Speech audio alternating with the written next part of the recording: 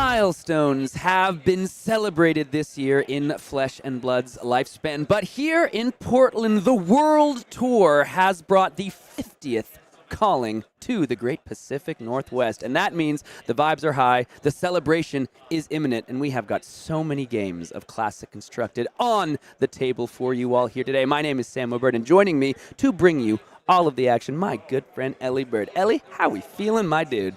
I'm feeling good. I am so stoked about the World Tour touching down here in Portland, as I actually very recently moved to the Pacific Northwest, a few hours north in Vancouver, Canada, not Washington. Really stoked to be here. Really looking forward to seeing all of these exciting games that we have lined up for y'all today. Yeah, so many events all weekend long. Of course, there is, for the first time ever, the World Tour has a calling and a commoner battle hardened. From what I understand, you know, the Portland is known for the commoner crawl. They're taking their commoner decks, I think, like literally to bars, and they're like going throughout the region, like having some drinks, having some games, all in the commoner format. And so it's just so sweet of LSS to kind of reward that passion with a full-on battle hardened in a format that was kind of created like a lot of genesis from community members just in general, and now we get to have an entire battle hardened as well as the calling. Of course, the calling, Classic Constructed, but if you are interested in the commoner format and that battle hardened, Andrew over at Dice Commando is going to be covering some of the rounds, I believe, on his YouTube channel, and those will be ready for you all at a later date. Us here in the booth, the World Tour offering that we're focusing on is, of course, the 50th calling, Classic Constructed, and if you can reach the head of that mountaintop, going back into the history books, gold foil EA Crown of Providence to the winner. I mean, tell me, is there anything better than the Crown of Providence that we've seen? I mean, you could have had the gold foil, you know, the EA tunic, but that was just for those slew of players that were around again at that time. with those. Those have been shredded and, from what I understand, used as packing material from the LSS offices. The Balance of Justice replaced said Crown of Providence at some point in the past. I believe the first one available was Calling Hartford. And we've gone back a little to this Crown of Providence. Maybe the more iconic headpiece. I think so. I think that's fair. I think that's totally fair. Yeah, Balance of Justice was out the front runner for a little while. We had we had quite a bit of card draw going on in Flesh and Blood, and Bodge was a bit of a necessary evil, less glamorous, utilizing this new keyword guard well. But we've returned to the old faithful Crown of Providence after the library has been burned, and nobody will be drawing 2 cards as frequently on their turn anymore. A little bit of hand fixing. The books, the books have been banned, and some other cards have been banned as well, if I'm not mistaken. If the winds are correct and the tidings that have been brought do indeed speak true, then we must discuss. We've got kind of a brand new meta, because not only have we had some banned cards, we've also had a brand new hero enter the fold. I say new hero, but a bit of an old hero actually that has come into Classic Constructed. So talk to me. Let's start with Ira. What do you think Ira brings to this metagame with this just consistency engine that we're going to see basically, you know, in Classic Constructed for the time being? Quick question. Do you get all of your ban list news from the wins? Yeah, all of it. You just read it? Upon the tides. It's very impressive. The tea leaves. Ira, no longer the Crimson Haze, as was her young epithet, but she is now the Scarlet Revenger, returning to the classic, returning to the game by entering the Classic Constructed for the first time. This hero is very interesting to me. For a very long time, I think there was kind of this community speculation that, we can't print Ira into Classic Constructed because it would be crazy. The game's power level hadn't caught up, and 1 free value every single turn, as her text box says. Nothing more than this, nothing less. You get what you get. Your second attack each turn gets +1 power. And it's just so consistent. It's so incredibly powerful. It does so many amazing things. You know, if you keep 2 cards, you pitch a blue 0 cost, you can swing your Harmonized Kodachi. 1 power attack, costs 1. Go again if you have a 0 cost card in your pitch zone. 1 Kodachi for 2. 1 cost attack for 5. I've presented 8 on 2 cards, this aspirational number, as well as in combination with very powerful and iconic piece of legendary equipment. Much like Crown of Providence, we have the Ninja helmet, Mask of Momentum, which says if you hit for the 3rd time in a row on this combat chain, you draw a card. fantastic at utilizing that card, really excellent at threatening it, so good at punishing these kind of aggressive decks that don't want to block by saying, okay, well, here's a big number. I'm going to draw a card. Maybe it's a D-React. I just slap this in my arsenal and make your day a little worse. Also very good at going Kadachi, utilizing that +1 power on her second attack for something like Command and Conquer.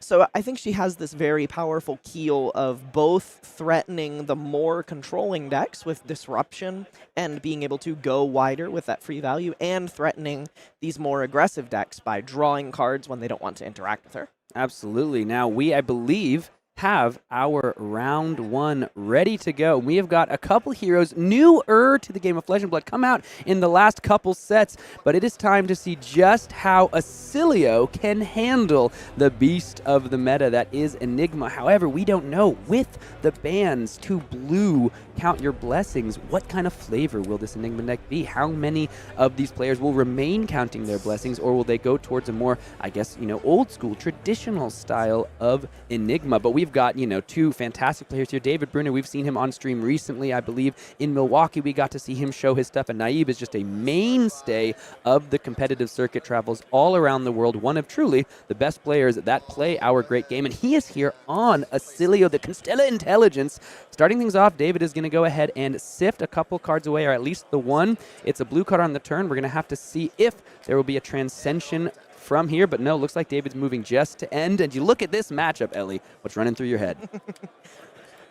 This is a very interesting kind of juxtaposition here for me. We have Oscilio, who is kind of proven to be a little bit of an underdog, maybe taking a little bit of time for him to get a little more figured out. From the release of Rosetta, time passed, people figured out this very complex, almost combo-y kind of wizard that utilizes instants. So he's a bit of a glass cannon, right? He's not great at protecting himself from these disruptive effects that Enigma really, really likes packing nowadays. These Enigma decks have kind of shifted towards playing some more attack action cards like we're seeing here with this Enigma Chimera on turn 0, kind of punishing Naib's attempt to filter his hand out with Oscilio's ability and discard a card.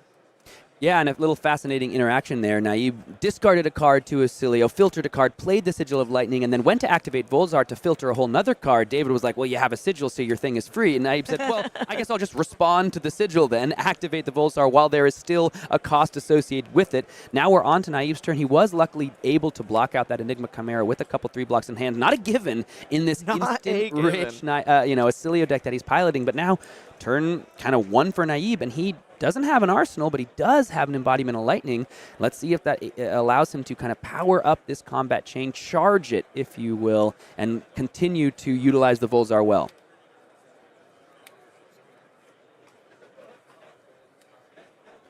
Taking a moment to consider, it looks like Naib is holding on to an Etchings of Arcana. Maybe not capable of playing an attack action to take advantage of the Sigil of Lightning, which is what his hand looks like, or it's distinctly possible as well that in the future he may opt to play a wizard non-attack so as to not consume the embodiment of lightning, so that he can use later this powerful card in his deck, Gone in a Flash, which does very powerful things when it has go again from these embodiments. Look at this little interaction. Blink coming in. It is itself a lightning card, so charging up the Volzar and getting an action point. So now the Swell Tidings can come in with the Volzar activation because of the blink. Now Swell Tidings is coming in for 6, and that Surge, totally relevant. Naib is out of cards. David is on AB2. Let's see if there is any response. It looks like it's going to be a Restless Coalescence and a Restless Coalescence. We've now got Ward 4 and AB1, so 1 damage will come over the top. Down to 38 goes Mr. David Bruner. No Ponder for Naib here, as the Surge effect did not connect, did not deal more than 5 damage. You can see the beautiful 5-year anniversary mat, also celebrating the 50th calling. This, as well as those gorgeous glasses with the hero arts on them, as well as a single 50th celebrational coin. These are all part of the package on offer here at the World Tour in Portland. However, we are doing a giveaway for one of you at home tomorrow, so make sure you're hanging out with us before the top 8 for a giveaway of one of these packages, as well as some spicy information. We're going to get to that after this game, but there's another reveal that you might be wanting to stick around for top 8. We are into Naib's turn here, and it's time for Blast to Oblivion. This is a bread and butter of this deck. I've heard many Oscilio decks nowadays are on 9 of this card, kind of utilizing it as a combo piece that you want to find. This card's text is very, very interesting. It says, when this attacks, the next time you play an instant card, this chain link, you may return target aura permanent with cost 1 or less, or target aura token to its owner's hand. So this can do things that are interactive. You can remove your opponent's auras, maybe a waning vengeance or a malefic incantation or even a rune chant. But what you are typically doing with this card is flashing back to your hand Oscilio's specialization instant aura, the Sigil of Brilliance, which says when it leaves the field, you draw a card. If you have 2 of those in your hand, you can play Blast to Oblivion, you can play a Sigil of Brilliance to pick up your other Sigil of Brilliance, draw a card, have another one on the board, primed to do some very, very, very powerful and intricate things with your next Blast to Oblivion. Naib there doing his best Aurora impression, just going 4 into 4 into 4 on that turn, taking David down to 33. David here with a response of his own. It's a Spears of Surreality. 5 go again. Phantasm. That's going to be hard for Naib to pop, however. So after an Oscilio activation, losing, I believe, the Electromagnetic Somersault, he's down to 5, taking all the damage, and now it's time for a Miraging Metamorph. Here's 7 more Phantasm as well. On the combat chain is the offer of Mr. David Bruner. Let's see if Naib wants to do any responding, any blocking, or any zapping. Now, what's interesting is we talk about aspirational math in Flesh and Blood, these numbers that you're striving to achieve with each one of your cards. Last turn, Naib used 3 cards and went 4 for 4 and presented 12. David on the other side of the table has actually also used 3 cards to present 12 between a Pitched Blue, Spears of Surreality for 5, into Miraging Metamorph for 7. And it's prompted this very interesting card from Naib's arsenal here, Seduce Secrets. I know a few people, namely Mark Morrison, calling Hartford champion, who've done a lot of work on Oscilio, who swear to me that Seduce Secrets is one of the best cards in the deck. Now both players know David's arsenal. I believe it is the levels of enlightenment that was shown in the hand there. So let's see what the response is. Here's an Entwined Lightning showing a blink. So Naib able to get multiple go again sources or action points this turn. He knows at least one of the cards in David's hand because of the Seduce Secrets as well. Here comes 4 more on the combat chain. Naib down to 24, taking all of that damage from those 2 Phantasm attacks. So it looks like we're in for a bit of a race here, Miss Bird. Oscilio also gets a little punished by not wanting to block. He isn't that capable of blocking, as we mentioned earlier. He starts at a lower life total, kind of the game mechanics, putting a little bit of extra pressure on the Constella Intelligence himself to kind of put him in that position of you don't get too long to assemble the thing that you want to do. You don't block that well, and you don't have that much life. You find it, or you die. So that blink that was shown to the Entwined Lightning discarded to the Oscilio ability to filter another card. We've got 4 damage on the chain. The Spectral Manifestations is going to go ahead and block 3. Now in Resolution Step, High Voltage is going to amp twice, 1 for being a lightning card, 1 for its own effect, and do a 3rd little ability here of giving that Flittering Charge go again. Tunic is going to come in for a resource. Let's see what else we're following it up with. It is going to be a Mind Warp, amping the 3 with the Volzar activation thanks to the Tunic. So now Mind Warp for 5. Without some ward on the board, this is going to threaten some very powerful surge effect. Yes, Mind Warp's surge effect is if this deals more than 2 damage to a hero, they shuffle their hand into their deck, then they draw that many cards -1. Naib is currently asking his opponent, hey, do you mind warping your hand?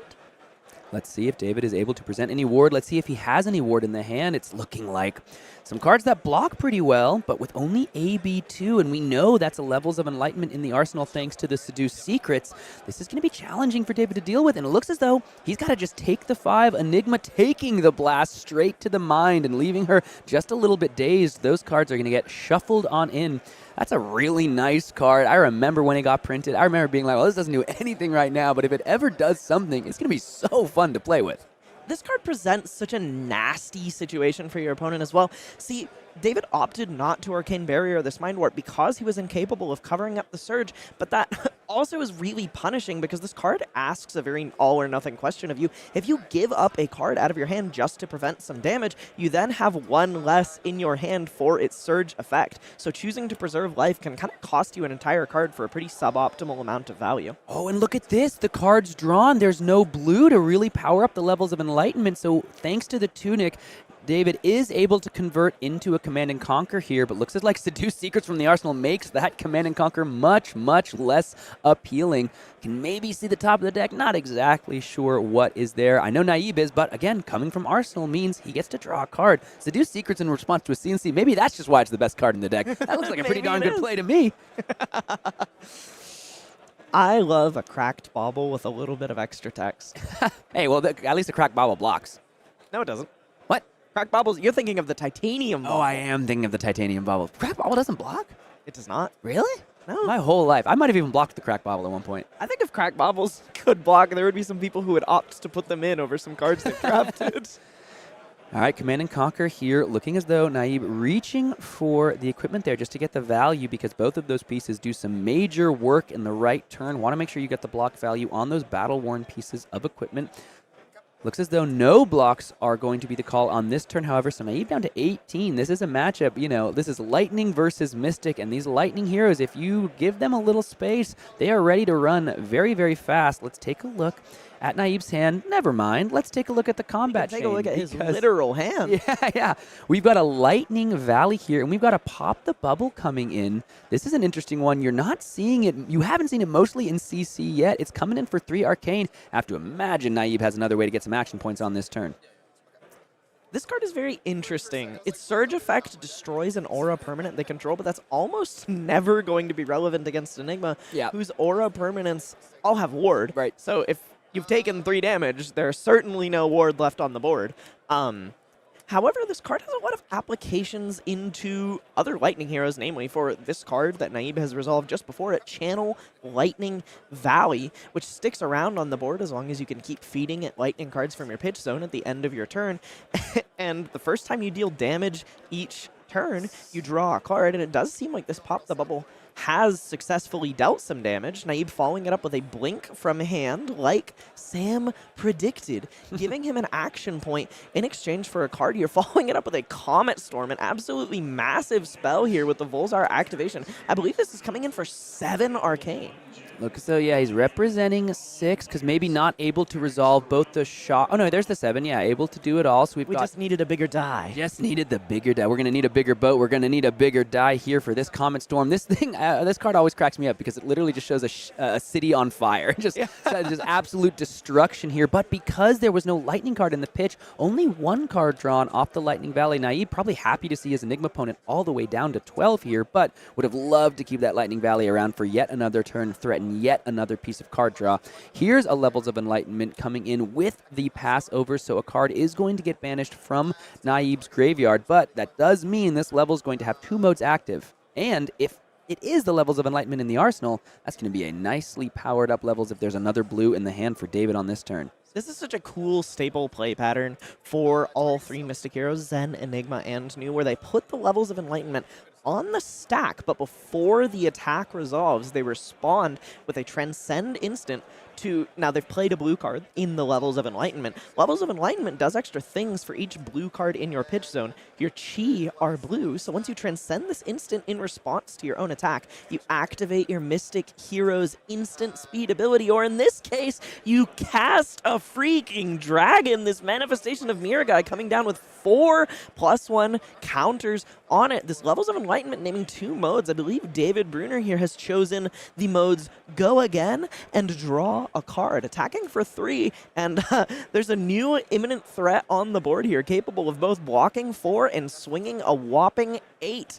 A little bit over half Naib's remaining life total. Huge plays here from Enigma. Let's see what the follow-up. We also have to be watching because if Naib is able to represent arcane damage with this Miragai attacking on the stack, he might be able to blow it up in the layer step before any damage or Go Again would resolve. But there is that levels that we saw off that Seduce Secret so many turns ago, coming in for 3 more Go Again and drawing a whole extra card as well.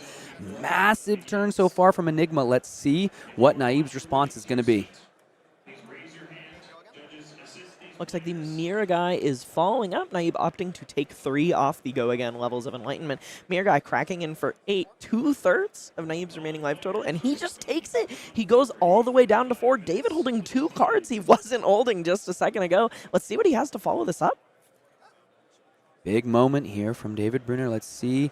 What is he working with? We've got a Waning Vengeance and another Spears of Surreality. The Spears of Surreality would take at least some equipment from Naib, but the Waning Vengeance is another piece of ward that could protect the manifestations of Miragai, and that does appear to be the play for, I have to imagine, that exact reason. Going to go ahead and make this Miragai even more dangerous to deal with.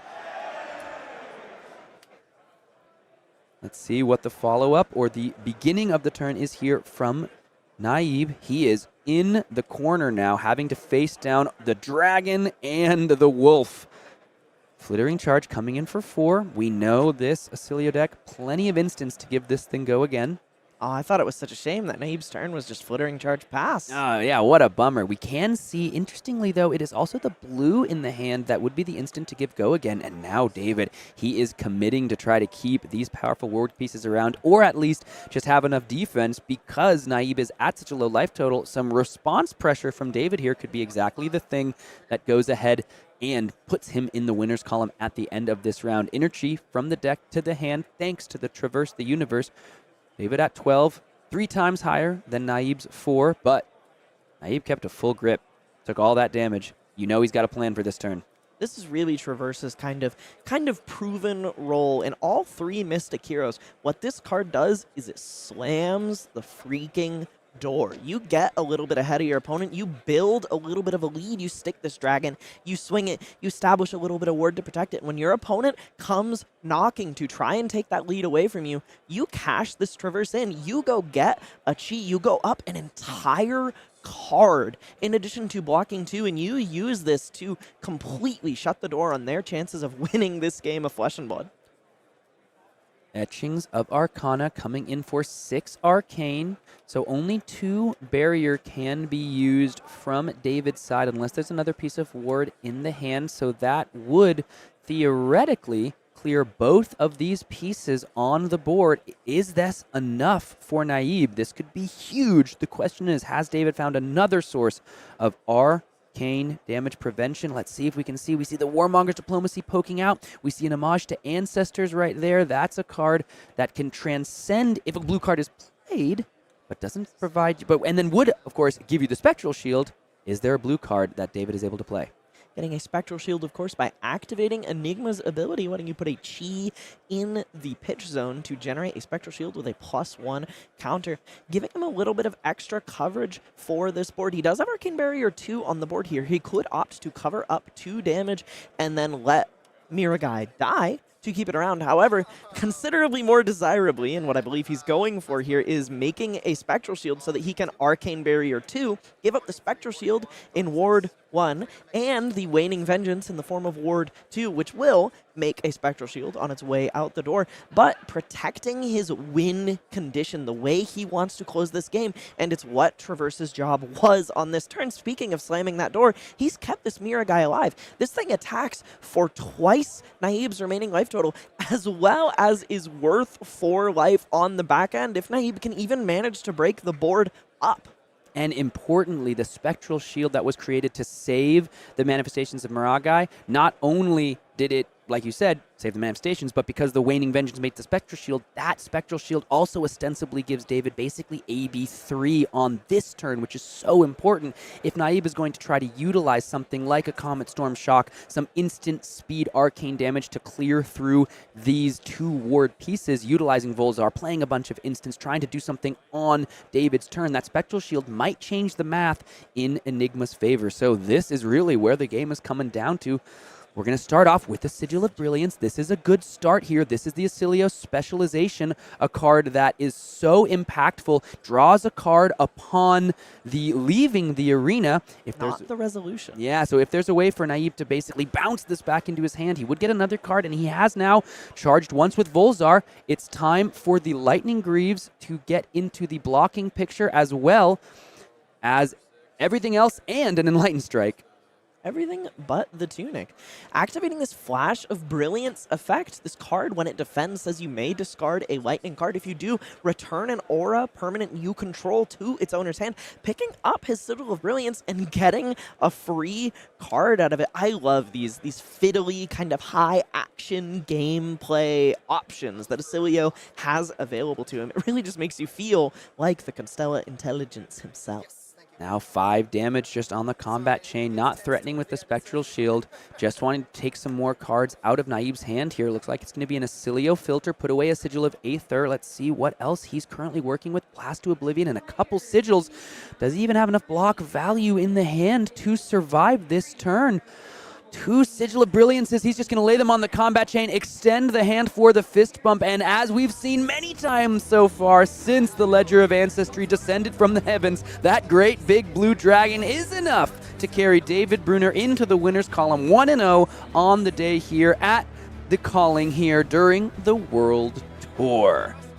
You know what they say Enigma's all about? What? Slamming your dragon and riding it to victory. That's what they say. And then, you know, Flesh and Blood, like, it may not be about that at its core baseline. It may not be about that here within the world of Raid. Everybody. You know, Enigma, she rides the dragon, man. Like, what can you say? It's what you do. It's a big dragon. It's a big dragon, and it does carry, of course, David into the winner's column. But as you and I both know, as we went out and checked out some of the tables before the round began, there's a bunch of the big... I was going to say blue wizard. I don't know if Oscilio is blue, but they are huge. If you look at the art. He's kind of blue. He's kind of blue. Yeah, I guess the art is kind of blue. Big blue wizard is out there in spades. There are like a shocking amount of Oscilio out there. A shocking amount of Oscilio? Come on. You know, speaking of him being blue, you know that orb in the center of him? Yeah. Do you know Will of Arcana? Is that the orb? I think I've said this, but do you think that's his orb? It might be. It very well might be. It very well might be. His little orb. We'll be checking in with more of our Oscilio players throughout the weekend if they can continue or if they, start to do well. I do know that, Wizard Master Supreme Alex 4 is out there trolling the tables with Oscilio, so we'll see if there's more of the Constella Intelligence for us. But congratulations to both players, especially David, on the 1-0. Now, for those of you hanging out with us, let's go ahead and check out the world premiere of The Hunted, because some exciting news. The world premiere itself sold out. The interest for that Friday event so high that the players, the cap has been reached. The Flesh and Blood community yearns for the Draconic talent and the Assassin class, and so we are happy to give it to them. And if you are able to make it into that world premiere, look at this beautiful cold foil extended art that you will be walking away with, the slip through the cracks, the leet speak, as you said months ago. Leet speak so much. The katana in his mouth. This art is amazing.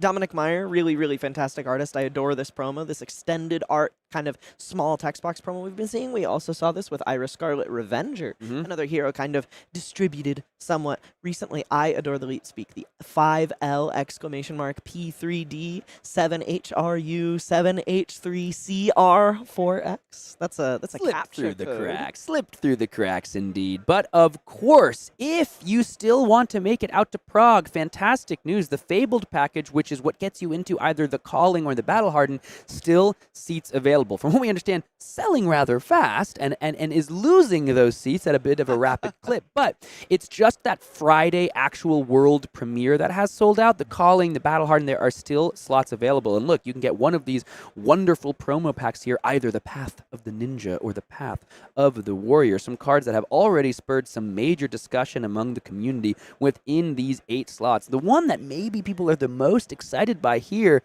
look at that Jagged Edge. I mean, we just saw what the Big Blue Dragon can do in Classic Constructed. Jagged Edge looking like a nice little answer. Warrior, the class of people clad in heavy armor brings to mind the archetype of the Dragon Slayer. And what Jagged Edge does is it makes your weapon attacks damage unpreventable. It does not care how much ward the Ledger of Ancestry has on the board. If that connects, if that gets over your blocks, it's going to bust every last little bit of it.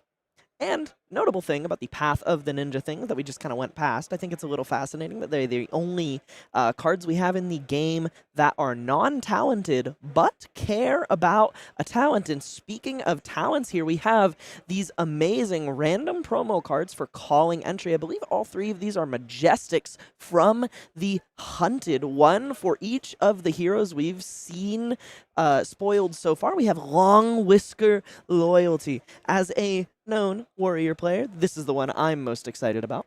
Absolutely. The blood runs deep, the tarantula toxin. But if you want to know just precisely what some of these heroes can do, you are going to go ahead and have to stick around till the beginning of Top 8 tomorrow. That is when you may just find out some more information about 2 of our heroes coming in the Hunted. If you want to know just what's in those hero text box, you got to stick here to the stream of the World Tour here in Portland and this calling, because we got some information you might be interested in out there at home. You want any guesses? You want to make a guess live on camera? You mean I'm stuck here with you?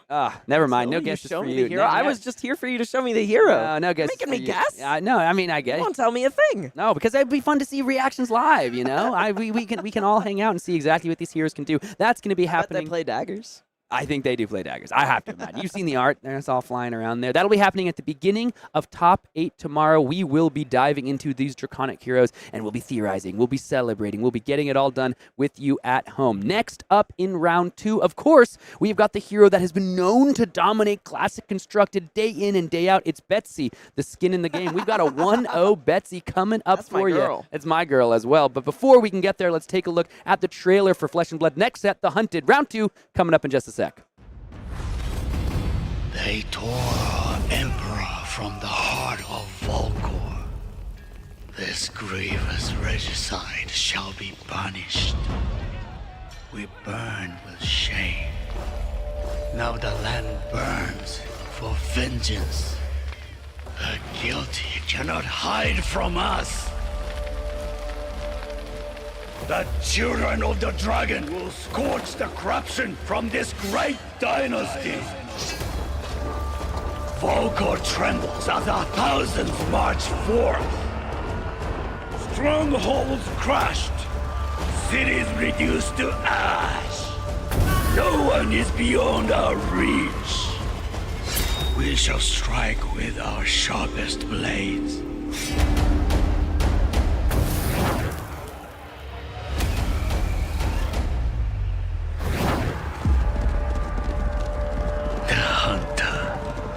Becomes the hunted.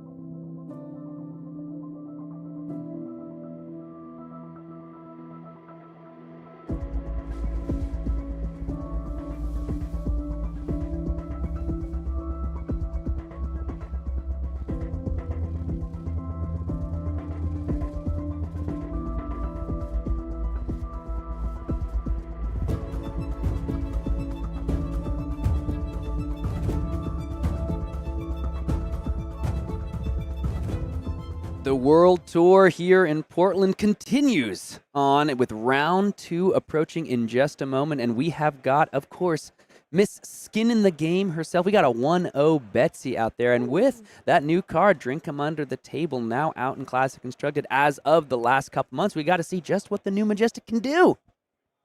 I'm excited to see it. Drink 'em Under the Table is a pretty outright obscene Flesh and Blood card. Oh, yeah. That card says, It's crazy. if you win that wager, if that card connects, the winner of the wager draws a card and their opponent discards a card, an entire 2-card swing on a 4 for 8. That card's pretty sweet. I'm excited. I'm big fan of Miss Skin in the Game.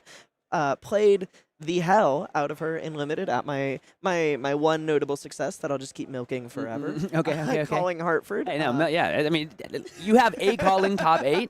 That is better than, like, what, 90% of Flesh and Blood players will ever have? You know, I milk away, my friend. I was at that event. That was sick. I remember you. I've talked about you about it a bunch, but you're, all 3-block KO deck. All Bonebreaker Bellow KO deck. I was like, this is sick. No one else is doing this. I just picked the ones that had 3 in the bottom. Yeah. I do remember Sam and I talking about that one a little bit, where he had a lot to say about my draft process, how I was intentionally wheeling cards. I will not lie to you. That entire draft, I picked up cards. I was like, oh my God, what's that number in the bottom right? Yeah. Take it. Hey, sometimes it's better to be lucky than good. And in this case, listen, but regardless, you have to also, take care of the games. You got to take care of each individual matchup. As we saw in that event, world-class players all throughout those top tables. So I will not let you diminish it. Gosh darn it. It was badass. And I'm happy you're here in the booth with me, but they're all happy you're here in the booth with me too, because it'd be dangerous out there if Miss Ellie Bird was out kicking and cracking. What would you be playing in CC if you were? Just the Aurora deck that you cooked up for Mercy? It's a boring answer. I know nobody wants to hear, I'd be playing one of the best decks. I'd be playing Aurora. Yeah, Sam, I'm playing Aurora. Big fan. Yeah. It's fun. Deck's fun. Yeah, she's fun. I adore it. I love Starfall. Nothing. It's like a flashback from that movie about a mouse chef that everyone likes. Where he eats the ratatouille and he goes all the way back to his. For sure. I've heard I don't know if I'm allowed to say it. What do you think the big mouse is going to come and be like, not on my Flesh and Blood stream? Well, speaking of Aurora, I believe we've got her facing off against this Betsy here in round 2. So let's take a look here. Luke Snyder is our 1-0 Betsy, and versing Isaac Brooks on Aurora Shooting Star. Isaac, just a gem.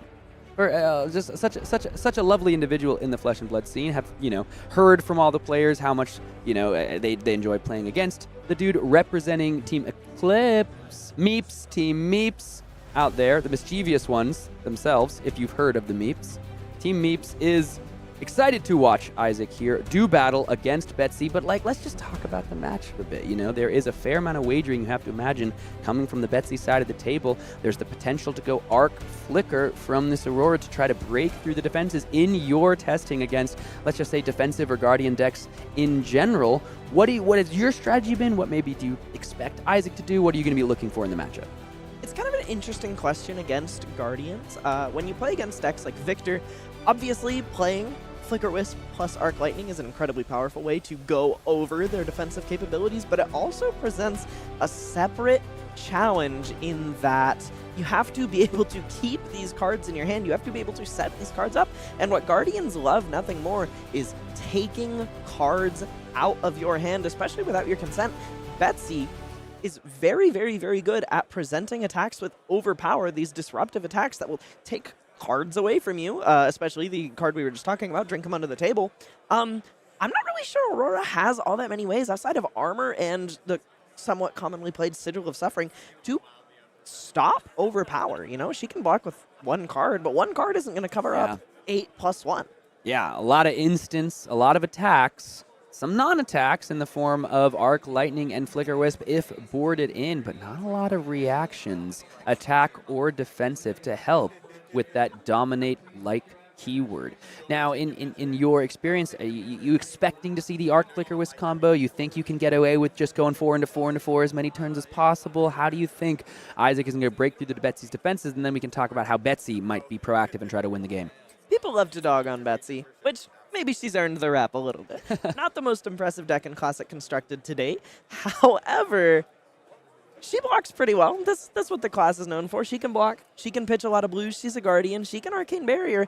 I think you need the Arc Flicker to consistently get over. We could see something else come out to play. We could see some of those wager 2 blocks that Betsy is priced into playing, like Money Where Your Mouth Is, come back to haunt her as the ability to block wears a little thin, where she needs to present something back in return. And speaking of presenting something back in return, I believe the way Betsy has to win this is by staying proactive. She can't twiddle her big thumbs all too long because if she just sits there and gives Aurora infinite space, and I always say this about a lot of decks when they play into Aurora, this is something I think of Florian. If you give Aurora an infinite amount of space to set up cards, she will find a way to go over. She's tricky. She has Channel Lightning Valley to draw extra cards. She has Lightning Press to push over the top. She has Electromagnetic Somersault to recycle the same attack and push through your defenses. You have to take an active role in the game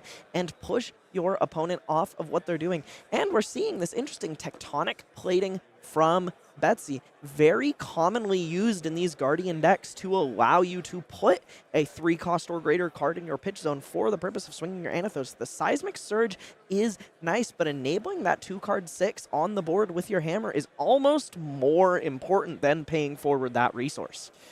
The fist bump has been extended. The equipment presented. It is time for round 2 to get underway. It looks as though you might have nailed it, my friend, with the first action of the game, the Seismic Surge, thanks to that tectonic plating.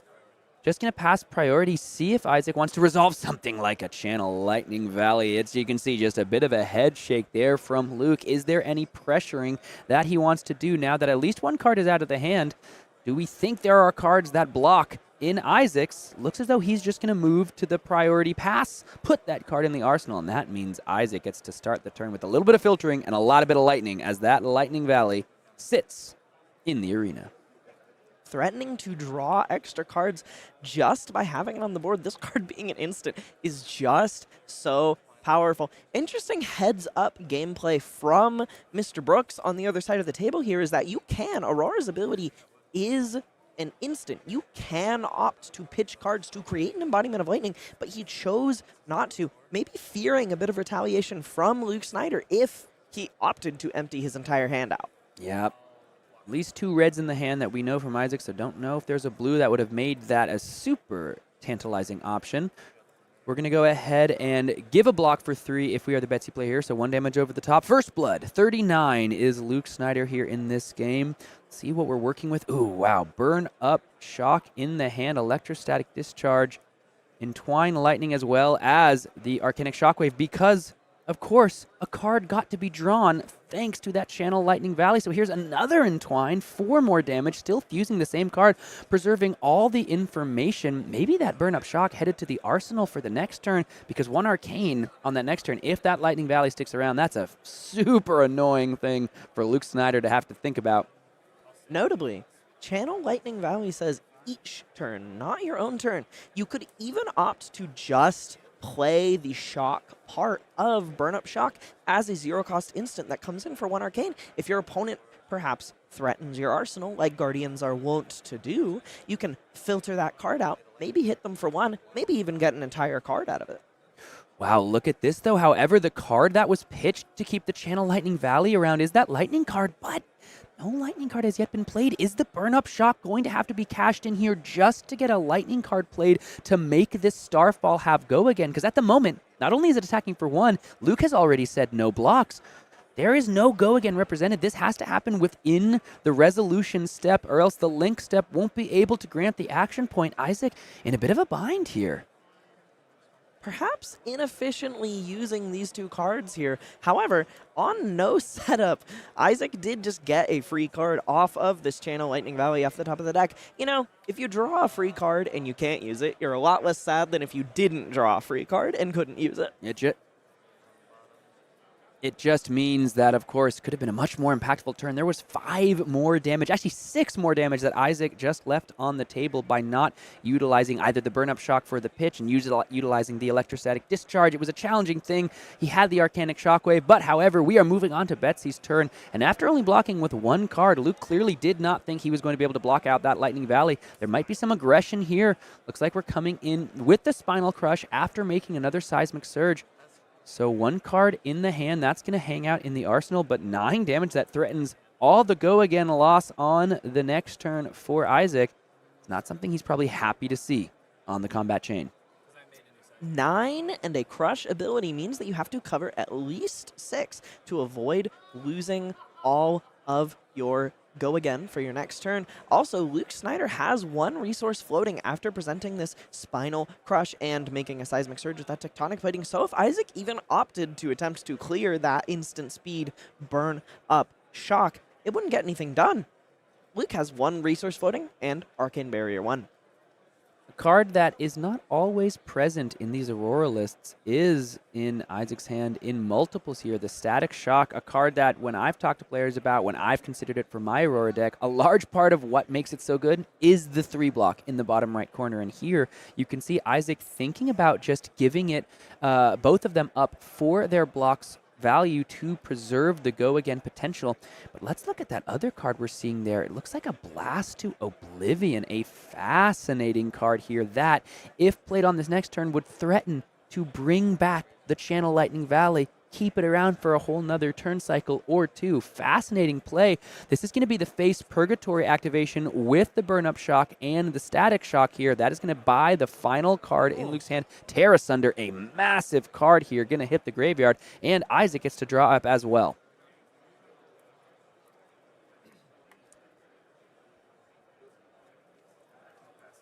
Blast to Oblivion, a card we saw in our previous game in the Oscilio deck. Also playable in Aurora. As you said, it can flicker this Channel Lightning Valley. Notably, you can't draw twice in one turn from the same Channel Lightning Valley, as it only checks for the first time you deal damage each turn, not the first time you deal damage while Channel Lightning Valley is on the board. However, refreshing it for just another turn is plenty worth it, and we're seeing that card come out to play here, cracking in for 4 at the cost of 0. Luke opting to block with a little bit of a Victor classic here, this Test of Strength, forcing his opponent to clash with him, creating a gold, perhaps for use with that Good Time Chapeau that is waiting on the board. Perfectly as well, blocking out this Blast to Oblivion, meaning that the Channel Lightning Valley cannot be flickered on the turn. Looks as though we're just passing to the end here. Those 2 cards, there was no go again, no embodiment at the start of the turn. So Isaac here just opting to create the embodiment, set up for another turn. He's got a 5 point life lead on his opponent. Now the onus is on Betsy to convert those 3 cards in hand into some actual meaningful offense. Because unlike Victor, that gold did not draw Betsy a card. No, but it did leave you with the option to draw cards. You know, if you can't convert the entire hand here, you do have the option to pitch into your gold to draw some extra cards. Luke completely forgoing this, putting a blue card in the pitch zone with this discounted Choke Slam on the Seismic Surge, holding a red card, maybe planning to put it in the arsenal. Yeah, looks like a sink below there. That's a nice little way to stop another breakpoint, as these Aurora decks, they often come in for 4 to threaten things like card draw, burn up shocks that we think is in Isaac's arsenal. If that is the card that he arsenal, there was one that he blocked it on the last turn, so he might have opted for a different card for the arsenal a couple turns ago as well. Looks like this damage is just going to be taken, so the crush effect is now live. No lightning presses must be considered for the Betsy player. Looks like it is the other card that was kept for the arsenal, that Arcanic Shockwave, but thanks to the embodiment of lightning, going to have go again. And the other sigil, the conductivity kind, is going to go ahead and threaten the arcane damage as well. Something we saw earlier in this game, or literally last turn, on Isaac's turn, and I think it's kind of an interesting component of the way Aurora plays, and this Sigil of Conductivity kind of plays into this kind of interesting card in Isaac's deck. We know Isaac, a little bit of a master deck builder, won, I believe, 3 PQs last season on his very special, very spicy Aurora deck that he's very proud of. And something Aurora requires, you know, this hero is very capable of playing these overrate cards, a lot of 0 for 4s, 0 for 5s, like this Arcanic Shockwave, but you need setup. You need these embodiments on the board, and you have to work for them. They're not free, and you can't always convert. Like we saw him forced to play a 0 for 4 and pitch 2 cards to set up for the next turn. But now we see the other side of the coin where Aurora gets to cash in this setup and play multiple attacks with Go Again. This Flittering Charge coming in for 4 gains Go Again if you play an instant. But we know Isaac has that sigil at least in his hand right now, capable of giving this Go Again and presenting even more damage. Thanks to all of you hanging out with us here at the Calling Stream during the World Tour here in Portland. Very exciting times as the 50th Calling continues to rocket forward here in round 2. We've got the meta breakdown for you all coming up just after this game, so make sure you continue to hang out with us. 2 sigils of conductivity in the hand here. 1 utilized to give the go again, 1 headed to the pitch zone. So now 2 floating to continue that setup train for the embodiment of lightning from the Aurora ability. 2 more damage though on offer. Luke's already down to 29. That's going to buy that new specialization. Drink him under the table, losing a little bit of block value there, or not getting full block value, but clearly Luke needs to preserve some life here. Isaac activating Aurora, perhaps moving to put this last card into his arsenal and send it over to Luke. Luke still has a few cards in hand, capable of doing some serious damage. Oh my gosh, I just completely lost my tongue there. Some serious damage, activating the Seismic Surge, and then following it up with an Erase Face. This card, if it hits Isaac, will deny him all of the class and talent types of every single card, equipment included, that he owns in this game. Now, luckily here for Isaac, fans of Team Meeps, fans of Aurora, that embodiment of lightning can do some major work in still smoothing out a turn. That setup that we've been talking about, still keep the pressure on and set up for the next turn. A lot of the cards like Entwine Lightning, you can even Static Shock, Arcanic Shockwave, that need to lightning fuse to get their extra effects. Something like an Entwine Lightning to get go again. The embodiment of lightning is going to make it so that Isaac will still be able to do something with cards like such, but this is just going to buy 2/3 blocks in those current funnels. Again, cards that have a really fascinating effect, but those 3 in the bottom right corner on a lightning card showing just how versatile they can be here. Going to block out that Erase Face entirely, leaving Isaac 2 cards in hand and 1 of the arsenal. Let's see what he's working with. It's a blue Blast to Oblivion and something that is nicely focused but can't quite be seen. It's going to be a Sizzle here. This one's coming in, giving +3 to the next attack. That's lightning or elemental, so the Erase Face would have stopped that. That means this Starfall coming in for 5. You can see why this card gets the include over something like a Weave Lightning, because it does work on your weapon. It's as attack instead of attack action card.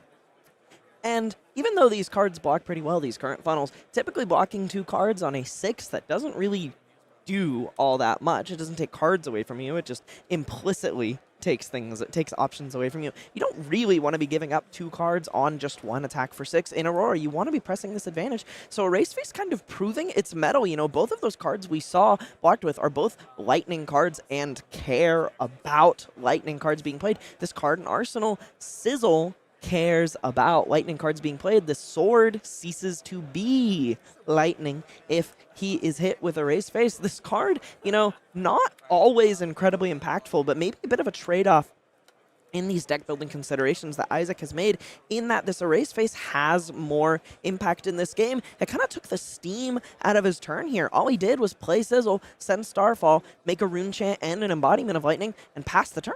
And continue to set up, utilizing the Rune Chant at the end of the turn rather than just threaten it on this turn when he doesn't have something like a Lightning Valley. If he was to draw that powerful instant aura, the Rune Chant makes it significantly more challenging. However, a Cartilage Crush and a Test of Strength are headed into a Command and Conquer, one of the cards that has been just as, you can consider it as much a staple as any other card in this game. It threatens the arsenal. It comes in for 6. It denies the defense reactions. If Isaac did arsenal something like a Sigil of Suffering, it is unable to be played on this incredibly powerful 6-power staple, threatening that arsenal. Let's see just how Isaac wants to block. Does he have the 3 blocks in hand to make this an easy one, or something like the Grasp of the Arknight going to have to join the picture? And speaking of deck building costs earlier, while we saw that Face Purgatory prove its worth by forcing Luke to discard that Tear Asunder as it bought Isaac a little bit of space, the other headpiece, that Crown of Providence that is on offer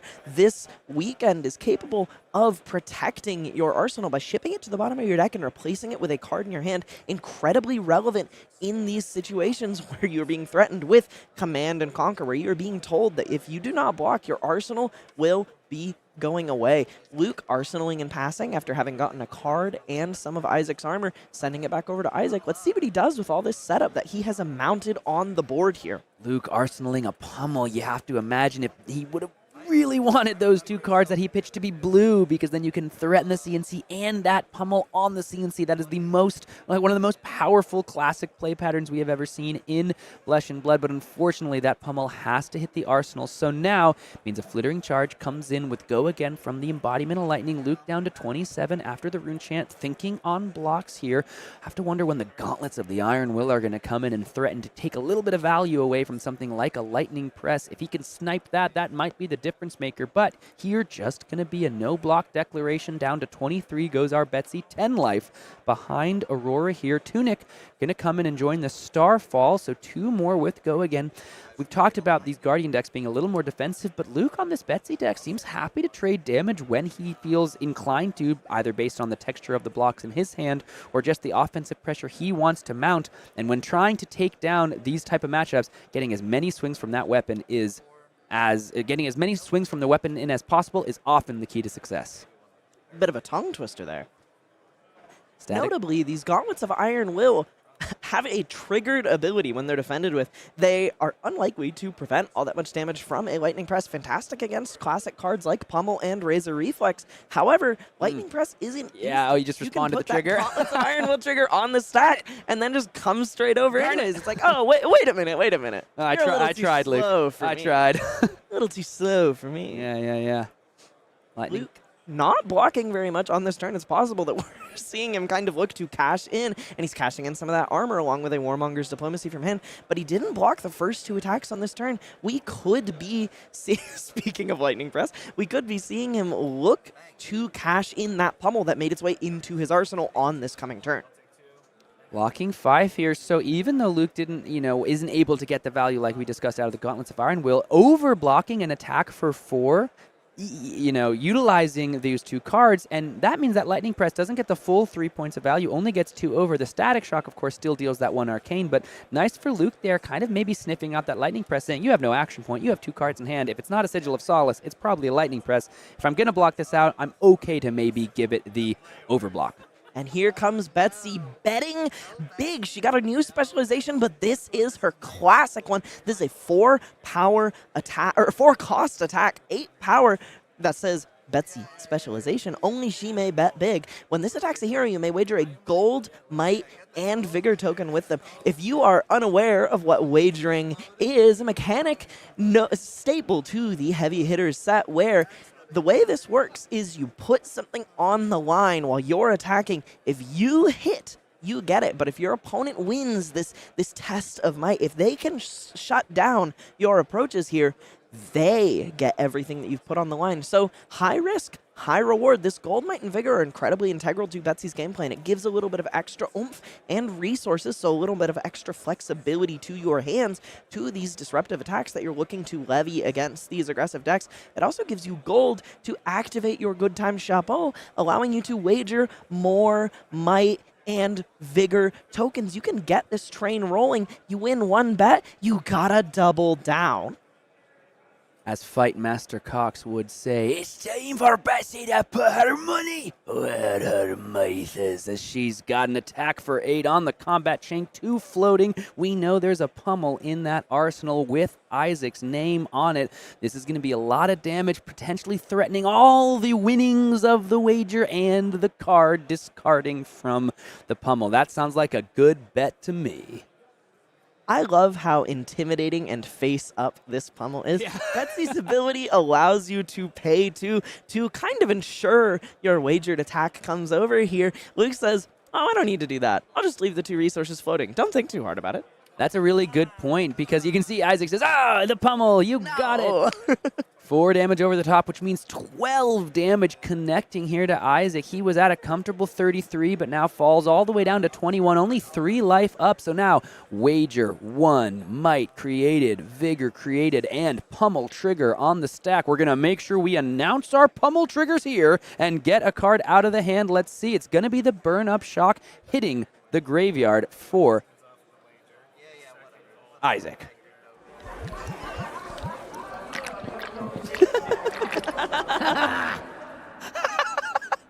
Well, that was awesome. That's I a didn't, good Betsy sound effect. didn't expect to hear the gulping. Glug, glug, glug, glug, glug. Here She comes wins the light- wager, and here comes the lightning surge for 4 from Isaac. It's coming out of the arsenal, but now you can see immediately the head goes to the hand for Luke. He got his big play. He's made his gold. He's got his winnings. But even though the burn-up shock did leave the hand for Isaac, there's still a fair amount of offense that you have to imagine is going to be threatened on the turn. And the Lightning Valley here, just again, a shake of the head. No sink belows this time, which means a card is being drawn. That pommel was strong, but the Lightning Valley potentially, is it stronger? Getting a card to hand here. This card does still ask that one enters the pitch zone here. We're seeing 2 red lightning cards in Isaac's hand here. So you may not, and you kind of see this gesture with his hand here. We may not get to be as efficient as we would like with this hand of Flesh and Blood cards, as you have to pitch a red to the Starfall or Lightning Greaves, if that's how you roll, to keep this Channel Lightning Valley around. It gives you extra cards here and now and a little bit in the future, but it does ask that you do some things that you may not always want to keep it around. Still a pretty nice turn here for Isaac that we can kind of imagine if we put that Gone in the Flash in the pitch zone. Attack with the Starfall to go again. Couple lightning cards played, and then an electrostatic discharge into a snatch for 7, drawing a card. That is all right by me. Of course, still a nice 1 block that looks juicy over there to cover up the 7, but with only 4 cards in hand after that play from Luke, the offense mounted off of 2 cards most likely would not be as punishing as if he was able to keep all 4 of those cards, of course. So we'll have to see just how Isaac wants to go ahead and threaten this. The Gone in a Flash would come back with the instant being played, but without an Embodiment of Lightning already set up. No Blast to Oblivion to flicker the Sigil of Connectivity to get the Embodiment of Lightning. The action points on this turn are going to be hard to come by for Aurora here, and it is looking like it's just going to be that Starfall coming in to go again. Luke chewing on his blocking decisions a little bit here. We saw that head and hands motion earlier. It's possible he didn't really draw the resources he needs to both be capable of defending this turn and presenting something on the crackback here. And that may be exactly what's going on here, as he opts to just take 2 more damage, having already taken 4 on this turn. He had this massive swing back, but he needs to be able to keep his life total high to stay in this game. 12 is a big part of 33, but 21 is still a lot bigger than 12. Here comes the snatch for 4, looking as though Isaac is more interested in just keeping that electrostatic discharge in the hand for the arsenal. That will buy 2 cards. Money Where Your Mouth Is and Double Down. That's a 2 block and a 3 block. That covers up the 4. There's the counter for the channel. So Isaac here saying, listen, I can see that 1 block on the tectonic plating. I can imagine that this snatch would still just be blocked if it's for 7. I'd like to keep this for a turn where I can mount some more offensive pressure. This snatch might still buy blocks, might still buy equipment, but here we go. Drink 'em under the table is going to be the play. Was able to block with 2 cards was Luke, and that means 9 power coming in, and we're gonna wager with it. Look at this on the chain here. The second spec in the second turn in a row. Is this going to be enough? Something that I adore about these symmetrical effects, a famous example being Codex of Frailty, much reviled, much loved card in Flesh and Blood here. This card says the winner of this wager draws a card and the other hero discards a card. However, Luke does not have any cards in hand to speak of. All this card says right now is if this hits you, you're discarding, I'm drawing. Otherwise, nothing's happening. Though, if Isaac blocks out, he will get to draw a card. However, it does still ask 3 cards of his hand, which is often more than Aurora is even capable of blocking. And with a Lightning Valley on the field, ready to draw some more cards for Aurora, that does mean that if he can keep all those cards or decides to keep all those cards, any damage threatens, of course, a card drawn. We did see cards like Static Shock on the turn that the Spinal Crush threatened an on-hit effect as well, or a crush effect, so perhaps more cards with the 3 block there. We can see a Snatch. There's a Blast to Oblivion, another Lightning Valley, and an Arc Lightning. That is looking like a nice hand for Isaac. He might be wanting to keep all those cards, but if he takes the 9, goes down to 12 here, just goes ahead and matches life total with his Betsy opponent, he also gives Betsy a card because of the effect, meaning an arsenal and a potential 5-card hand from Luke on the next turn, though, as we've seen, like, look at that disable in the pitch zone, right? Like, there are a lot of just these big blue Guardian cards that you're always happy to have an arsenal versus not, but the levels of efficacy, the levels of impactfulness vary greatly depending on just what that random card off the top of the deck is. And boy, howdy, you sure hope it's not a test of strength. Yeah, precisely. We've only seen one played so far. Looks as though no blocks is going to be the call. 9 damage over the top. Betsy drinking Aurora under the table. No way Aurora can win that bet. Betsy is definitely going to go ahead and win that one. Finish the drinking contest. Can't quite sneak a peek. Oh, and a race face going straight into Luke's arsenal here off the top with that drink come under the table effect. A previously meaningful piece of disruption in this same game of Flesh and Blood. When you get to draw a random card, it's pretty easy to be quite stoked about a powerful one like a race face. Here comes Arc Lightning, the special promotional Arc Lightning all players received as a result of registering and playing their first round here at the Calling. Going to be threatening 1 arcane damage, and of course, the Lightning Valley threatening to make that a card drawn. So the blue in hand still most likely going to be getting 3 points of value, but Luke going to be utilizing it for defense in the arcane variety. But Blast to Oblivion here, go again. If there is an instant, and we know there's another Channel Lightning Valley in the hand, that means we could be flickering and playing both of these channels on this turn. This bit of a Chekhov sigil that has waited on this board here, the sigil of conductivity. We're going to finally see it paid off a little bit, I believe, by an instant being played on this Blast to Oblivion. No, just kidding. We're going to pick up that Channel Lightning Valley instead, opting to just leave this one around. However, a future Blast to Oblivion may make an embodiment of lightning with that one there. And I want to really shout out Isaac, because on that last turn with the Snatch, I was looking at that hand. I'm like, well, the easy play is you just, threaten the card draw, utilize all the cards in your hand.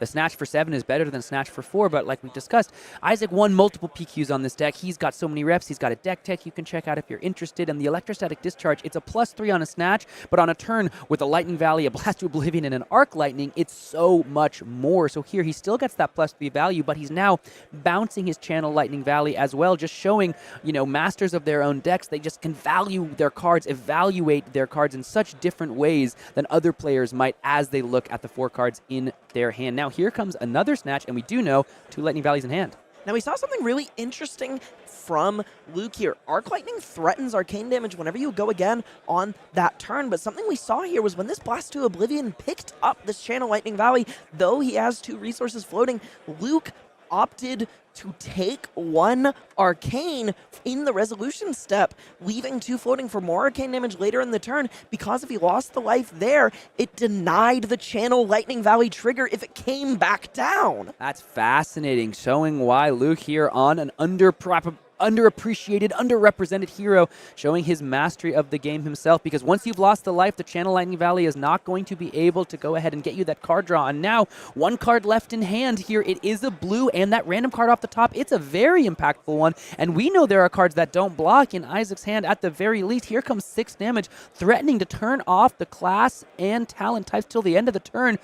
Look at this, Ellie. Little bit of a stinker in Isaac's hand here. Every Runeblade has a little bit of a capability to draw, quote, the wrong half of the deck a little bit. However, with Aurora, it's a little bit more high stakes. We have Isaac's hand here. Not only is it only capable of blocking 2 damage by its composition of 3 instants and an Arc Lightning, there's no attack action card to levy the effects of any of the cards in the hand here. So it's extremely punishing to be forced to take this Erase Face on the chin when you're incapable of blocking it like this, but you also don't have any way to convert this hand effectively. Really fascinating run of turns here, from the 2 Betsy specializations to that intricate turn we just watched with Isaac. I love that note you brought up about when you lose the life versus when the go again resolves and when the arcane damage comes across, when you're able to respond with the Lightning Valley. Luke knowing the layering, knowing the priority windows so well to take the damage at the exact right time, deny that Lightning Valley at the right moment, and now 6 damage is going across. Isaac's face has been erased. Aurora standing there. It's hard to see when you ain't got no eyes, ain't got no face. Lightning Valley coming in, responding to an Arc Lightning as well. So the Channel Lightning Valley played, and then the Arc Lightning coming out once again, threatening that arcane damage, threatening to draw a card. Luke considering if he wants to commit to Arcane Barrier here. However, because Isaac's face has been erased, it's impossible for this Channel Lightning Valley to stick around longer than this single turn. It's very true. With Luke, however, sitting at 11, he's also just thinking about his own life total at this point. Aurora down to 6.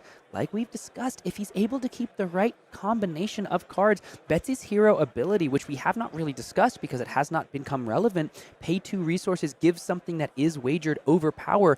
The right attack with the right amount of power, that just ends the game with your opponent all the way down to 6. But look at this, 1 damage over the top, or 1 damage coming across thanks to the Arc Lightning. Isaac just got another card in hand. Still no bailout here, drawing a Sigil of Suffering instead. Though it's helpful to cover up Betsy's overpower, he doesn't have an attack action card to pay this turn off with. Luke, in the nature of Betsy herself, betting big on Isaac's turn, not quite being good enough. Here comes another point of Arcane because of the go again from this Lightning Surge. The Arc Lightning giving it go again, but there's not going to be too much follow-up from here other than potentially just that Starfall. 5 damage total, 4 physical, 1 Arcane. Let's see exactly what we're working with here from Luke. Couple 2 blocks in the hand there in the erase face. The money where your mouth is. Drink 'em under the table and a blue. Somersault's going to go ahead and grab the Lightning Surge back in hand, which means even though it might not have go again, it's still going to potentially be able to threaten 4 more damage. Luke down to 5 after the physical and the Arcane.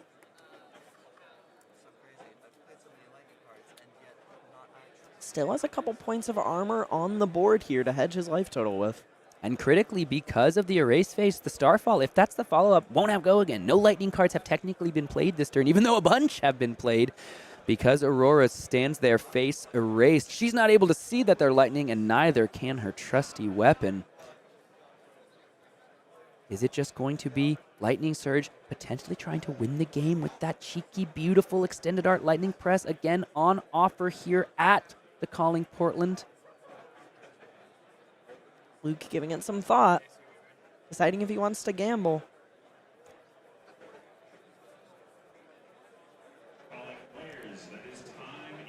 Look at this, and you see Luke, he's looking through the graveyard for Lightning Press. He is going to go ahead and check and decide how much does he have to respect the card that plus, adds 3 damage on the top here. He's got a big drink him under the table that he might be able to wager and overpower, but just as we call out the potential of Lightning Press, we know it's in Isaac's hand. Luke going to go ahead and give it a look. Have I seen 2? Have I seen 3? I think we've only seen 1 so far, so the relative likelihood and odds pretty high.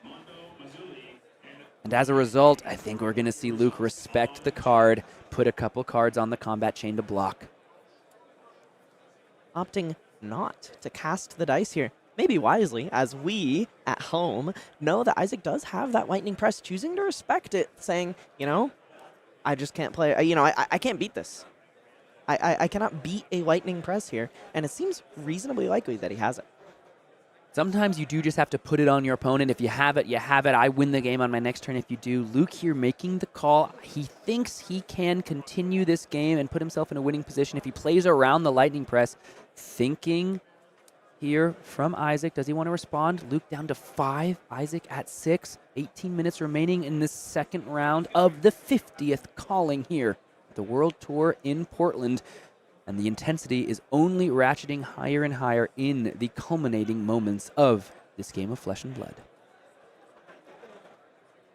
Isaac reaching for this tunic, we may see Lightning Greaves used to force an extra point of damage, giving his instant go again to interact with this Arc Lightning.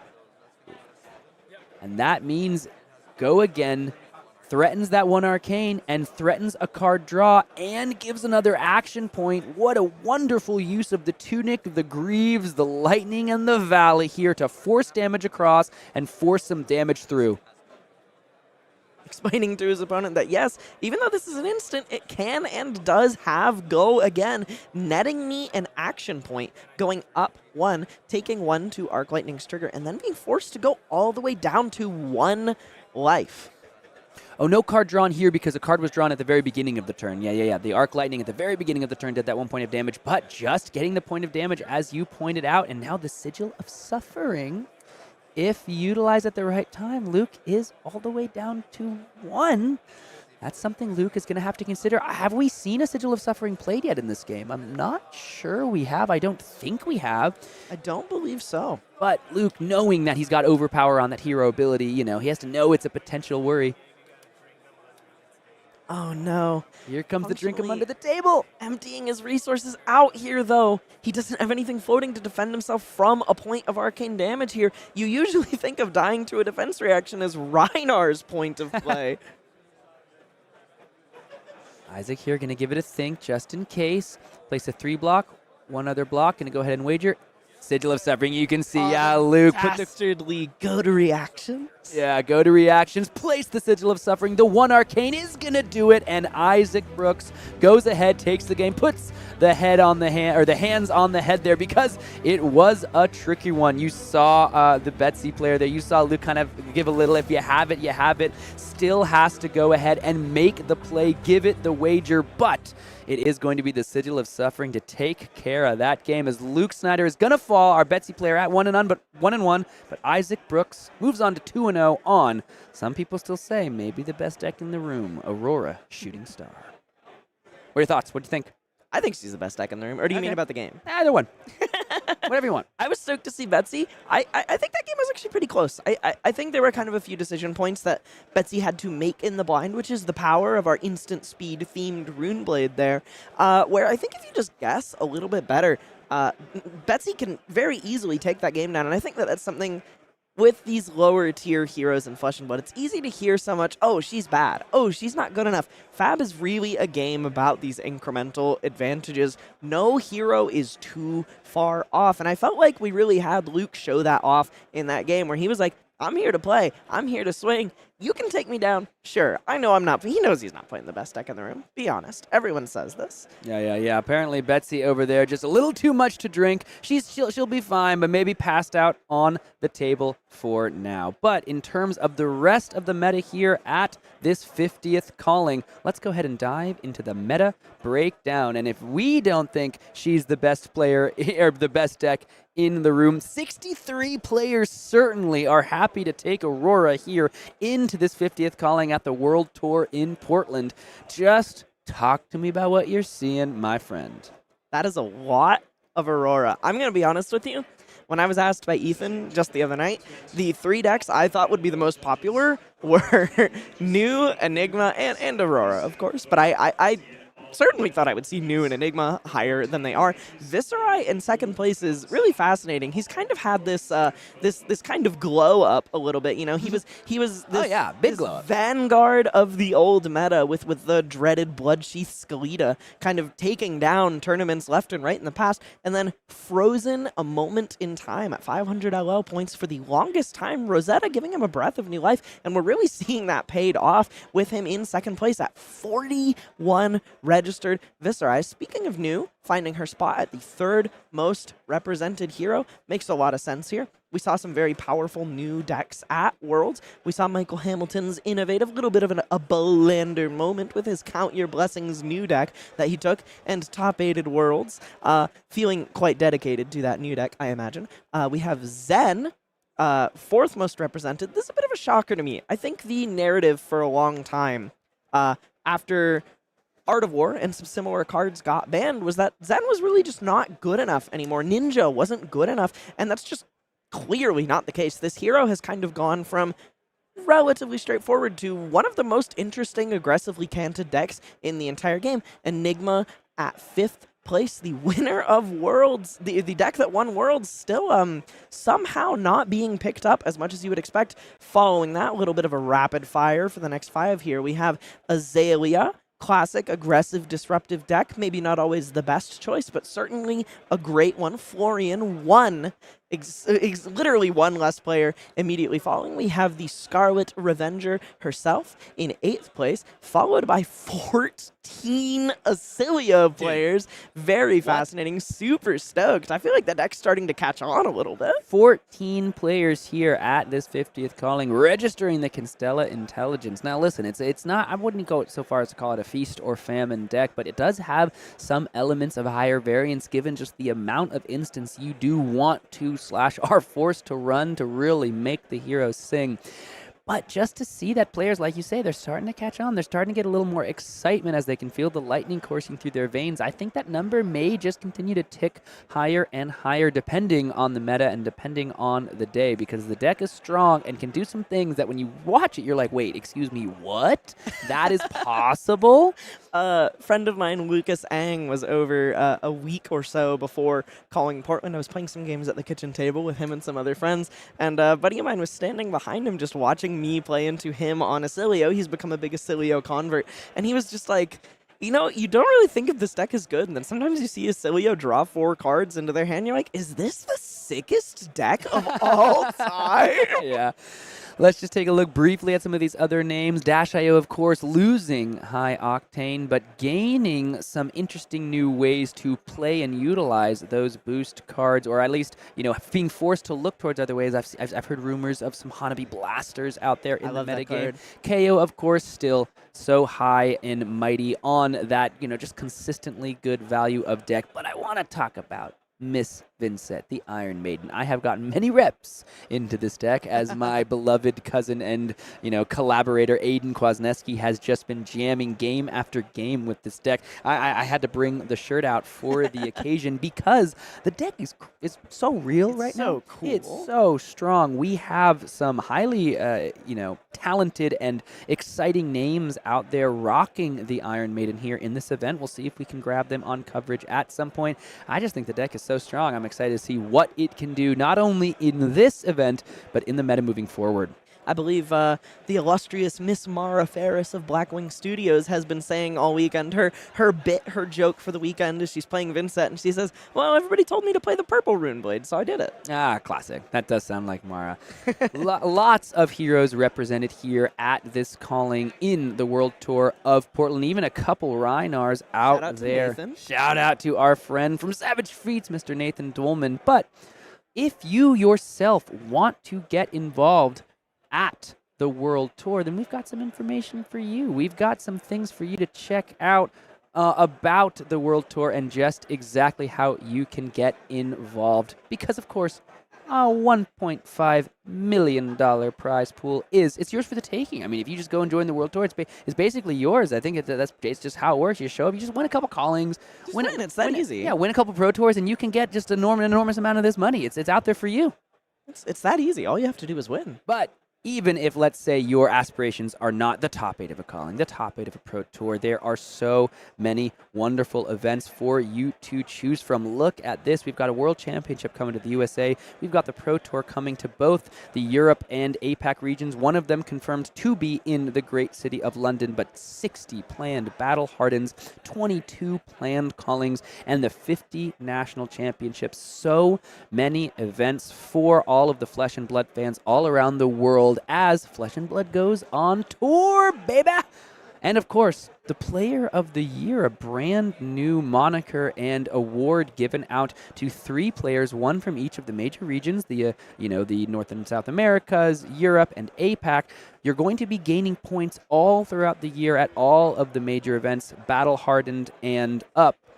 And if you end the year with the most points, you get a huge chunk of this 100,000 USD. I believe that is by region, correct? Yeah. 3 regions, yeah. Europe, APAC, and the Americas. Those are going to be the 3 different regions that give out an award for Player of the Year. It's a very cool thing. We've seen it, done throughout the TCG landscape. Glad to see it come to the World Tour here in Flesh and Blood. Gives everybody who's already fighting in the Battle Hardens, in the Callings, in the Pro Tours, even more to work for and work towards. All right, Sam. Yeah. I want to hear it. I want your predictions for Player of the Year from each region. Wow, what? Right now. Right now? Go.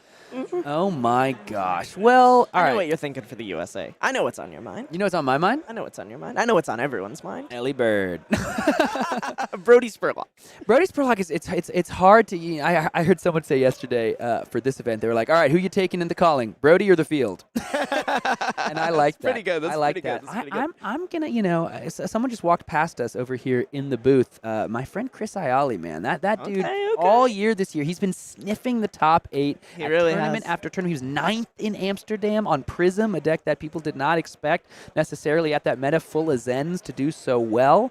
I just think that dude, he's the semi-finalist from the first Worlds ever. He has just been a badass through and through all the way around. I would love to see him up there, Player of the Year. Europe.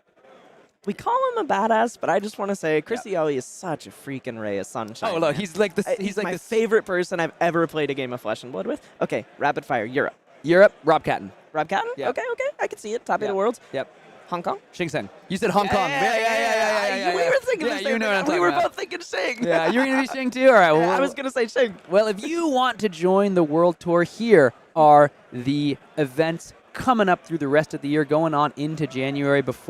Right after this, we have got the world premiere in Prague, but we've got some callings, we've got some battle hardens here, of course. We've got even this weekend represented, and Stockholm, the battle harden is happening over there. There is some coverage you can check out as well on Fab Sweden. It will be where you can check out the coverage of the battle hardened over there, but battle hardened in Geneva, the calling Kuala Lumpur. We've got the classic constructed battle hardened in Houston and Wellington over the same weekend before the highly anticipated first ever living legend calling as the World Tour heads to Chicago. We've got both events there, calling and battle hardened, rocking some living legend. I cannot wait for that event. So stoked about the December weekend as well.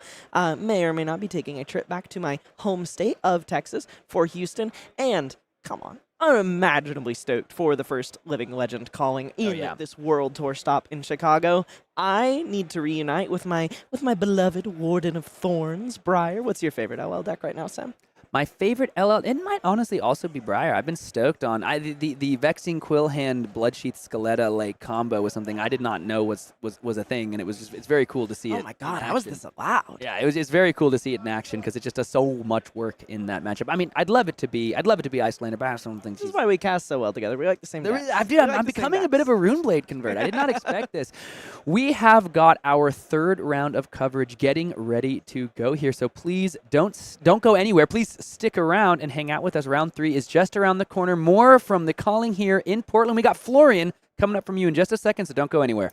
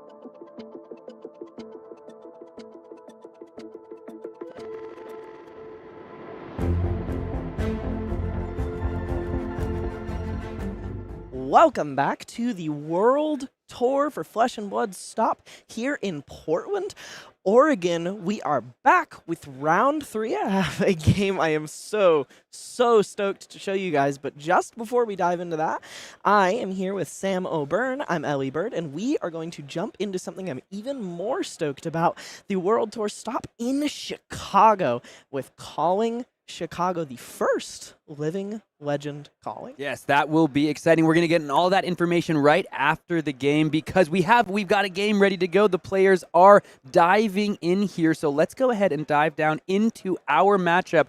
We have got an Enigma and a Florian here. Now, I know you're very excited about this matchup. Talk to me about why, because Florian, 2-0 here at the calling in Portland at this World Tour, but you know a little bit, you got a little insider scoop about this deck, if I'm not mistaken. So walk it through for the people at home. I do. Clay is actually from Vancouver, Canada, where I now live. I ended up loaning him this Florian deck. He texted me. He's had a little bit of a saga with it. He ordered the cards he needed for his Florian deck. The mail missed him. It got shipped back. It came back. The entire Canadian postal system went on strike while it was in transit. So he didn't own any of the cards. He texted me a couple days before the event started, and he said, "Ellie, if I send you a deck list, can you please just put it together for me?" And I was like, yeah, I got you. He has some pretty interesting ideas going on with this Florian deck that I am quite a big fan of. I feel like there were a lot of card choices that started out in Florian early on and made their way out of the list. Some cards like Bramble Spark, some cards like Dread Scythe, which we saw Blue Pitch playing in their show match against the Card Guys. Really awesome games if you want to go back and check that out. But these have kind of remained in his list, and it's a very interesting and unique take on Florian, but he crushes people, man. He's 2-0 here. I've literally never seen him lose the Enigma matchup. We'll see if this flips today, but I've literally never seen him lose it. It's not orthodox. It's a little weird, but that's just kind of Clay. He's a big Reinar fan at heart. Shout out for the Savage Feats enjoyers.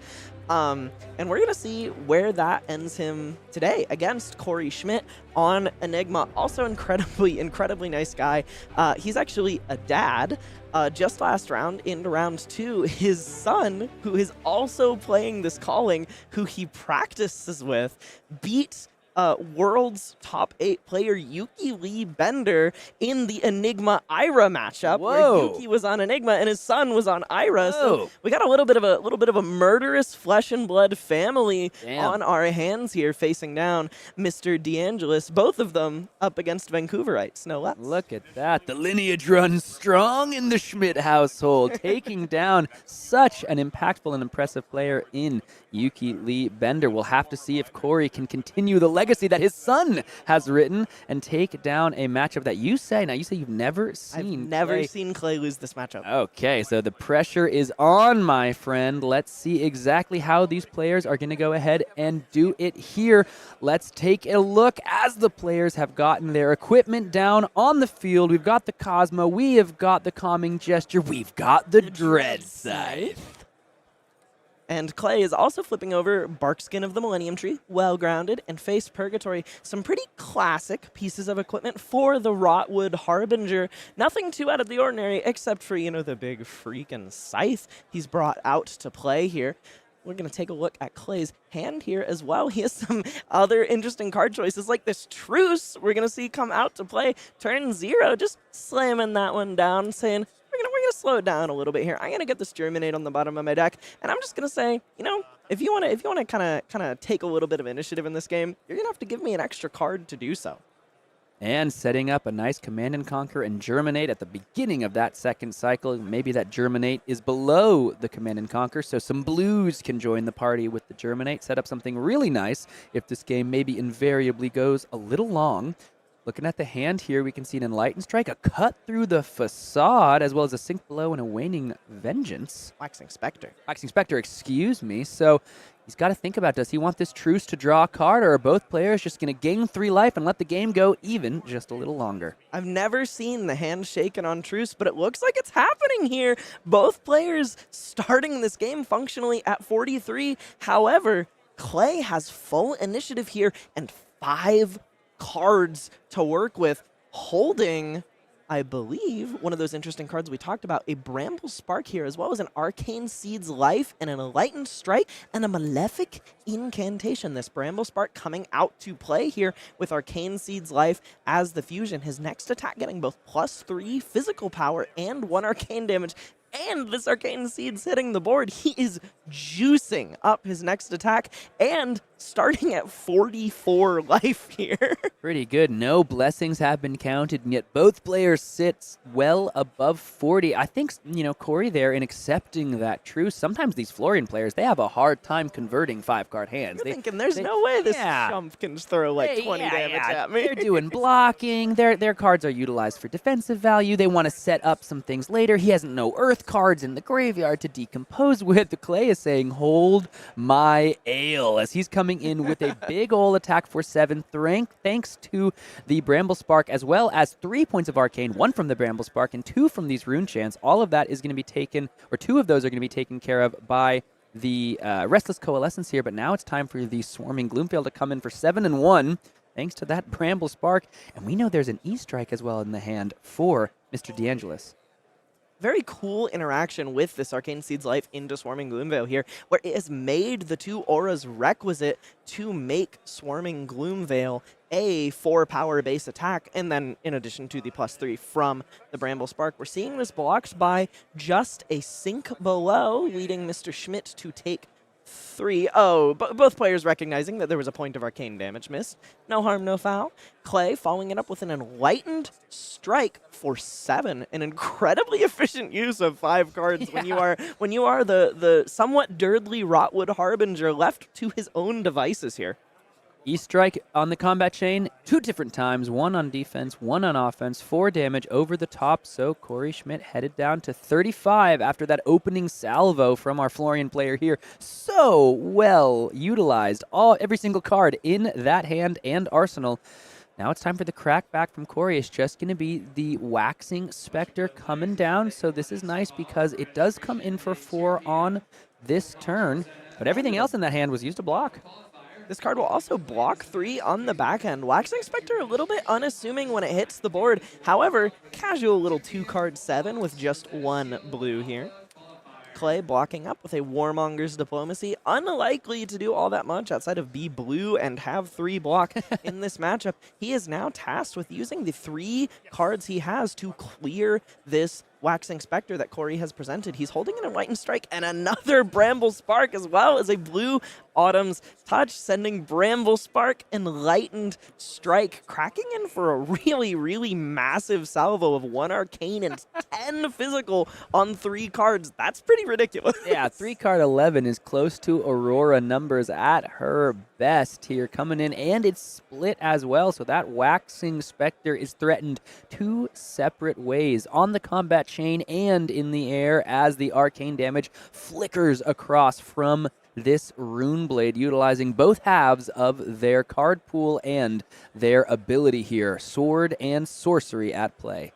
And without this Tunic counter up, this asks such a difficult question of Cory, where if he doesn't want to let this 1 arcane damage take out this Waxing Spectre like it just did, only giving him 1 point of life for that ward, really breaking it up inefficiently, he functionally has to both give up a card to Arcane Barrier and then somehow find a way to block 10 with the remaining 3 cards in his hand, opting instead to give up the Waxing Spectre, block 6 with 2 cards out of hand here, and take a whopping 12 life below where Clay stands at this moment. Unfortunately, didn't have something to play at instant speed. Utilize 1 floating for the Arcane Barrier, then 2 more floating for something like a ward piece. So it's just going to be the Rage Spectre coming on down. This one is now being immediately attacked with, because it costs 2, but it's not an instant. On the turn we currently are, Enigma's turn, ward 6, so coming in for 6 damage on the combat chain. Let's see if Clay wants to put any blocks in front of this, or if he is comfortable headed down from 43 to 47. Speaking of 2-card 7s, we have yet another one from the Enigma player. Both players doing a little bit of math at each other. Raging Onslaught in 2 separate ways.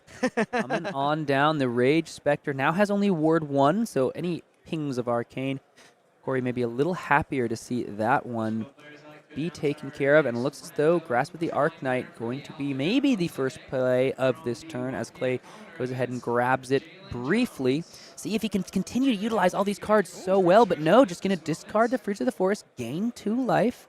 And that is because he needs another Earth card in his graveyard to set up the Decompose attack ability of this cadaverous Tilling, putting 2 Earth cards and another action card into Clay's Banished Zone, fueling the fires of the future by getting some cards into the Banished Zone to charge up Florian's ability for later in this game. Once he hits 8 Earth cards in his Banished Zone, he's going to be much more of a force to be reckoned with, but he's already proven to be one in the early stages of this game.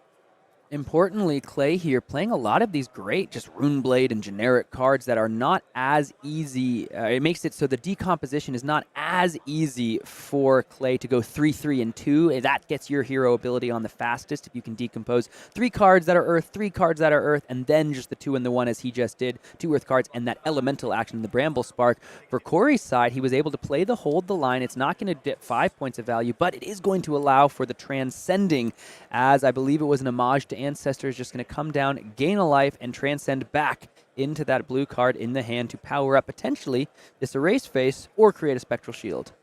Bit of a haymaker in the last game we covered here, but Erase Face seems a little bit less attractive into Florian. If it hits you, it will turn all the Earth cards in your Banished Zone into not Earth cards, subsequently turning off your hero ability, but Clay isn't there yet, and we're not even sure that this hand wishes to decompose, though now that we look, it certainly does. So this Erase Face has a little bit more efficacy than one might expect.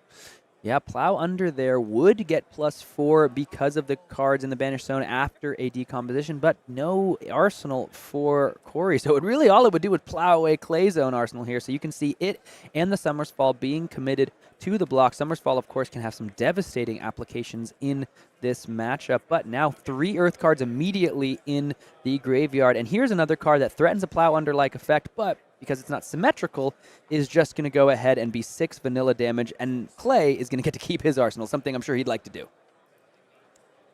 Though, as Cory has no arsenal, though he isn't allowed to play defense reactions, a relevant line of text. Absolutely, this is just a 2 for 6. We're looking at a little bit of a brutal assault here. We've had Raging Onslaught, we've had Brutal Assault, maybe we'll see a Wounding Blow come in. Oh, I'm certain we'll see Wounding Blows. And it does look like Cory is holding a Hold the Line in this hand here, as well as a Pass Over. So a common play pattern you see, or a Grain that tips the scale, my bad. A common play pattern you see with these Enigma decks is that they want to play a blue defense reaction and then transcend with a cheat card in their hand. Command and Conquer being the only attack here is surprisingly difficult for Enigma to deal with, as it completely denies Cory the opportunity to transcend on this turn, opting instead to not block, take 6, and keep 4 cards going into his turn. Let's see what he can get done here. Yeah, Cory now down to 24. Not a lot of buffer that these wards have been able to present. Here comes a Rage Spectre, currently no go again, because no +1 counter upon it. If it's the Grain that tips the scale to transcend, it will be able to give +1, but the action point will be a little harder to come by, given that this card does not currently have any +1 counters, and there is no cloaked equipment to give it as such. I believe the last 2 cards in Cory's hand there are a Grain that tips the scale and a Restless Coalescence. So we may see this attack crack in for 6 here, and then maybe we'll see that instant find its way into Cory's arsenal. 2 more Earth cards, 2 more 3 blocks, hit the combat chain. Here's the Grain that tips the scales just to give it that +1 point of damage, get over the top 4-1, and allow for the transcending. The question is, looks like there might be, activating a Spectral Shield thanks to the Enigma hero ability. Just because the card is the Marvel and doesn't show the hero ability, it's still present. And the Restless Coalescence, not going to just hit the arena now, it can act as a quasi-defense reaction from the arsenal, as it is, of course, that instant speed, 0 cost. Can you imagine if that was the price you had to pay for Bling? Your Marvels had no text. You want to look good? There's a price. It's going to cost you. Clay sending over an E-Strike for 7 with 2 cards here, doing a little bit of a block 2 cards for 6, send 7 kind of situation here. Comfortable to contend with the life lead he presently has here. He's sitting on a 13 life lead. Cory has a little bit of a board he's built up here, but he does still have to block 7 if he wants to preserve this board. don't remember that final card in Clay's arsenal. I know we saw it because we checked out that hand that the Plow Under was in. I'm not remember. I think there was a Condemned to Slaughter, but maybe he pitched that one to the Command and Conquer that he threw, so we'll have to wait and see precisely what that is. Another 2 cards blocked, 2 card 7 there because of the sink below. That preserves the Spectral Shield and the Rage Spectre, which is very important because the Rage Spectre is going to be able to attack for 6 again on this turn. As well as the Spectral Shield, attacking for a free 2 points of damage. How can Cory convert the rest of the hand here? It's going to be Restless Coalescence. We're going to move the Spectral Shield's counter over, which means it can now attack with Go Again. So here's 3 power on the combat chain with the Go Again. No blocks on this guy is the call from Clay, down to 32. So Enigma doing what Enigma does, and then with the 2 floating coming in with the Command and Conquer, threatening that arsenal. Let's see exactly what we're working with. Maybe some blocking cards being committed here. Condemned to Slaughter and Oath of the Arknight. We have done a good job, if we are Florian here, of getting those seeds in the graveyard for the Forests of the Future. Those Earth cards have hit, so those 2/3 blocks, though they be generic, still do such a good job of preserving that arsenal here for Florian. Clay going back over to his turn and leading with this Arcane Seeds Life, a 3-point card here, making 2 rune chance and gaining him 1 life. Back up to 34 after Enigma's assault there. Looks like we'll see that Swarming Gloomveil in the arsenal finally come out to play here. Clay kind of finding his time here and sitting on this card until it's time to, I got to clear this board. We got to do something about this. I'm going to send 2 Arcane, 4 Go Again. And then likely we'll see this last blue in his hand used to great effect with this Dread Scythe to present even more split damage on this turn. Can utilize the Coalescence's counter to make another Spectral Shield. Take care of both of these rune chants, but it looks like it's just going to be the Arcane Barrier for that effect. Importantly, both of these Arcane Seeds that have been played were played before Florian's hero ability became fully online, so not getting as much value as possible. And because it's Dread Scythe and not Reaping Blade, Clay is able to gain the life. Here comes the Dread Scythe for the first time. That powerful, majestic weapon that carried me to my win at the Dusk Till Dawn pre-release when I went 4-0 thanks to my Dread Scythe. This thing is coming in for 4 total value, but split in the ways that Rune Blades so often like to do, threatening both of those pieces of ward and coming in for 3 points of damage itself. The Restless Coalescence might do a nice job here of doing some major work, keeping this Rage Spectre around for yet another turn. It's not a Manifestations of Miraga, but if you're getting 18 offensive value out of a Rage Spectre, you're in a good place as an Enigma player. This Restless Coalescence can single-handedly cover up this Dread Scythe, but we have to see if Cory actually wants to utilize his cards in that manner, opting to instead block with this Erase Face, as both of the cards in his hand are red, so if you have 2 reds, it's pretty unlikely you're going to be able to use both, especially if you have to give up that counter, so your Restless Coalescence no longer has Go Again, making a heads-up play, opting to, instead of arsenaling, get value out of every single card he has there, cashing in his Tunic, swinging this Rage Spectre, and this very interesting inclusion that we see in his deck as well, this Cut Through the Facade, finding its way into Cory's arsenal likely at the end of this turn after this attack for 6. Yeah, 3 attacks out of a Rage Spectre. I've never seen one stick around this long so far, but it's, again, not the Manifestations, but still so impactful. This thing that normally only has Ward 1, but we saw Clay with those really powerful early turns, able to go so wide, and now having to do a little bit more blocking, a little bit more attacking, or a little bit more blocking, a little less attacking, which makes this Rage Spectre, okay, Cory's been able to keep it around 18 offensive value out of your 2 resources pitched. So important. Grasp of the Arknight coming in, pitching the Condemned to Slaughter, and the Runeblood Incantation with 3 counters, meaning 3 rune chants on the next 3 action phases. 1 resource coming in for the Dread Scythe, pitching away another blue, so a card headed to the arsenal. 2 Arcane, 1 from the Rune Chant, 1 from the Dread Scythe, 3 physical. Is Cory going to keep this Rage Spectre around for yet another turn? Move up to 24 total offensive value presented from this card? That's It's insane. That's far too long for this card to end up sticking around. Blocking with this blue Enigma Chimera, just getting 3 value out of it. And then going back to his turn, this board is swelling, and the amount of cards he's getting to keep alongside with it keeps going up. He's starting to snowball a little bit, as illusionists are trying to do, into slower decks. And this is a really insane piece of tech. If you look at Clay's face, he kind of just went, I'm sorry, what? Seeing this cut through the facade hit the table. I'm certain he's never seen this card played against him before, and the timing on it is absolutely insane with this Runeblood Incantation having been played just the turn prior. If he can't defend this, it's likely he loses it on the spot. Malefic Incantation, that card can't block. It's an Aura. Runeblood Incantation, that card can't block. It's an Aura. So let's see, he's got a Felling of the Crown. You know he wants to utilize that to get some decomposition down, but he's got 2 cards in his hand that can't block, which means that Runeblood Incantation might be one resource pitched into a card that's going to get you no value whatsoever. Will any of this equipment be put in front of this attack for 7? Even if you wanted to face Purgatory, the non-attacks in the hand that we've seen are both Auras, and they are not allowed to defend here. Looking like we're... Oh, can't play the Runeblood Incantation because it's an Aura. You can't defend with that one, my friend.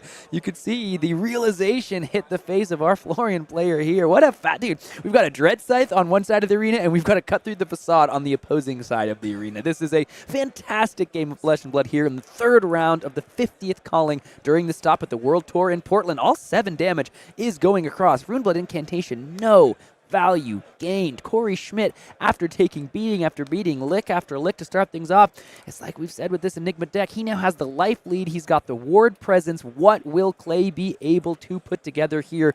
Runeblood Incantation is going to be the call, coming in with 3 counters. Mourning the loss of the previous one, replacing it immediately. We're going to see a pretty colossal attack from Clay's side of the table here with Bramble Spark fused with Felling of the Crown, straight into Felling of the Crown.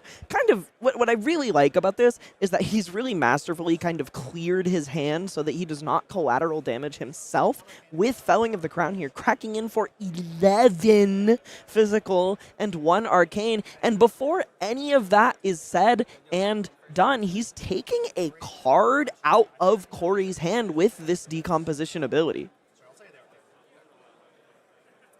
Looking like, yeah, representing just that 8 on the field, but it is 8 from its own effect and then 3 from the Bramble Sparks. We'll have to see if Clay, you know, both players here, if either of them remember those 3 damage. Looks like finally the Rage Spectre is being taken for the 1 arcane, and then there we go. Yeah, let's take that 8 away, and let's put another couple points of damage on the combat chain, because it is 11, my friend, thanks to the Bramble Spark. We may not have had an 11-sized die. Oh, they're finding it, and they found it. Here comes 11 on the combat chain, threatening not only the Restless Coalescence, but of course, Cory's comfortable 24 points of life. And that card now has to head to the bottom thanks to the Felling of the Crown's effect. Oh, I see now. He didn't tick it up on damage yet because Felling of the Crown had not yet put the Earth cards in the Banish due to the decomposition ability, which doesn't happen until the attack has resolved. They're being very responsible with their layering. Yes, very responsible with the layering. First the arcane damage on layer step, and then after the decomposition resolves, and it's actually an attacking card, that is when the power comes on in.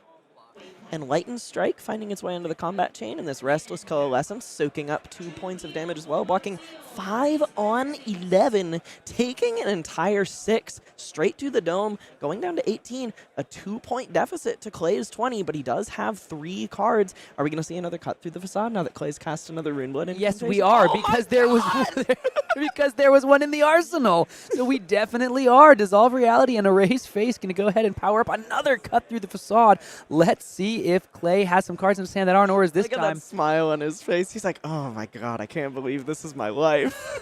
I think he might have the perfect couple cards to take care of this one, though, if it is a Rootbound Carapace. I just saw the border of the card, so I'm not sure. Clay's going to go ahead and check the graveyard here because he has to wonder if he has enough Earth cards for both a Rootbound Carapace and the Cadaverous Tilling. That also resides in the hand. Block 3 is the first call. Oh, block 5 is the rest of it. And cashing in this well-grounded to cover up 2 damage here. And most notably, he's holding a Decomposed card. This Well-Grounded is an Earth card. This is a little bit of Rosetta Limited 101 for those that are not as familiar, but you can cash in this Earth equipment. The Earth cards don't have to be anything except Earth. Only the action card has to be an action for decomposing, so he can mulch this equipment of his to fuel these decompositions, and I believe that may be exactly what we see here with this Well-Grounded finding its way into the graveyard. Which means that the rest of these counters on this Runeblood incantation, if we see 3 Earth cards here, there's the third. That means instead of 2 rune chants, 4 total remain from this Runeblood incantation as Florian's hero ability is online. Meaning that the remaining 2 triggers on this Runeblood incantation will generate 2 rune chants instead of 1. You know, we're a little bit sad. We're going to hear Florian's calling card as he reaches 8 cards in his banished zone here. What beauty lies in death. What beauty lies in death, indeed. And in fact, I believe that beauty is an extra rune chant on every single trigger of all of my various auras in my deck. And we do not weep in the Rotwood. We do not weep for those we've lost, and we do not weep for the Runeblood incantation that was only worth 3 value. This one beats it on 2 counters alone. Absolutely right there. Here comes 8 total block. A Traverse the Universe means a Inner Chi is being searched from the deck, placed into the hand, and you have to wonder if that means the Great Dragon will join the combat chain. Will we see the manifestations of Miragai come down, as well as a Findall Spring Tunic counter on 3 to attack with and not have to pitch that other card in the hand? We haven't seen Cory's hands. We don't know. But we've all played against Enigma enough to know that when we see this Traverse hit the combat chain, there's something we might see Maybe he's getting following. the Chi to play a third cut through the facade. Hey, you never know. You never know. You hear literally Clay just said, I hate to see you block with that, as he potentially knows, just like we're wondering what this heralds. Let's wait and see what Cory's got here on the turn. Inner Chi into Manifestations of Miragai. Here comes 4 counters upon the Great Dragon. And the Tunic counter can go ahead and mean it comes in for 8 without any cards needing to be pitched. Let's see just how Clay wants to deal with this one. 8, go again on the combat chain. Florian's ability is online. Can he utilize that extra value to carry him to victory here? Ooh, a Summer's Fall in the hand. But it does cost 2 Swarming Gloomveil as well as that Autumn's Touch and the Felling of the Crown. This is of all the hands you could possibly draw when you say, I really don't like seeing you draw their block with that Traverse and get that Inner Chi, this is a pretty sweet one. We're seeing this this hand that is capable of throwing the Swarming Gloomveil for 4 and 2 from the 2 rune chants generated by Runeblood Incantation. That card doing quite some heavy lifting in that matchup. Straight into a decomposed Felling of the Crown, cracking in for 8 physical and taking a card out of Cory's hand. Likely that this Miragai is not long for this world, as he is going to be almost certainly capable of clearing it, especially without an arsenal on Cory's side of the board. Yeah, very good points there. Clay did have some kind of clunkier, less wide-going hands, shall we say, to in the kind of the midpoints of this game after that relatively explosive start. But here, finding the Swarming Gloomveil has the ability online and a big Felling of the Crown as well. Let's see what the play is. It's going to be the Swarming Gloomveil. It's coming in with those 2 rune chants. So 4, go again, 2 rune chants. And a big ol' attack for 8 as most likely the follow-up. Don't know what that arsenal is. I thought perhaps it was the Rootbound Carapace a turn ago, but I did just see the border, so we will have to wait in suspense for what that card is in Clay's arsenal at the moment. Cory here, let's take a look at what we're working with. Got to hold the line, cut through the facade, Waxing Spectre and Rage Spectre. I mean, listen, the cut through the facade would get you some value again. Clearly good. It's just cracking me the hell up. It's worked well so far for our Enigma player. 2 rune chants being prevented from the hold the line. It only blocks 2 on this turn, so you can get your 3 points of defensive value if more Arcane is presented. No guarantees of that, but just in case the Dread Scythe is the follow-up, Cory here wanting to make sure he gets the value, but the 4 is going to be taken by the manifestations. Cory realizing he's not going to be able to block whatever comes next, so just getting 4 points of ward value where he can. 12 value out of the 2 cards is still pretty good. It's still pretty good. True. It's true. You know how when somebody's playing Assassin or Ranger and you see them start, oh, there's the well-grounded finding its way into the decomposition pile. You know when you see an Assassin or Ranger player look through their graveyard, you kind of start thinking, oh, no. Yeah.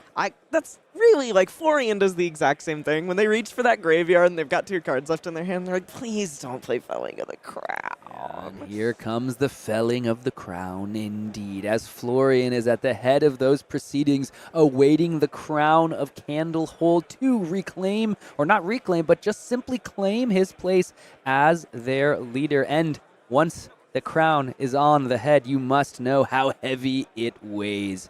8 points of damage worth of weight that Cory has to reckon with, down to 10 after that attack connects. Still got a card in arsenal for Clay here. Cory's only got 2 more cards to work with. Let's see what pressure can be mounted. It's going to be the cut through the facade! And you can see Clay there having a bit of a laugh as we've seen all 3 representing actual very relevant on-hit effects. Are there any auras in the hand for Clay? It does not appear so. Thankfully not. Thankfully not. That first turn was wild. Third felling is in the hand there. That is pretty important. Do have the face Purgatory. Wouldn't get the discard and still has that 1 critical point of block on the grasp of the Arc-Knight to couple up with a couple 3 blocks. He can get the discard here. He is holding 2 attacks and 2 non-attacks. There's just no card in hand. Oh, you're so smart, Sam. This is why they pay you the big bucks. It's really hard to see if there's cards in hand. It's really where my intelligence shines through the greatest. However, we do have multiple ways to block this out. Of course, 2 embodiments of Earth could be generated from the bark skin of the Millennium Tree as well. I have to imagine the Oath of the Arc-Knight the grasp looks pretty nice. Blocking 3 at the minimum is Clay here. Maybe it is a Rootbound Carapace in the arsenal. Or No, he's just saying goodbye again. He's just taken 4 and lose. So let's see. These cut through the facades have gotten damage across, and they've gotten 5 total value off the board in those Runeblood incantations, though potentially even more because the hero ability for Florian came online very soon after that first incantation was destroyed. But Clay here, he's got a good hand. He wants to utilize it. So there's basically no universe where your son beats the illustrious Yuki Lee Bender and you're a slouch yourself. Yeah. This man is a deck building pioneer. We're seeing him slam these cut through the facades, a card I've literally never seen registered ever in my life. Just back to back for insane amounts of value, denying block capability, dealing 7 damage each, or forcing 7 block with this relevant on hit, and twice taking an incredibly relevant Runeblood incantation off the board. Clay sending an impressive return of his own with something a little less spicy, this Earth staple, Felling of the Crown, coming out to play for the 3rd time this game. The last copy remaining in Clay's deck for 8, and Cory has to think for a second on what card he's putting on the bottom of this deck.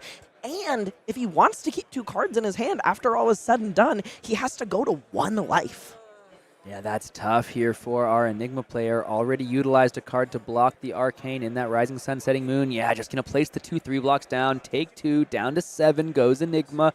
Onus once again back on Clay. Can you extend the hand, put the pressure on, and put the nail in the coffin here to move on to 3-0? What a delightful game here at this calling to watch between these 2 players. Not known necessarily for gracing our screens at these big events, but just goes to show that when you look towards, other players that aren't the biggest names, you can still find such gems out there in the community, putting on a great show and using masterful knowledge of their heroes. Here comes a Summer's Fall with a Malefic incantation. This is going to make 2 Rune Chants on the back and come in with 2 Rune Chants thanks to that Grasp with the Arc-Knight activation because Florian ability is now online.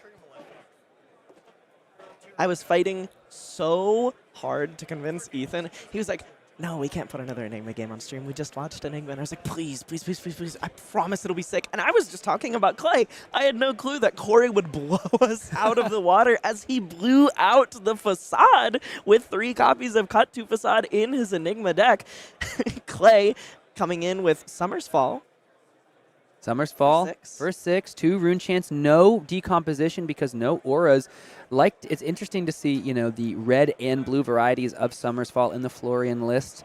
The Florian list I was playing recently. Were you a fan of the blue? I like the blue. It's a blue. It's Earth Guard for your decomposition. It's not an Earth Guard. Summer's Fall? Oh, I was I'm just a P-brain. I was looking at Maleficent. Okay, I was like, it's not? Like, not because I've erased your face. Yeah, I was like, something is very wrong here. Fate Foreseen going to hit the combat chain, 2 damage, representing to come over the top because of the arcane barrier utilized from the truce. So now Cory down to 5 to Clay's 10. 5 life down, half of Clay's life total, 20 minutes elapsed. We're moving on to the 13th turn of the game momentarily. Tunic is on 3. What does Cory have here to fire off some kind of either offense or, in Enigma's case, maybe a little bit of both? Levels of Enlightenment and to stir the pot. So you have the Tunic. You can utilize that for the levels and then Transcend if you'd like, but it looks like it's just going to be coming on in here. What's going to be the call? Are we drawing a card for the Arsenal? Are we coming in for more pressure? Draw a card. Basically, you know, it's B strike, right? Blue strike. But here it's doing a very similar thing, utilizing 2 cards, refreshing your arsenal. No blocks for Clay, just going to go down to 7. Clay saying no blocks, holding 4 cards and an arsenal. Speaking of these Mystic Heroes slamming the door, like we were talking about earlier with Traverse the Universe, looks like Clay wants to slam the door with a massive Germinate here, pitching 8 resources into it. So X is going to be 4, therefore you repeat the process a total of 5 times, generating 2 rune chants for each, and then gaining 4 life, 5 life. I believe it's X plus 1. X plus 1, 100%. So now, let's see, 12 rune chants are on the board, but you've given Enigma 4 cards, an arsenal, and a dream. Can she go ahead and utilize these 4 cards to establish enough defensive pressure or potentially even threaten the life total depending on what those cards are? You can do a lot of work. Barkskin of the Millennium Tree and Face Purgatory, 2 cards to look out for on this turn cycle as Clay looks to protect his life total and keep some cards to make those 12 rune chants just devastating. Let's see precisely what the play is going to be here from Cory. Also seeing that functionally an Enigma specialization, though not literally an Enigma specialization, the majestic 3-cost Transcend instant, Sacred Art Immortal Lunar Shrine. This card does some incredibly powerful things if you've played a blue card this turn. When you cast it, we could see Cory kind of amass a large army of spectral shields that both attack and defend, thanks to Immortal Lunar Shrine, but he is instead opting to pitch it, playing an Erase Face, holding 2 cards in his hand. Clay doesn't know this. He's got to suspect something's up, but Cory has both a Restless Coalescence and a Path Well Traveled in his hand, capable of giving this Erase Face go again. Looks like this is going to buy 3 cards total on the combat chain, blocking for a total of 6. Clay would like for this card to be blocked out. Pathwell Travel going to give the go again, but no other blue card played to transcend with here. However, the Miraging Metamorph is the follow-up with that Tunic for 7 damage. Doesn't threaten the rest of Clay's life total, so he would be able to take this and go to 5, though you never know if that's enough against Enigma. What a game here at the 3rd round of our 50th calling, the World Tour in Portland, just being blessed by these 2 players. Thank you to everyone for hanging out with us at home. I hope you're enjoying this game because I know I am. Clay going down to 5, joining Cory, holding 3 cards, 1 in arsenal, 2 in hand, as Cory navigates that last card, I believe a Restless Coalescence, into his arsenal. He now has to contend with 12 rune chants and a Cadaverous Tilling for 8. Clay is functionally presenting a 2-card 20 here, leaving 2 rune chants in the back pocket for the next turn. Back pocket, 8-ball, corner pocket, Cadaverous Tilling coming on down for 20. Manifestations of Miragai, we can see a Miraging Metamorph, some other 3 blocks here. So we're going to AB3, still got... We're seeing 3 reds in his hand. It's possible the decompose on this Cadaverous Tilling never even resolves because he has to deal with 9 arcane damage on the board first. Yeah. He could give up all 3 reds in his hand and Tunic, and it's still not enough to survive this salvo of rune chants threatening to remove Enigma from this mortal coil. Let's see, Tunic's going to be utilized as well. Let's AB another one. 8 points of damage. Here comes Coalescence. That takes care of 2. Being used to cover up 1. Coalescence is only going to cover up of 1, course, though it has wards too. It will trigger if It comes in for just one. Clay finally closing this game. You know, the question in this matchup is always whether or not Florian is capable of converting. And this is what I mean when I say that I've never seen Clay lose this matchup. And the script was not flipped. He's brought it home yet again. Your winner of round 3, Clay DeAngelis, on this spicy Bramble Spark Florian Swarming Gloomveil Dread Scythe list, where he's just smashing Enigmas left and right with these just gigantic assaults. I don't need 7 action points. I don't need to go 8 attacks wide with Aurora. I just need to present 20 damage. It doesn't matter how much ward you have on the board. Here's 12 arcane. Here's 8 physical. I'm just going to close it like this. What a game we just got to watch here as the World Tour has made its stop in Portland. Something that surprised me, it wasn't even really Dreadsight that was like the difference maker in that game. Dreadsight did some great work on a couple turns, but those turns were also mostly dominated by that Rage Spectre that stuck around for so long. It was, you know, utilized as well as possible during some of those clunkier turns. It was really like we talked about, just the Bramble Sparks, those Swarming Gloomveils, these ways to move over the top, especially in the face of those cut through the facades that were just like nearly backbreaking for Clay to deal with. It was great as they were played, and we started laughing and Clay started laughing. We're just like, what the heck is going on here? They came down, he was just like, yeah, just fantastic stuff here. We've got, I think, a great game coming up for you in just a second. We have got the Iron Maiden herself and Pro Tour finalist Mara Faris at the helm. She will be taking that deck, trying to move on undefeated in the next round. But first, Mara, we got a Living Legend coming up for you next. Let's talk about the Living Legend format in Chicago as the World Tour heads to the great Windy City. And with it, you can see in the clouds, we talked about information being carried upon the winds. These spectral forms of our Living Legends do look down upon the World Tour. We've got a Calling, we've got a Battle Hardened, we've got a Super Armory as the tour makes its stop by the Bean, and we'll all be featuring these great Living Legends.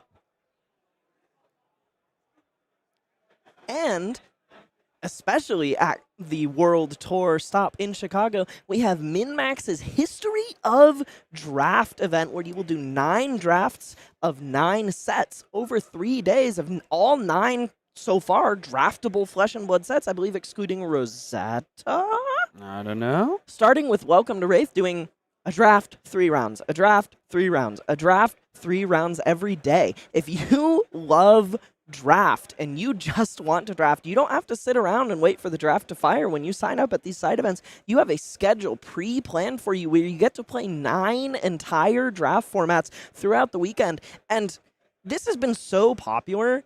Like, if you want to jump in yourself, I don't blame you. I think this sounds like a total blast. This has been so popular that LSS actually asked MinMax and accommodated them, extending the package for more players because it sold out like instantly. So if you're a big draft aficionado, this is the best weekend you could possibly have. You know, just jump in, do 9 drafts, 9 sets, 3 days.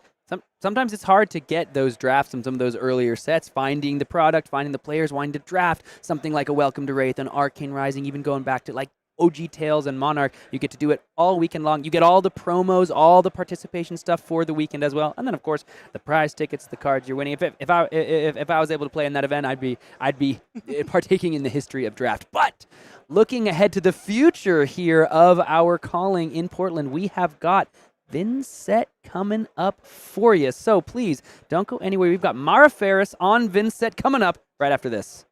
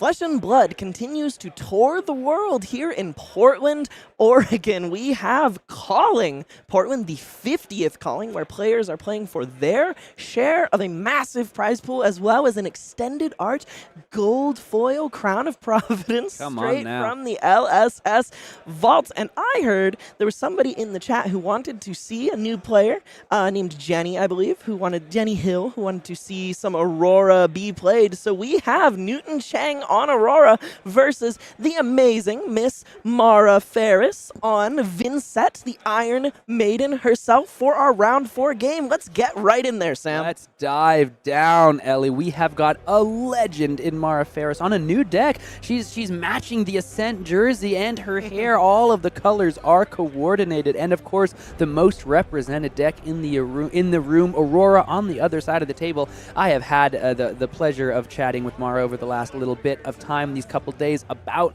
her deck choice, about Vynnset, and man, I mean, she just is so stoked on what the hero is able to do. She's got all these go again enablers. She's got all the ways to utilize stuff like Malefic Incantation being so important to keep your rune chants in the back. The fact that Malefic makes you a rune chant that sticks around, it is like the glue in the back pocket. It's the glue that makes these Vynnset decks run. I'll be honest with you, Sam. I told her I thought Vynnset was Cope. But here she is at X and O in round 4. Players exchanging the fist bump, getting right into it. Mara leading off by banishing a Machinations of Dominion to make a rune chant that may not be, she may have drawn a bit of a Vynnset brick off the rip, or she just doesn't want to contend with her blood debt mechanic with cards in her banished zone on the 0th turn of the game, because if she sends any sorts of rune gate attacks towards her opponent, they're just going to block, they're just going to get to filter, so that's generally not ideal. And if you banish a Blood Debt attack, you then lose life to it. So opting instead to light a card on fire, play this Malefic Incantation, and pass the turn to her opponent. This Aurora holding, I cannot believe my eyes, just after Cut Through the Facade, we're holding the card Potion of Strength. I cannot even begin to fathom what they could be doing with this outside of abusing Arc Lightning and Flicker Wisp with their combined pieces of equipment, the gold from their Crown of Dominion and their Aether Ironweave. We've seen this combo played to great effect, but we've never seen someone quite so all in on it as this. And I think if it's the potion, there's like this cash out, make a bunch of silver, and then you just pay silver over and over and over and over and over and over again. With Arc Lightning and Flicker Wisp, you just draw a million cards utilizing these potions. That might be what we're in store for. We will have to wait and see, but here comes a Flittering Charge for 4, Electromagnetic Somersault, not only going to give it go again, but put that 4 attack back in the hand. And Mara Faris here still, maybe the alarm bells haven't started going off. She might not yet be aware just precisely what type of Aurora deck she's up against, because otherwise this is relatively standard here from the Aurora side, going for the combo, but we might be seeing a slightly different combo. And with Newton at 3-0, this new kind of different take on Aurora clearly working out for him so far here in the Calling. Did you say cash out? Yeah, right? I don't believe you. I think that's what... I will have to see it to believe it. Maybe, yeah, we'll see. All right, well, here comes the Electromagnetic Somersault, right? Once again on the turn. You've already seen it utilized, so now Starfall will come in too with Go Again. Fate Foreseen was the response from Mara. Could just be utilized for Arc Flicker as well on the turn. You just have a potion that has a Go Again sitting there. It might not be cash out, might not be silvers, but I know I had a friend in the Calling in Osaka get absolutely blown the hell up by that deck. So it is a real deck. It does exist, and it does win games. It sounds like one of those things that you make up just kind of like as a joke to mess with somebody. Oh, yeah. At Armory tonight, I brought cash out Aurora. I intend to destroy my weapon, my gold, and all of my equipment to generate a bunch of silver that I will be pitching cards into to kill you. But apparently, what's the one that makes... Knick-Knack, Bric-a-Brac. Is that the one that you destroy items to make silver? No, Knick-Knack, Bric-a-Brac destroys silver to search your deck for items. Cash out is destroy weapons and equipment to make silver. All right, well, there you go. As opposed to cash in, which destroys various currency tokens to draw cards, which is now banned. Here comes the Flittering Charge once again. Going to come down 4-4 here. And then the Potion of Strength to follow things up. You see Margo, Potion of Strength. We're all having the same questions here in the coverage booth, Mara. We're trying to figure it out ourselves. I think Newton might be my hero. Here goes those 2 cards to the combat chain. 3 cards left for Mara. She was probably happy to see that red Malefic on turn 0. Again, just 1 is really all you need to keep your chain rolling. She's already got the 1 rune chant. I mean, the 2 purple rune blades absolutely love to see that turn 0 setup, but Malefic Incantation is the most ideal of all, as it triggers when you play an attack action and only when you play an attack action. So if you're under the effect of a card like Warmonger's Diplomacy, you can still present multiple attacks, and you can save them for when it's convenient for you. If you don't wish to attack, you don't necessarily have to. We're seeing Mara cash in her Vexing Quill hand here. Not her only source of Arcane Barrier, but her only source of Arcane Barrier 1 to generate 2 rune chants to fire off this widespread annihilation for 4 arcane and 6 physical. And if it deals any amount of damage, Newton's going to be forced to banish a card from his hand when the combat chain closes. So much damage, once again, in 2 different varieties, 4 rune chants and 6 physical. Any damage taken means a card from the hand is going to be lost. Luckily for Mara, does still have AB1 on the Grimoire of the Haunt, so will be able to utilize some defense against some arcane damage when there are things like a Channel Lightning Valley on the field. But if Newton wants to keep his hand, he's got to find a way to stop all 10 of this damage. I don't think that's going to happen based on the cards I am seeing in the hand. We see a Channel Lightning Valley, a Ravenous Rabble, an Arc Lightning, and a Burn Up Shock. I don't smell a blue, and I certainly don't smell a way to conveniently cover up 4 points of arcane damage. And we can, you can block 6, but you'll still have lost life to this arcane damage. So more or less, not only is Newton looking at 10 points of damage here, he's also basically guaranteed to lose a card from his hand with or without his consent. A lot of damage and discard a card, or in this case, a banish of a card, is part of what makes this Vynnset deck so powerful. Mara did have to utilize the Vexing Quill hand to make... The Quexing hand to make this possible. Looks as though the 4 rune chant's going to be taken, but part of the reason I think she was comfortable making this play is because the Malefic Incantations have now made those 2 rune chants so that all of her future 3-cost and below attacks with Runegate for her next turns will be able to just come in, at least on this very next turn, thanks to the Malefic Incantation. And once she's gotten the train started, if she can find more Malefics, she won't have to rely on something like a Vexing Quill hand activation to power up the turns from here. But Ravenous Rabble going to be the start of turn here, coming in 4/4, go again, and we know there is a Channel Lightning Valley in the hand as well.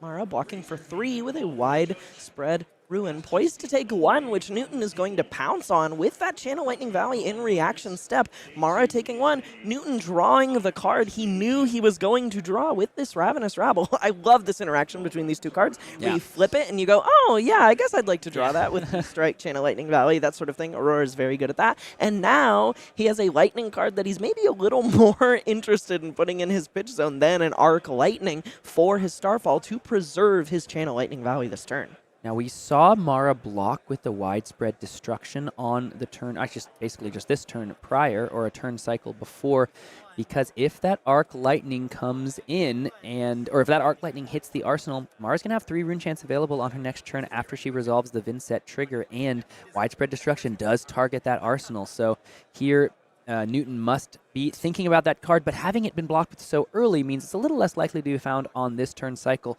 But Mara, just utilizing cards for the defense value, probably only going to need to utilize 1 from the hand for this Vynnset turn. That means the math starts to get a little crazy. You've already blocked 6 on a turn cycle. Let's see what the offense value you're able to put together. Both players sharing a bit of a laugh about Newton completely forgetting that Channel Lightning Valley is even a Lightning card here, as he presented the Starfall for 1 for just a second. Going to Mara's turn, she's opting to banish a Deathly Whale, going up to 3 rune chants, and this is such a nasty synergy with these Malefic Incantations, where it is going to generate more rune chants on its own merits just by dealing damage, but it's also going to generate rune chants by triggering the Malefic Incantation by virtue of being an attack action card. So this is where the math starts to get nuts. You've blocked 6, and you've come in with 1 card for 8. So we have had 3 cards utilized on this turn, and as a result of those 3 cards, 15 value presented. Yes, of course, the Malefic Incantations are the only reason this is possible, and those are cards played on previous turns.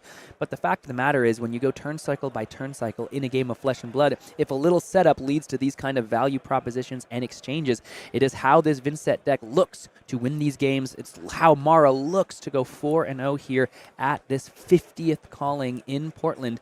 And Newton's all the way down to 22. Arc Lightning in the arsenal and a Channel Lightning Valley on the field, though, looks to make this a little bit more explosive, a little bit more shocking from Aurora's side of the table. Let's see what the follow-up, what the leadoff is going to be from Aurora. Mara out here showing us just how good specifically the class Runeblade is at cashing in on prior setup. Newton here having a think, got the Arc Lightning, which means that this E-Strike could have Go again, or the Gone in the Flash as well, but Gone in the Flash and Lightning Press a little less than exciting together, as it's hard to get both of those effects to work in tandem. Going to be just the Burn-Up Shock immediately threatening the draw off the Channel Lightning Valley. Wonder if Mara's going to even try to stop this here, or realize 5 cards total that Newton might be getting the draw on this one. Considering her choices on a being, it's possible she's a little light on resources, as I know that's how her Vynnset deck is built. However, she's flicking these cards at the speed of 1,000 Suns. The passion of 1,000 Suns. That one Suns. before, I believe. Yeah, I've had in the pocket for years.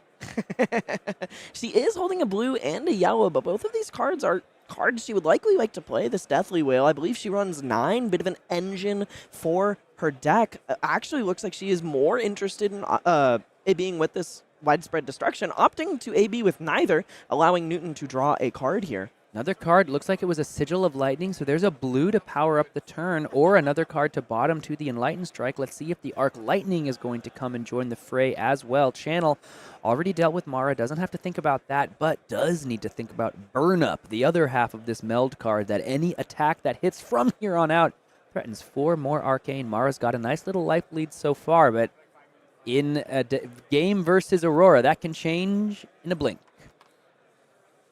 In a flash, even. Blink, flash, they're both in the list. Here comes 2 with On Go the again. Flash, just like your life total. 2 floating. Starfall. It's as though that might take the Dietic Carapace block. You get 1 nice 2 block out of this on the weapon. How convenient. What works nicely. Very high value block too, as you see this equipment, if he can't force this Starfall, this equipment has functionally blocked for 6. Does have the Enlightened Strike.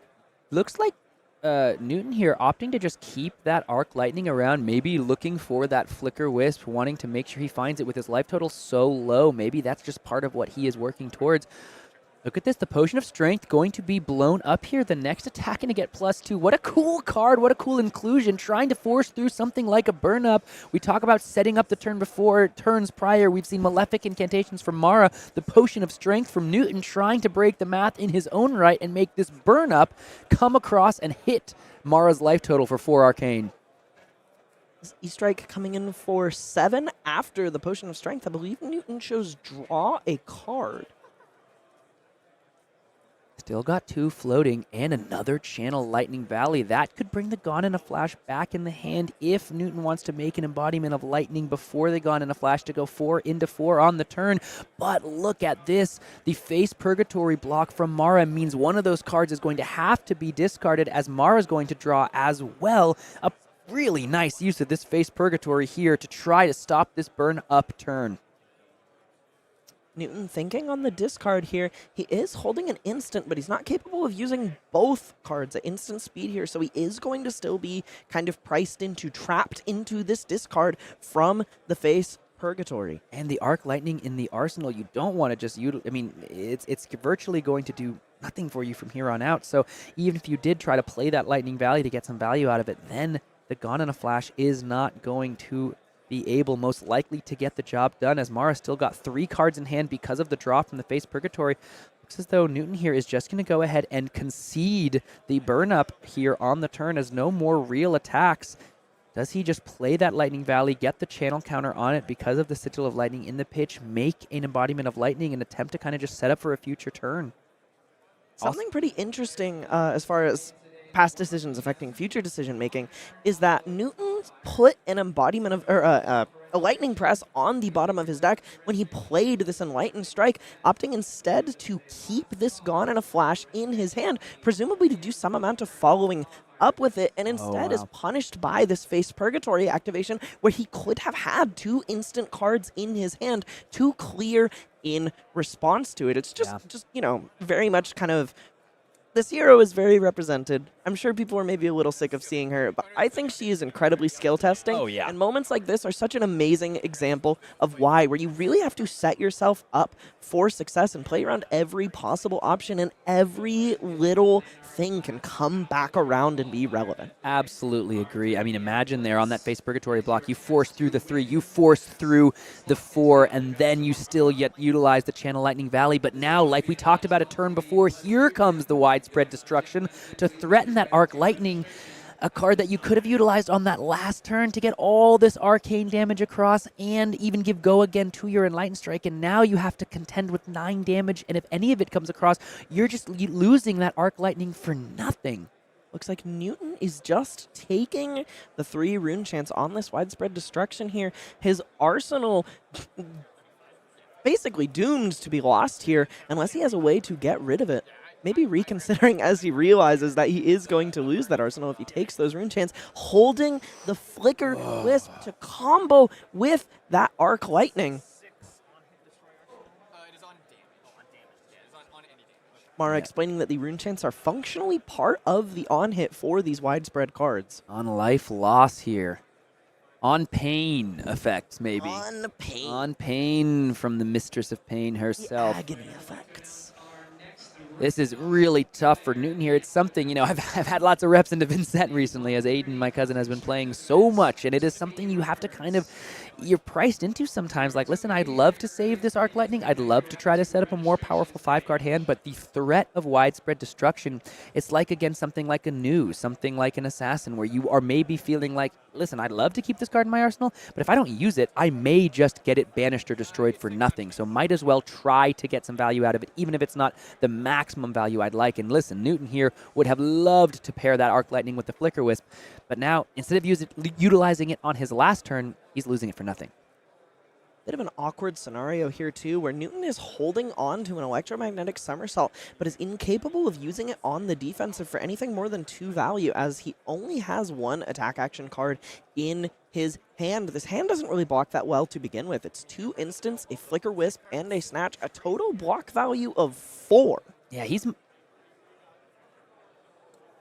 he, you know, has an interesting turn available to him. He's going to have 2 Lightning Valleys on the field. He can play the Flicker Wisp, infuse it just to do 2 Arcane and make Mara have to pitch a whole blue to her Dyadic Carapace to try to stop it. But then from there, it's going to be challenging. You can go 4 into 4 with the Snatch and the Electromagnetic Somersault, threaten 3 cards drawn every single time. And if you've already taken a blue out of the hand from Mara, maybe it gets challenging. Then she gives you the Dyadic. She maybe gives you even the Spellbound Carapace to stop you drawing 3 cards, of course. Here, though, maybe just going to be putting the Grasp of the Arcanite. Does have 4 block available to him in all 3 pieces of equipment there. Perhaps block 6 with 2 cards from hand.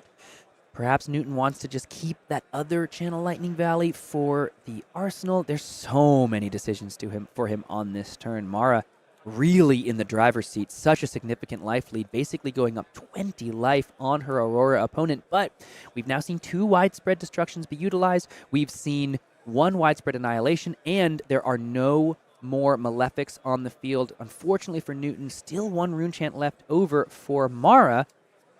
And that, I believe, last card in the hand was a Deadwood Dirge. And that means any rune chant can become significantly more from here. Looks like this is just going to be 4 with the go again, threatening 2 cards drawn thanks to both of those Channel Lightning Valleys. Or, yeah, thanks to the 1 Channel Lightning Valley and the card draw effect from Snatch. But if it goes no blocks, then the 2nd Channel Lightning Valley can come down. Both of the Channel Lightning Valleys, meaning the one on the board and the one Mara one in the has hand. never seen. Yeah, absolutely. Let's see if Mara has a Haunting Rendition. A card that blocks 4 would be beautiful here.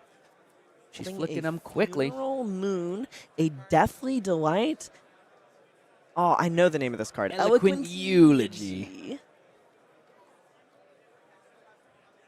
Marco Gonzalez, of course, our featured artist here, is the artist for Deathly Delight. So shout outs to those. Yeah, a lot of Vynnset cards done by our friend out also there a few Enigma in the cards. lobby. Yeah. Waxing Spectre. Players here at this World Tour stop in Portland can go ahead and get their beautiful pieces of art signed by the man himself. But Mara, before she can go get those cards signed, she's got to think about this snatch that threatens 2 card draw. It does have go again. Has to also be thinking about Lightning Press because we haven't seen it yet. We just saw one bottomed, but Mara didn't see it, so she has no idea when these Lightning Presses are finally going to hit the combat chain. She also has no idea that Newton is holding on to an electromagnetic somersault, and this snatch is going to be coming back to haunt her. This one, though, go again, makes it so much more threatening. How does Mara want to handle this one? If Mara does give the Dyadic, Newton can break the chain and then do the Flicker Wisp for 2 and draw 2 cards off of it. Maybe that's what he's hoping happens here. Gets the Dyadic Carapace out of the way. Mara maybe wanting to utilize her life lead, really kind of close the door on her Runeblade opponent. Show that she is the most powerful Runeblade here in our round 4 feature match. The more purple you are, the more stronger you are. The more stronger you are. The more stronger indeed. More stronger. Looks like Mara lining up some blocks here. 3 in hand. Looks none too happy about it. Just so huge for Mara that widespread destruction showed up when it did. This hand with Arc Flicker would have been absolutely disgusting. Oh, I think I'll play this card that makes all my arcane effects for the rest of the turn and do some extra damage. And then also this one where every time I go again this turn, I do some extra damage. And also I'm going to draw 2 cards. Yeah. And also I'm going to play Snatch, and then I'm going to play Snatch again, and then I'm going to draw some more cards. Look at this, though. Newton on no blocks, not playing the second Channel Lightning Valley. And Mara allowing 2 cards to be drawn. You see her kind of put her head back as she just has to think about what could contend from here. And one of the cards drawn off of the top. Arc Lightning is back. We lost one to the widespread destruction, but this one is happy to come in off the top of the deck. Newton here maybe really wishing he had played that second Channel Lightning Valley to be able to draw even an extra card on the turn, because that one in the hand now isn't going to do anything on this one. But what a huge moment.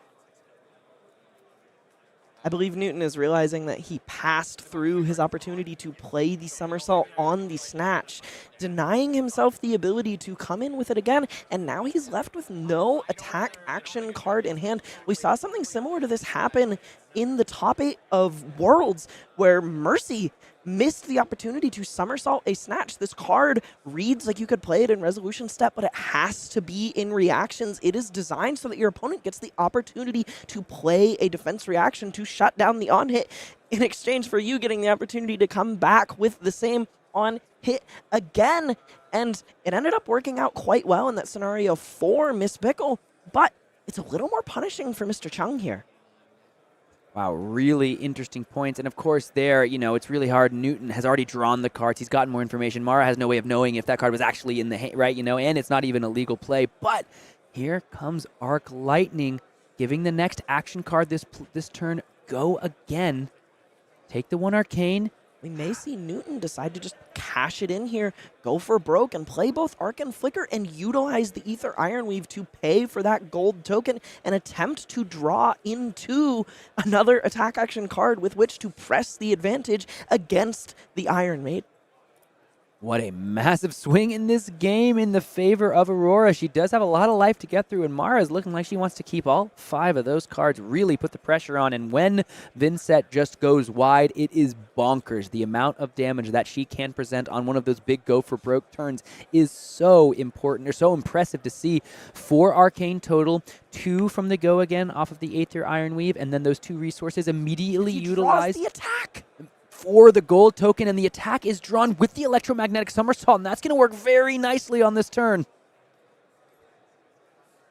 Can also utilize the grasp of the Arc Knight to go again, 2 more arcane damage. The Starfall threatens 2 arcane damage as well.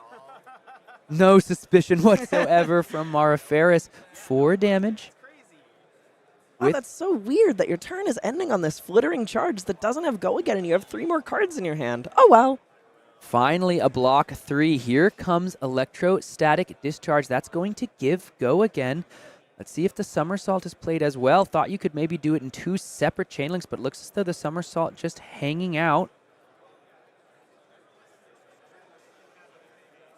See, is it going to be a Starfall and just put the Lightning Valley in the graveyard here? It's possible. You do need a lightning card in your pitch zone here. You can arsenal the Channel Lightning Valley. See precisely what Newton wants to do if he's going to play the Lightning Valley, get a card in the pitch to keep it around, just keep the Lightning Valley in the arsenal. It has there's already been plenty of life lost on this turn. Mara finally gave that Eloquent Eulogy up as a 3 block, but this turn, which started with just this measly little snatch that did threaten to draw 2 cards, which is, pretty impressive. A lot of cards that drew 2 cards in this game just got banned.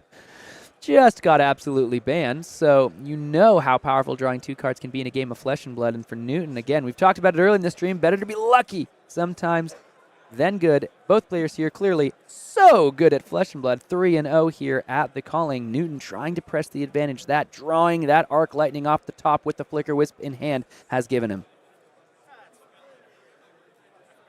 Looks like Starfall coming in for 2 with go again here. This Electromagnetic Somersault, Electrostagnetic Discharger Salt finding its way into the pitch zone here as you come in with Starfall for 2 with go again. Threatening to put Mara all the way down to 19. Newton's last card being another Channel Lightning Valley. He could play it here, get 1 counter on it, but it's most likely best to slam it in the arsenal, store it away like a nut for a future winter, and a squirrel might do. Man, Set up for your next turn. You have to imagine Newton's kicking himself. If he had played that Lightning Valley in response to Mara saying no blocks on the snatch, he'd still have a Lightning card in the pitch for the one that's in his hand that could have been on the field, and he would have drawn a whole extra card. Tough breaks here from our Aurora player. No blocks, 2 damage, and 2 arcane from the go again on the Starfall. I mentioned this earlier, but like the movie Ratatouille, every single time I swing Starfall on an Arc Flicker turn, and I say, oh, sword for 2 and 2. I flash back 3 years. I'm happier. My skin is clear. My bills are paid. My sword is broken. Why is that like Ratatouille? It reminds me of happier times. Oh, okay. I see. You know, like in the movie, the food critic, he eats the Ratatouille. Oh, and it he reminds of of being happier a times. child. Yeah. I did not get the connection. Yeah, it's like I'm having my Ratatouille Ratatouille flashback. I swing Rosetta Thorn for 2 and 2. Yeah. I swing Starfall for 2 and 2. Just like every time I swing Starfall, I feel like I have a little rat under my hat pulling my hair as I always put feel the like that when combat I'm chain. playing Flesh and Blood, actually. Yeah. A little rat up there. This is Michael Hamilton, my rat. He has he gives me all I need to know. Mouseful Hamilton. And that's going to do it from us here in the booth. With Mousel Hamilton, I think we can just go offline. No. Funeral Moon is going to be played as an instant because plenty of life has been lost on the turn. So 2 rune chants now created for Mara Faris, meaning any 3-cost attack like that Blue Deathly Whale can be played in RuneGate. You have to imagine there has to be some way to go a little wider on this turn. Mara kept a bunch of cards in the hand. 3 physical, 4 arcane, threatening any amount of life lane. 7. Any amount of life loss here will, of course, create a rune chant in the back upon the combat chain closing. 1 in hand, 1 in arsenal for Mara. We know Newton has the Channel Lightning Valley in the arsenal. And holding a Sigil of Suffering in his hand, threatening this card as not only a 0/4/5 value defense reaction, as well as it drawing a card, as I mentioned earlier, with Burn Up Shock, with that Channel Lightning Valley hitting the table. Sigil of Suffering can accomplish the same thing. As it pings your opponent for 1, it can draw a card thanks to the static ability of Channel Lightning Valley on the board. And Mara only has 1 card in her hand, but it's likely she kept it because she wants to use it. And this Vynnset deck does not carry around a surplus of resources. Covering up a Sigil of Suffering can be expensive and painful for her. Especially on a turn that she took so much damage and tried to keep all of these cards. So really wants to utilize that card in hand most likely for something efficient, which means she might not have enough extra resources to pay for a Sigil of Suffering. yet another completely insane layer to the lasagna of a combat chain we have here. The Sigil of Suffering hitting Mara's life total would create another rune chant for the Deathly Whale on the chain. Which maybe she's stoked on. I love how this weird Runeblade game is just bringing us all the way into, like, Italian pastas. We've had lasagna, we've had ratatouille. What could possibly be next? I hope it's meatballs. Me too. I'm hungry. Here comes 3 arcane, 4 physical. Newton here, let's see the rest of what he's working with. Got a lightning surge. Looks like another flittering charge, a snatch, and that sigil. That is 3-0 for 4s. We had Mouse Skull Hamilton earlier. This hand is Math Rogers. Math Rogers. She's on fire. Interestingly, though, that flittering charge does need an instant, so if you play the Lightning Valley now, you're kind of getting rid of the go again on your next turn, and otherwise those are 3 cards that don't have go again naturally, so that's probably a lot of what Newton is considering here, right? Do you go for the potential, draw a card with your Sigil of Suffering, or do you keep your Lightning Valley around so you can actually go a little wider? The answer here is just going to be blocking 2 with that Lightning Surge. Not a lot of natural go again. Newton here going to take the 3, block 2, so not utilizing that play just yet. This makes a lot of sense to me. Opting to cover up the entirety of the physical from the Deathly Whale. You know, if he throws the Sigil of Suffering and she ABs like she just chose to, he ends up still taking 1 physical, which if he just wanted to block the attack out, and he doesn't really have a use for this Lightning Surge outside of it going to Arsenal, because he has Flittering Charge, a Channel Lightning Valley, and a Snatch. If he intends to play the Channel Lightning Valley to give the Flittering Charge go again, there's no real space for that Lightning Surge to fit into the turn outside of getting 2 out of it with the Starfall. So blocking with it instead is getting the same amount of value as if you swung the Starfall, but opting to keep your life total a little bit higher, which is pretty relevant against the Iron Maiden herself, especially as she has this rider in her text box, so frequently forgotten as it is not the banished part of her text box, but when she plays Shadow non-attacks, she can make her damage unpreventable at the cost of 1 of her own life. So when she has a life lead, her advantage can get a little bit smothering. Block 3.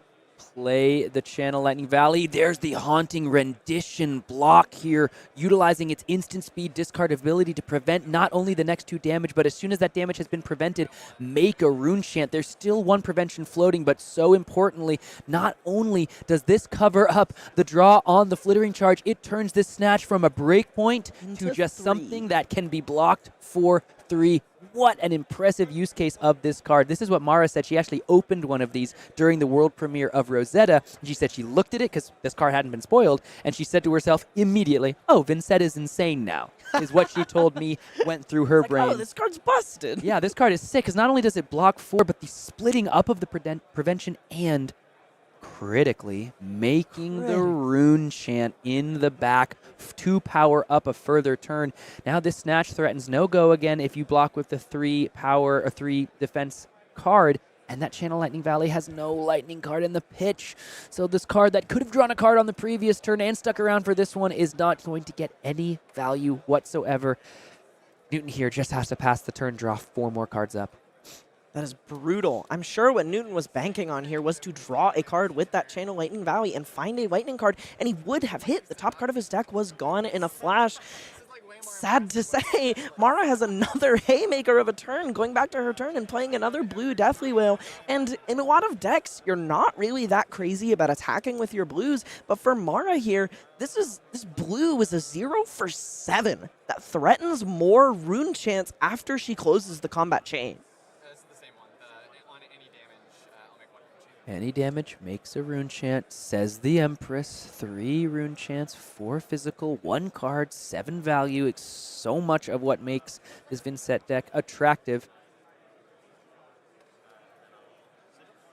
And here comes another Sigil of Suffering out to play. Mara's hand empty this time, taking 1. Newton conveniently covering this Deathly Whale with just 1 card. However, just like the last situation, this is going to generate 2 rune chants, or at least it should when the combat chain is closed, because both players have lost 1 life. Yeah, that's an interesting little interaction. Looks like Mara might have missed it because, yeah, on that turn, when the combat chain closed, both players had lost life, as you mentioned, but Mara only made the 1 chant. So here comes in Entwine Lightning with a gun and a flash, and I think that's a Sigil of Solace in the hand here for Newton. So those are going to basically just block those 3 points of damage that he took on the last turn and turn that gun and a flash into his own, basically, you know, little 1 card a million, because he's going to play it, he's going to get it back into his hand, and he's going to gain 3 life. It's a lot of value, and that gun and a flash will go straight back to the arsenal. So 11 points of value total, but another gun and a flash, basically like 11 points of value and draw a card on this turn. So impressive off of 3 cards from this Aurora deck. That is my favorite thing about Gone in a Flash. It makes whatever instant you play with it, its value +4. Yeah. So here comes the 4. No go again. Oh, don't mind me. It's just a 2-card 8. All of a sudden, you look up at these life totals. Newton's down to 9, but Mara's at 12, and this Gone in a Flash threatens to bring her below Newton's current life total, and that life total is about to change in Newton's favor. For Mara here, she's Card actually got... threatens a 10-point life swing here. Mara takes 4, he gains 3. Okay, 7-point life swing. I don't know why.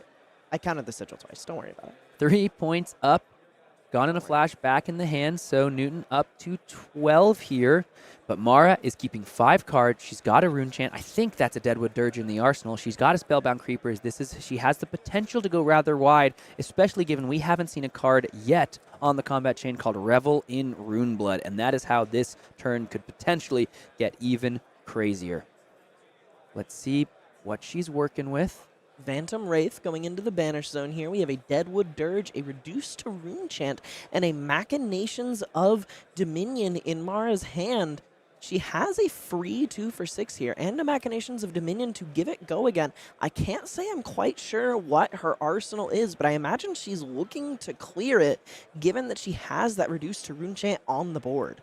And didn't utilize it on her last turn when she could have, just to make a Rune Chant and block 4 of either of those 4 power attacks. So, yeah, like you're saying, must be wanting to keep it for the arsenal here, but that means that depending on what the card in arsenal is, she's got at least 1 Dirge.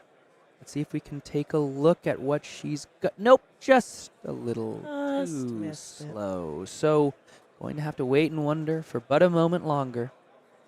Mara here having a real think. Not another attack so far represented to go wide on the turn beyond just making a bunch of Rune Chants with the Deadwood Dirge. But the Dirge is so important to turn 1 Rune Chant into 3 and power up your 3-cost Runegate cards. Down to 8 to Newton's 12. She is a little bit on the back foot here, though. She kept all these cards. Let's see how she wants to use them. Deadwood Dirge is the closest thing we will ever get to read the runes with Go Again without Chainbound by Shadow being a legal hero. Yeah, card's nuts. Card's nuts.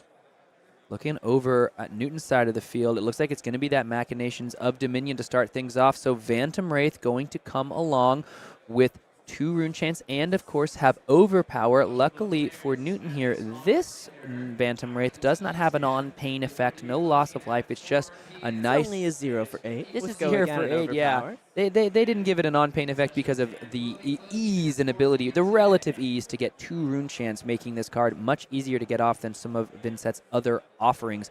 But again, 3 cards in hand, and this one has Go Again. So it must not be that Deadwood Dirge in the arsenal. I wonder what it is for Mara Faris here.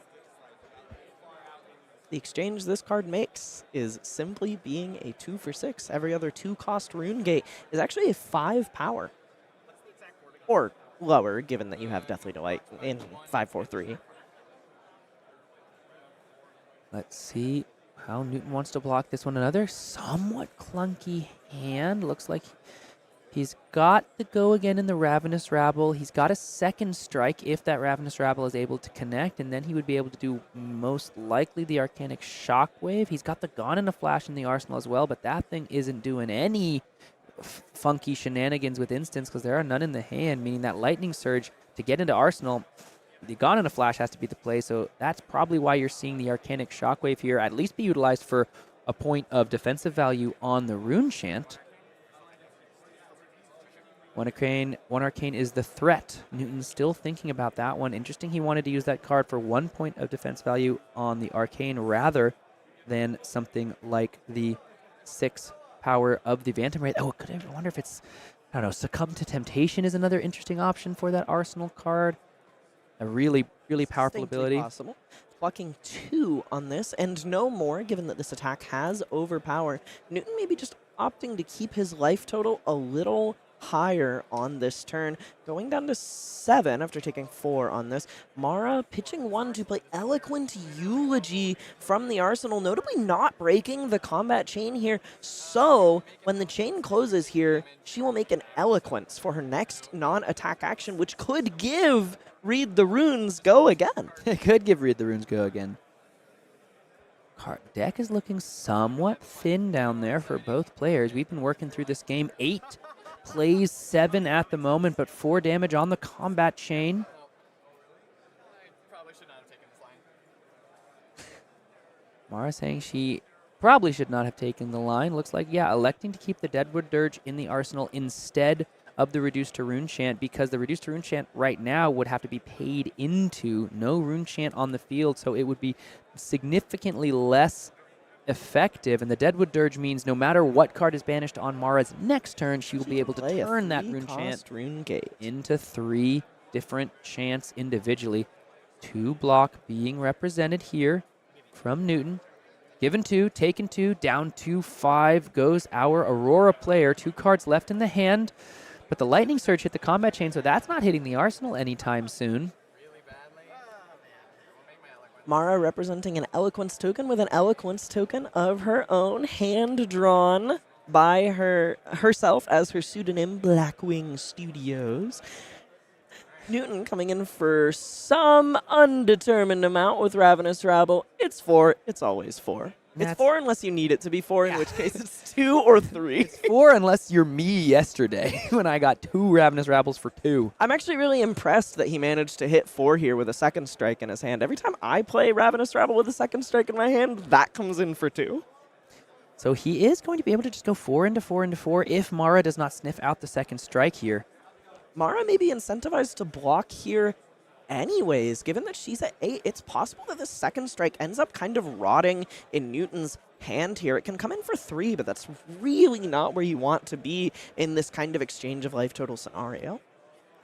Mara lining up a block with a Machinations of Dominion and the Dyadic Carapace. Look at this. There's one of 2 things happening here. She's either sniffing out the second strike like the smartest person you've ever seen in your entire life, or she's already feeling incentivized to get the value she has remaining on the board in the form of armor. And that's kind of a risk you run into with these overrate cards, with these conditional damage effects, like Second Strike, like some of the things that Mara has going for her in your deck, is that as your life totals get lower, you are going to start locking in some of that value that is on the board. And when you have these on-hit effects that seem otherwise innocuous or are kind of backloaded in your turn, like Second Strike here, it gets increasingly harder to make them actually happen.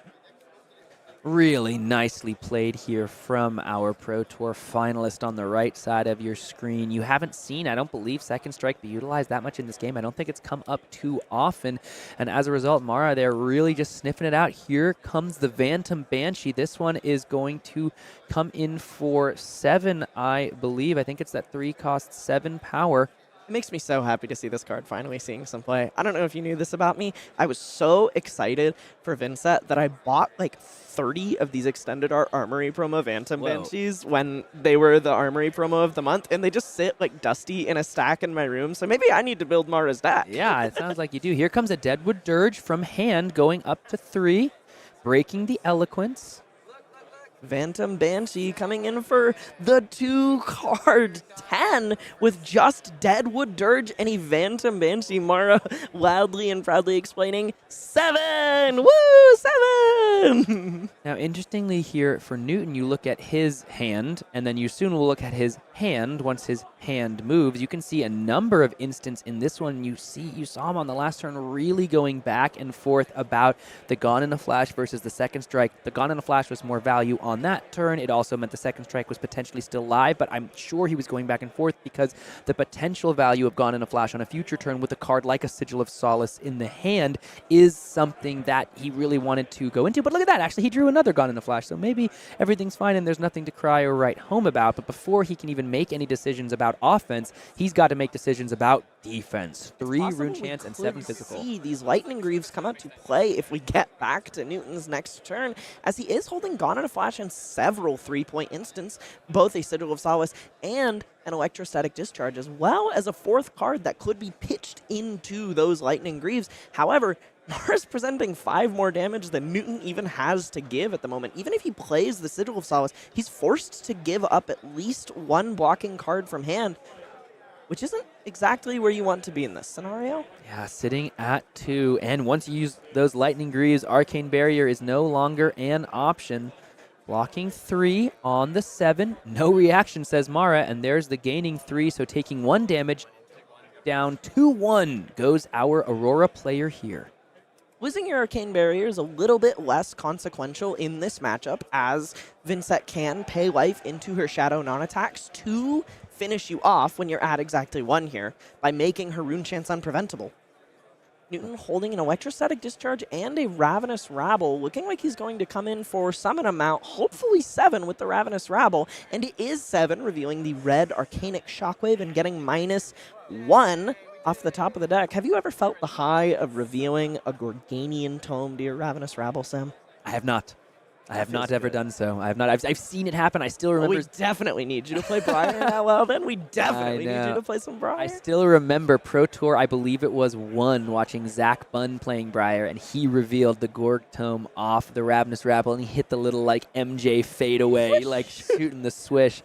I still remember that moment from coverage back in the day, but here we've got 7 power, and because it's still the 2nd strike in the arsenal, if 1 damage leaks over, that threatens an additional 1 point of damage as well on the 2nd strike. So Mara here having to make some tough blocking decisions of her own. Her opponent's down to 1, but again, Mara down to 6.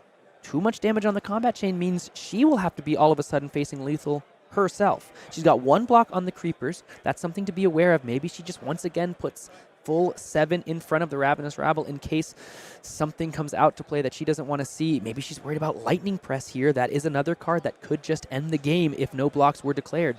Actually, if no blocks were declared here, then yeah, no. You don't even need Lightning Press. Yeah. The game just ends. Newton at 1, Mara at 6, lining up some blocks here. Walking with a Phantom Wraith. Looks like she's kind of saying, you don't have it. Haunting Edition as well. What's really interesting here is that she is opting instead to take 2 to 4 instead of blocking for 4 with this Haunting Rendition, valuing the Rune Chant so much because of what it enables on her turn, but immediately getting punished by this 2nd strike, coming in for exactly lethal. She could just cash in the Spellbound Creepers. Never mind. She has the Sink Below. Sink Below here coming in clutch as it often does, fully blocking out that power attack. Now let's see what she's got on the follow-up. Phantom Banshee comes in, so 2. There's the Deadwood Dirge from the arsenal we saw some turns ago, which means 4 arcane and 7 physical. We've got breakpoints on breakpoints of arcane damage, breakpoints of physical damage. The opponent of her is down to 1 here. Newton Cheng, this is going to be a tough one to figure out if he can survive on the turn, or is Mara Faris moving on to 4-0? I can't believe how good Sink Below is. They should ban that card. Oh, you think so? They should ban Fate for Scene 2. Okay. They should ban anything that blocks my attacks as an Aurora player. If it has a number in the bottom right, I don't think it should be legal in the format. Heard, Chef. I think this is a very reasonable thing to ask. Well, we'll have to wait and see. Newton here waiting and seeing. Mara as well. Is the Aurora player going to be able to survive both of these different sources of damage? Threaten that breakpoint. You need more than a blue to cover for arcane, and you need more than 2/3 blocks to take care of 7 physical. So the writing may be on the wall here for Newton. He's really giving it a think. Mara's down to 4, so that just means the hand is going out. The fist bump has been extended. Mara Faris moves on to 4-0 on Vynnset. What a wild back and forth game. What an incredible game. When Mara told me the other day that her deck's game plan was, I just block 6 and send 10 every single time, I didn't believe her that was her plan every single turn. Also, shout out to Trevor Baker and his children in the background. Lovely, lovely to see. What a fantastic game. And what I loved about that game and the game before it is that we saw these slower, blockier rune blades in the format show how good split damage is. That 7 and 4 coming in, that 12 and 8 coming in, and slamming the door in the opponent's face. And speaking of slamming the door in your opponent's face, you should make your way down to Skirmish Season 10, November 30th through December 15th, a 2-week window. LSS has heard you. We heard. Last Skirmish season, there weren't enough formats, so we've added a third, Blitz, Living Legend, and Rosetta Sealed for those limited lovers among you. An absolute plethora of promos available. We have a spot prize extended art Sigil of Ether for the 14 or maybe more Oscilio players among us in the room today. We have extended arts of Fry and Harvest Season, some Draft All-Stars, but also some incredible staples in Commoner. These could find their way into your constructed decks. I won't judge. Not Channel Lightning Valley. The cold foils of Channel Lightning Valley come from something else entirely. Channel Thunder Step, one of the less iconic but still fantastic channel cards from the original Rosetta set, Tales of Aria. And if you win your skirmish, you get to go home with a cold foil Terra and his signature weapon, Redwood Hammer, the headliner of the Terra Armory deck. And speaking of headliners, we have another round for you. We have Mark Morrison. Speaking of Oscilio players, undefeated on Oscilio, 4-0 in round 5. We'll be back in just a few minutes. Don't go anywhere.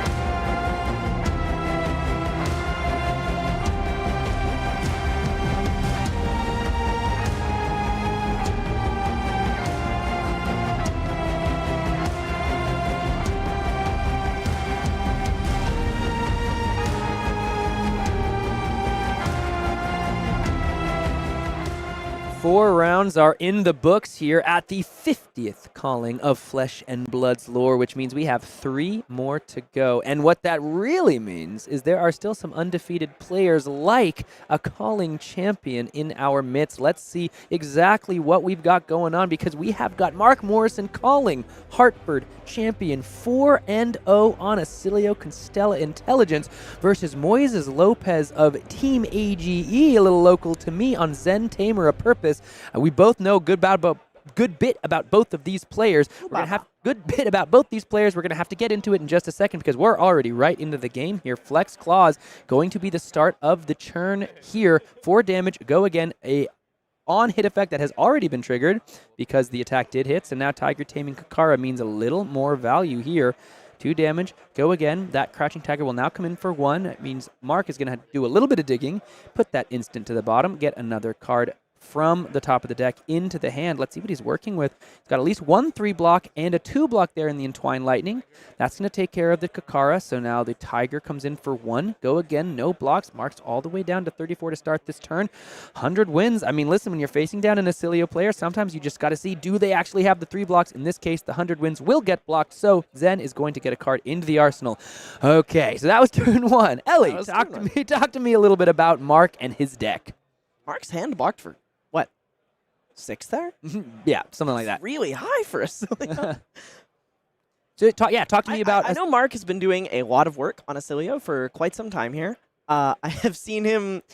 I believe he is very, very, very big on the Gone in a Flash combo kind of situation, which, if you're unaware, you use some combination of Blast to Oblivion, Gone in a Flash, and this card we're seeing him present in the bottom right here, this Blossom of Spring, which you use to power a certain 1-cost card sitting directly below it, your Lightning Greaves. When you are ready to go off, you cash in your Blossom of Spring, you cash in your Lightning Greaves, and you basically try to blow them up with a 40 or 50 point turn with Gone in a Flash, some combination of Sigil of Brilliance to draw extra cards, Blast to Oblivion, and try to send your opponent to Oblivion with a massive, massive amount of damage from the Constella Intelligence. We've seen some blockier Oscilio decks that go a little back and forth, like in our first round today. However, Mark is all in. He is using all 36 points of life as a timer to find the most obscene thing he can possibly do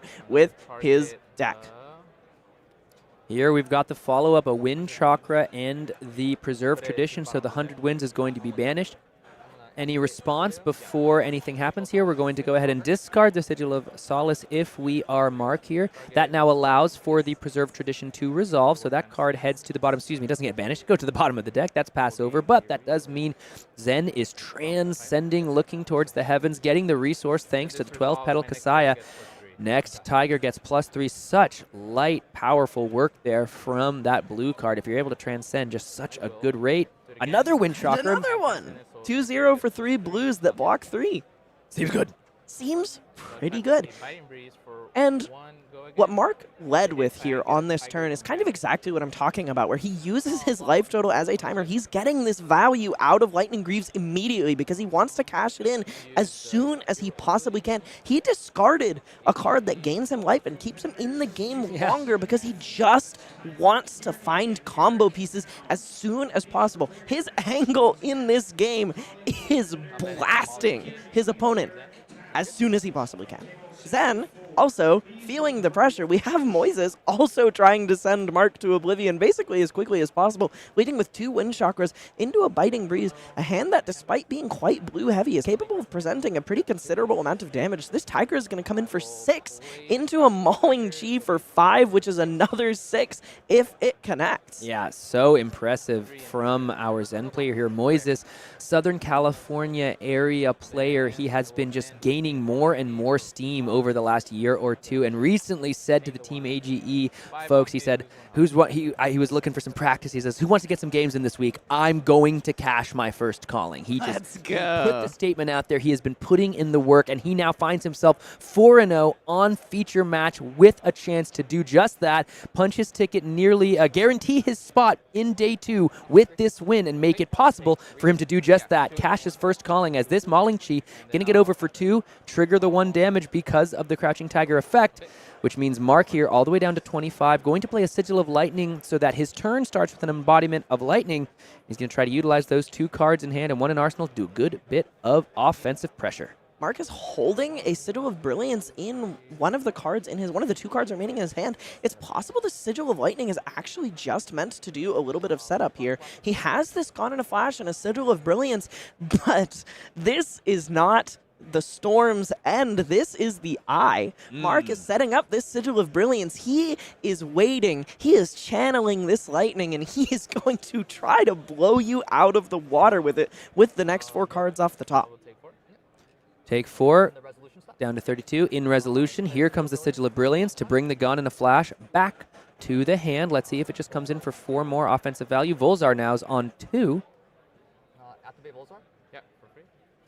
And now the Etching of Arcana here coming in for a total of 5. That Volzar is free thanks to the Sigil being on the field. So powerful here from this Oscilio deck. A nice little, 2-card 9, but you get the power from the Volzar, and the Gone in a Flash is back in the hand. And Etching of Arcana threatens to get a Sigil back from the graveyard to the hand. And whatever Sigil he grabs, he can slam down immediately at instant speed to put another thing onto the board. Looks like he's grabbing the Sigil of Lightning and putting it straight into play. And you know what my favorite thing about attacking with Etchings of Arcana here is, Sam? What is it? You can't block with Traverse on it. No, you cannot. Now for Moises here, he's got another Transcend card in the hand, and that card in the arsenal is a blue Biting Breeze, something he can transcend upon as well.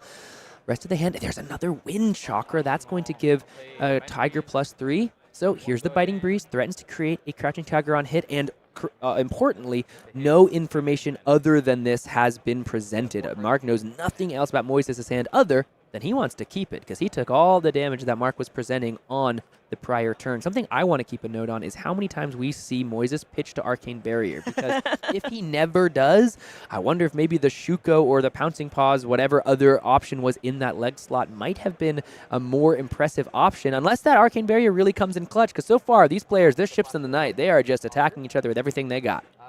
And that's such a fantastic point you've mentioned here, Sam. This is something I love talking about when it comes to decks like Aurora, where technically Arcane Barrier is a legal and applicable thing you could present, but she only deals arcane damage on 2 to 3 turns of the game. It's incredibly rare that she's actually going to be worth pitching Arcane Barrier into. And if you're not doing it enough, denying yourself the free value that you start with on the board is incredibly painful. Now we have had some plays here in this game. The Biting Breeze was blocked by the Flash of Brilliance. Mark discarded a Lightning card to get the Sigil of Brilliance back in the hand and draw a card. Now the Transcension from Moises was the pass over, and Moises went ahead and banished the Sigil out of Mark's graveyard so that another Etchings of Arcana can't grab it on the turn. Wind Chakra once again giving +3 to the next Tiger. 1 resource there, nicely given from the 12-petal Kasaya. That could go into the Spinning Wheel Kick that's in the hand, but also have to wonder if the Zen State token will be important on a future combo turn from Mark Morrison. Will it be enough, or how tall will this Oscilio deck be able to go? Firstly, however, it's time for Zen, Tamer of Purpose, to activate that so strong hero ability and grab a card with combo from the deck. And critically, Traverse still sitting there in the head slot, ready to make this all happen again on a future turn. Mark holding on to 5 cards with a Sigil on the board, functionally an embodiment on the board, and his Ether Bindings of the Third Age. Not many people are that familiar with that card. That card has not seen all that much play since the release of Rosetta. You can destroy that card as an instant every time a Sigil you control leaves the arena. This turn, amp 1. Yeah. So it's distinctly possible that this turn, with 5 cards in hand and 1 in arsenal, we see Mark block with that Ether Bindings of the Third Age and cash it in with the Sigil of Lightning trigger on the stack at the start of his next turn. It's possible Moises is on a 25 damage clock here, needs to present 25 and kill Mark, or he's just dead. The first salvo, or at least one of the salvos that Moises is going to use to try to make that happen, is the Tiger Swipe. You know, there's someone in chat counting how many times we say salvo. You think that? He thinks that? Well, now there certainly is. We're at 10. It's you. You're the person in chat. You're counting. I'm not the person in chat, but I saw it earlier. Okay. Here comes spinning wheel kick for 4 with go again. That utilizes the resource from that powerful chest piece. 4 with go again. Tiger swipe threatens to create some tigers if it follows a tiger. No blocks from Mark. No reactions. Mark's down to 21. Looks like he's getting ready, gearing up to do something shocking on his turn. Here comes the crouching tiger for 3. No blocks. No reaction. Good old head jab at home. Follow up with the tiger swipe. It will get +2 from combo. Yep. For go So again. 4 more. Go again. Yep. Sometimes I forget that Tiger Swipe doesn't have 4 base power. Yeah, just coming in for 4 often. Yeah, Mark's down to 14. He is asking to be shown what Moises has got. Here comes 0 with go again. He's saying, make me care, sir. And here's the pouncing chief. 4 more. No blocks. Yeah, going down Mark was to not 10. he was not able to make him care. No. Passing back to Mark's turn. He has 6 cards to work with here. He has the setup. I think we're about to see Lightning Strike twice or even more. You're good. Okay. Let's see just what our calling champion is going to try to go ahead and work together here. Moises has put all the pressure on that he can. Mark has told me his favorite thing about this deck is that it's a win-win scenario. You win or you have fun losing. Sigil of Lightning will pop at the beginning of the turn. Yeah. Start of turn. Embodiment of Lightning created off the back of that sigil. Volzar now no longer free unless that Sigil of Brilliance hits the arena this turn. No Aether Binding, but the Blossom of Spring is going to be cashed in for the resource for the Lightning Greaves. I got it. Cool. Every instant now has go again and banks some action points. 27. And he has 6 cards. We can get a little bit. Just thought I'd mention. Mark saying, let's see if we can get a little bit of damage. Yeah, brother, I hope we can get at least a little bit of damage. You just popped your Lightning Greaves. If you can't do a little bit of damage, I hope you would keep the Greaves around. So I have to imagine that's a bit of an undersell from our Carling champ. 4 damage, go again, and as we know, a whole bunch of instants. So this gone in a flash. We're about to see it over and over and over again. Thinking about the Traverse block. Maybe thinking about honestly grabbing that Zen State here.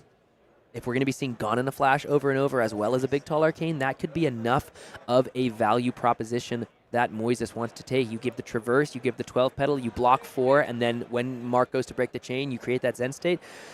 I don't know. Is that good enough for you in this situation? Would the Zen State be worthwhile here? I think if my opponent has 6 cards, I have Traverse and Kasaya on the board, and I am up 17 life. I can't do math. Sorry. Playing the Seduce Secret's really cracking me up here. I believe this was out of hand. Yeah, out of hand, so no card being drawn, but the Gone in a Flash goes back to the hand, and now Moises, technically, Mark can also see the top of the deck, but here, just looking at the hand, no card drawn, but does bring the Gone in a Flash back, and now 2 action points for Oscilio to work with. Here comes Gone in a Flash. Volzar threatening another charge.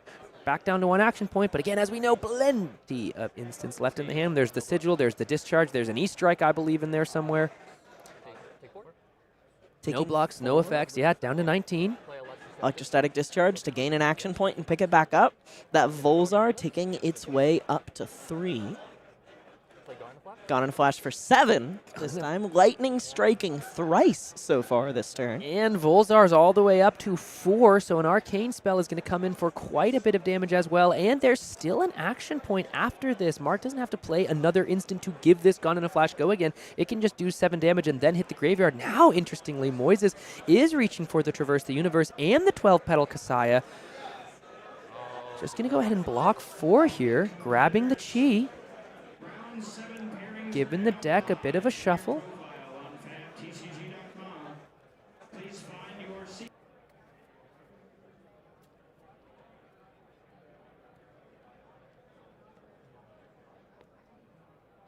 Damage. Take 3. Yep. 3. Play a Sigil Brilliance. Yeah. This goes to 5. This will bounce to my hand. This will go to 2. Citadel of Brilliance coming down to pick the Gone in a Flash back up and gain another action point.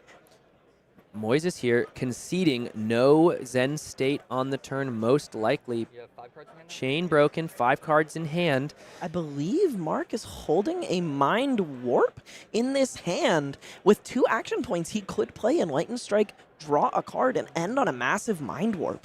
Massive Mind Warp that would shuffle away the Chi. that, Moises just went through the trouble of that's brutal. grabbing. You utilize the mind warp. You take the chi away. That would See what be he draws? fascinating here. One down to one action point. Looks like he's just doing go again. Oh, he's just... No, it can't be go again. Oh, He must just be did seven. +2. He He's just did doing +2. 7, yeah. Oh, Volzar's free, Which giving means, +5. which means this is coming in for 7 damage. And now that Shi, that Moises worked so hard to grab and utilize my the traverse, God. is going right back into the deck, and he's going to be down to 4 cards, and it's just going to be down to whatever he can find. Moises will also be going down to 2 against a deck that could potentially do a bit of amping and then just come in with something like an instant speed shock effect. Shuffling that hand back in, drawing up a random 4. Moises here, probably pretty devastated to see that mind warp. I gotta wonder if that Zen state on that turn, he'd have a Zen state for last turn and for this turn, and at least that Chi would have gotten some value. He's in a dangerous territory, too, at 2.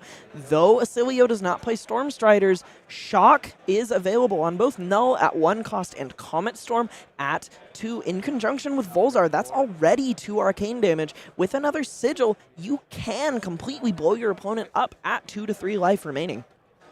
Looking at the hand drawn up, it's an Ancestral Harmony and a Levels of Enlightenment, Growl, and 100 wins. How much damage can be threatened to Mark Morrison here? If you leave him with enough cards, it's going to be pretty challenging for Moises to escape this turn. Does he just go for it with the Ancestral Harmony, but only 1 combo card in the hand? Actually, this one doesn't even have combo, so Ancestral Harmony gets virtually no value on this turn. Well, unless you're the best gambler to ever do it. Oh, yes, of course, unless you hit the card off the top. Unless you always hit. Let's see what Mark's working with on the other side of the table here. We see Glittering Charge, no. Electromagnetic Somersault, 2 Comet Storm. 2 Comet Storms, but the resource is not currently present. Maybe the Sigil of Brilliance going to be necessary to get the cards to get the pitch necessary to just end this game. 3 more, go again. 100 wins coming in for 3 with go again. He still has 1 point of armor on the board, so he needs to present at least 8 damage total here. Another 5 is what he needs to close the game against Mark here. He has a blue and a levels between Tiger Taming Kakara and the Levels of Enlightenment. That can be 7, but that's not 8. 3 more, threatening to put Mark down to 4. That Gone in a Flash turn that we just witnessed was ridiculous. Just Gone in a Flash over and over and over again into the Mind Warp to get rid of the Chi from the Traverse the Universe. That is absolutely Just backbreaking. backbreaking. Exactly. Took the words out of my mouth, dude. 2 go again now on the combat chain. So you do this, and then you make levels 5. That'll take a card out of the hand. Looks like the card's just going to be taken here on the Kakara. What's interesting here is that if you're not really presenting a meaningful amount of damage here, you may as well name draw a card. Electromagnetic Somersault brings the Flittering Charge back in the hand. My mode will be 5. All right. 5 damage. You have nothing floating, right? Nothing floating. Nothing floating. There's 1 Volzar. Nothing floating. Nothing Mark. floating. Oh, no. Volzar here. That's the worst thing to hear ever. Nothing floating. Nothing floating. Are you Again, sure? from your wizard opponent, here comes Shock. No shock. Pitching 1. Volzar now gets to amp for 2, so this is 3 arcane damage. 3? Yep. And that is going to be the game. Mark Morrison, your calling champion, moves on to 5-0 with Oscilio, Constella Intelligence. This is not necessary. This was a Dromai player, folks. This is not a man known for just like comboing and aggro. This is a dude that clearly has been taken by the intricate play lines that the wizard presents. And clearly it's working out well for our calling champ. What a cool little game. He could be on his way to being another calling champion. Given at 5-0, he is now locked for day 2. I mean, badass, right? Badass. So sick. So sick. So sick to see a calling champ come in here with, again, another here that people have been counting out to move on to 5-0. And again, lock the ticket to day 2. Let's go ahead really quick and take a look at the next wonderful event at the convention center here in the Americas. We have got PAX Unplugged coming out the weekend before the calling and the World Tour in Chicago. We've got so many great events: classic constructed ProQuest, a sealed ProQuest, and a Blitz constructed Super Armory. And of course, you look in the center of your screen, you're looking at Blaze the Firemind. These are some of the only ways you can get yourself a copy of the hero. Erica Forslov just took down a big old, I believe, a battle hardened with this hero over across the pond. So if you want to be like Erica, like one of our premier pro players, you need to go ahead and get your copy of Blaze of the Firemind at PAX Unplugged.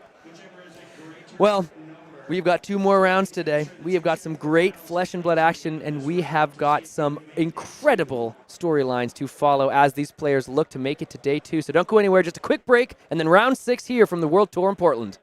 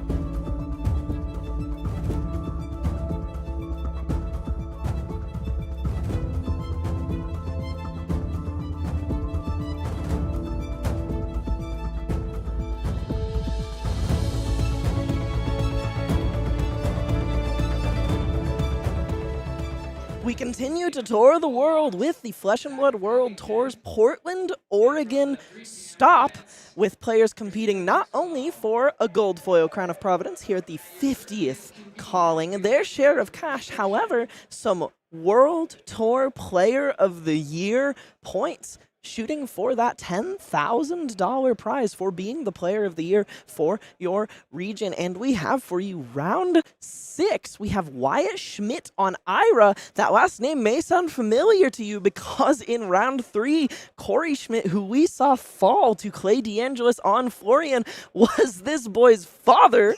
Here to avenge the death of his father, we have him at XO. In the card game. In game.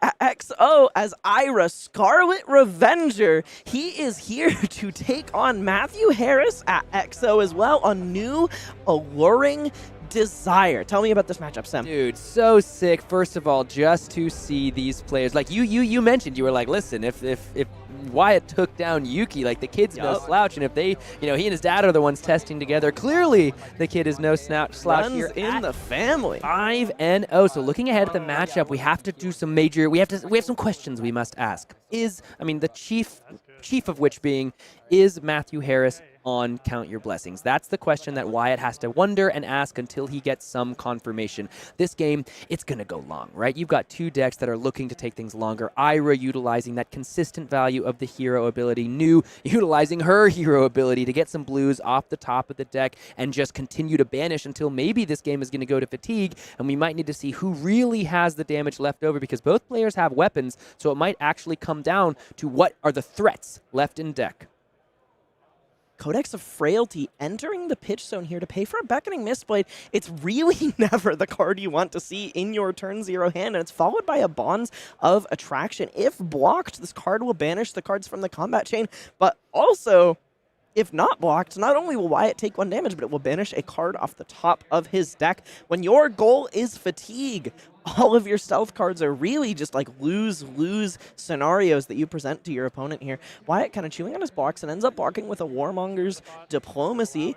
Matthew Harris responding with a Stir the Pot. Nice little signed copy of it. Transcending and most likely activating Mask of Recurring Nightmares to get some more cards into Wyatt's pitch zone, and more blue cards have entered his pitch zone.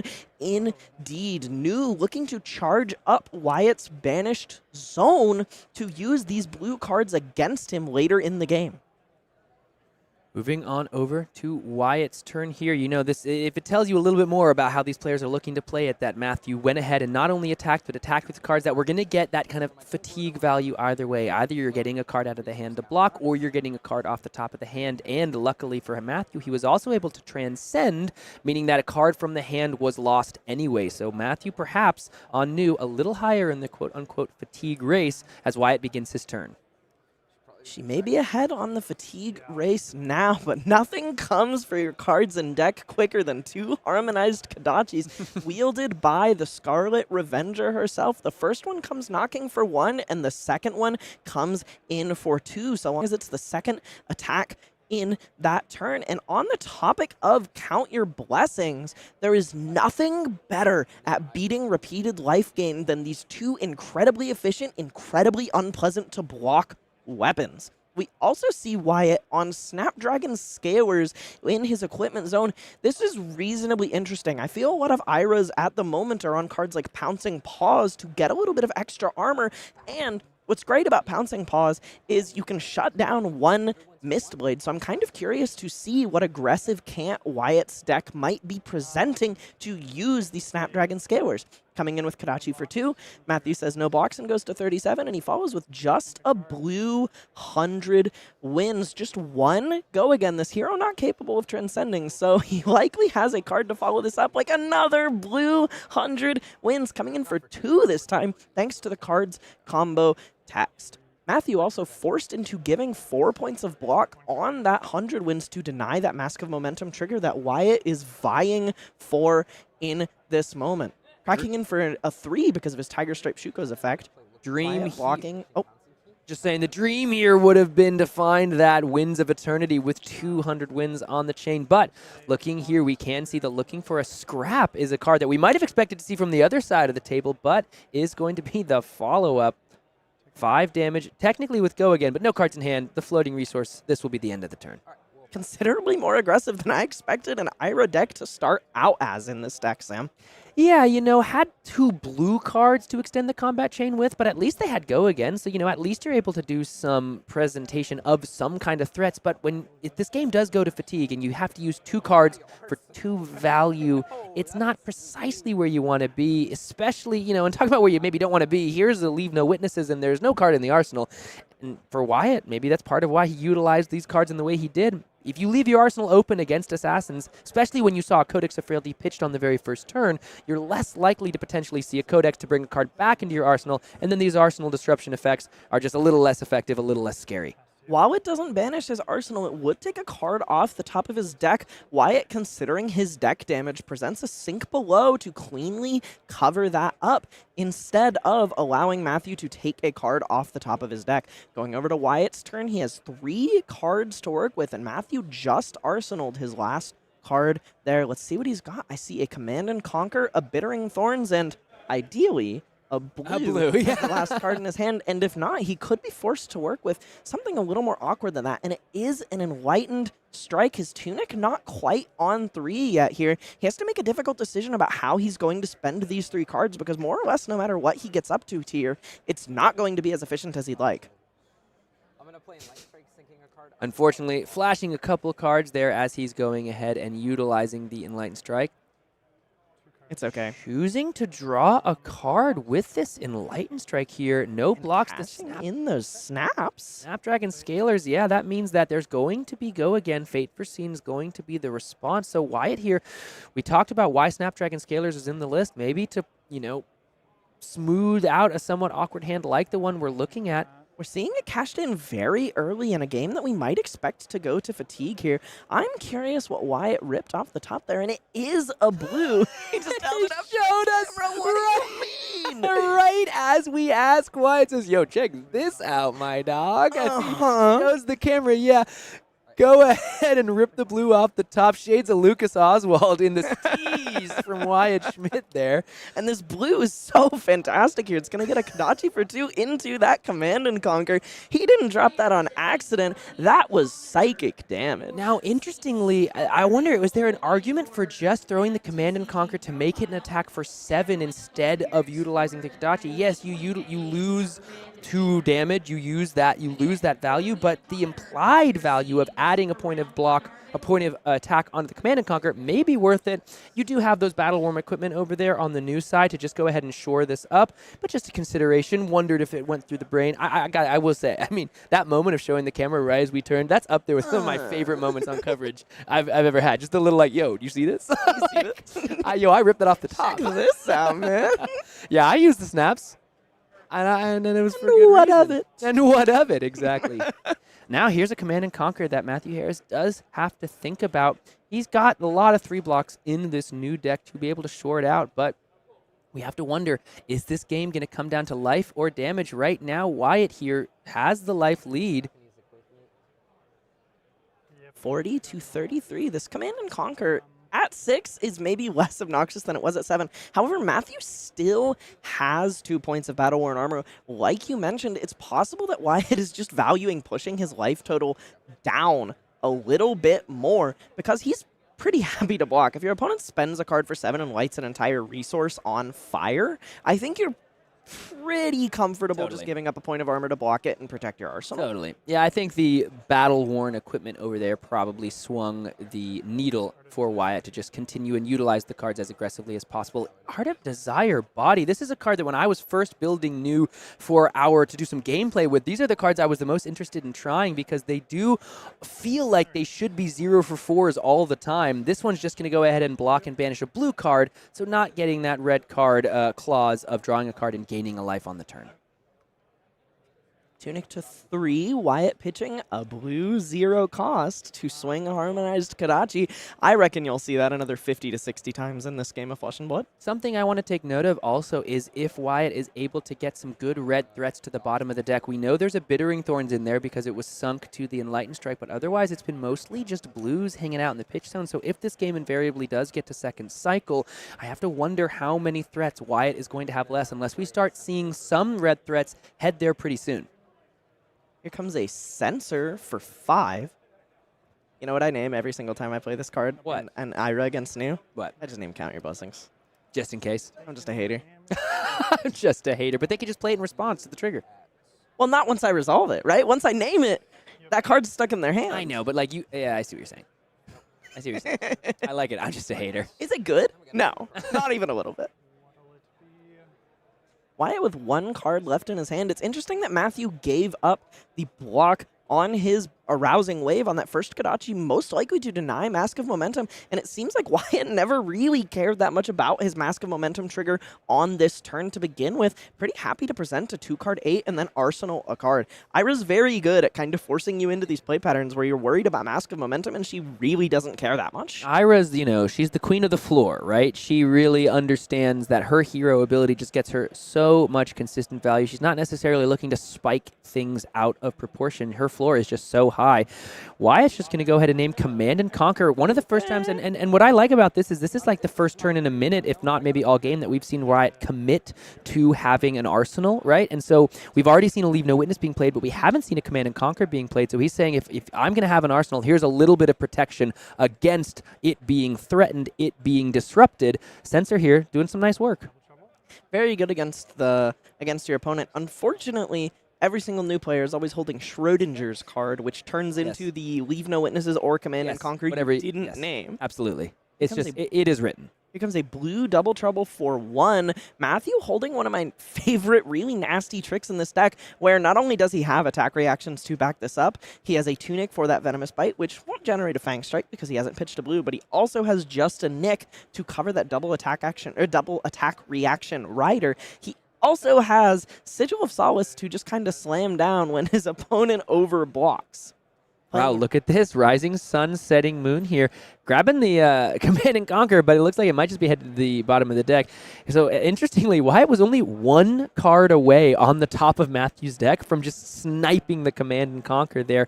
Nearly was able to do so, but now what's also a great part of utilizing the Transcend card there is this Mask of Recurring Nightmares activation.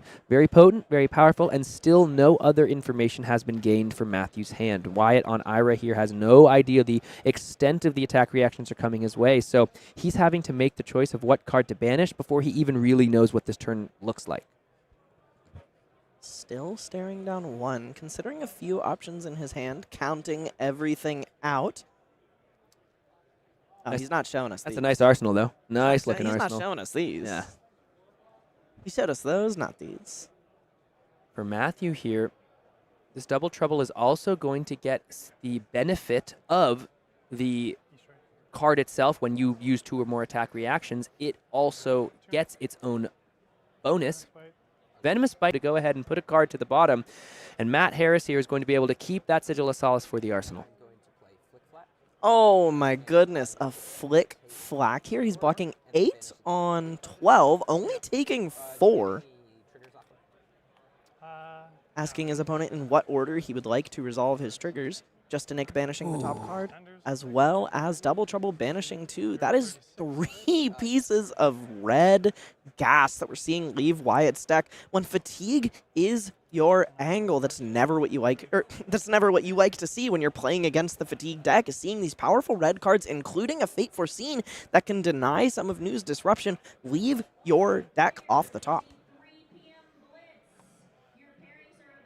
Wyatt here getting ready to put some pressure back. Handful of reds that you can see on the left side of your screen for Matt, so have to imagine he's going to be maybe looking to do some blocking. But when the opening attack are these Kodachis, a little annoying and a little, doesn't feel as good to utilize your cards on defense in this scenario. Ah, man, 3 red cards up the top. Good defense and good offense. A Fate Foreseen and 2 good red attacks just hit the banish zone. Kadachi for 2 coming in, eating a hiss from Matthew Harris's hand here. Wyatt contemplating his arsenal, most likely a 1 cost he could throw, or maybe a 2 cost he could cash in off of that Tunic. Instead, opting to pass the turn back over to Matthew, who is holding Leave No Witnesses, a Red Hiss, and a Command and Conquer. This hand a little bit awkward. It's just going to be pitching 2 cards into the Command and Conquer, but importantly, these 2 cards work very nicely together with a blue pitch. So that second cycle, Matt has got something nice cooking down in there. So competitive on this stream. I don't know. Sam Sutherland's shaking his head. Oh my god. Oh, this kid watches. This kid This watches kid's a lot of watching Flesh the and Blood. streams. He's like, dude. Oh, we have another Brody on our hands. Nice people. He's disappointed in me.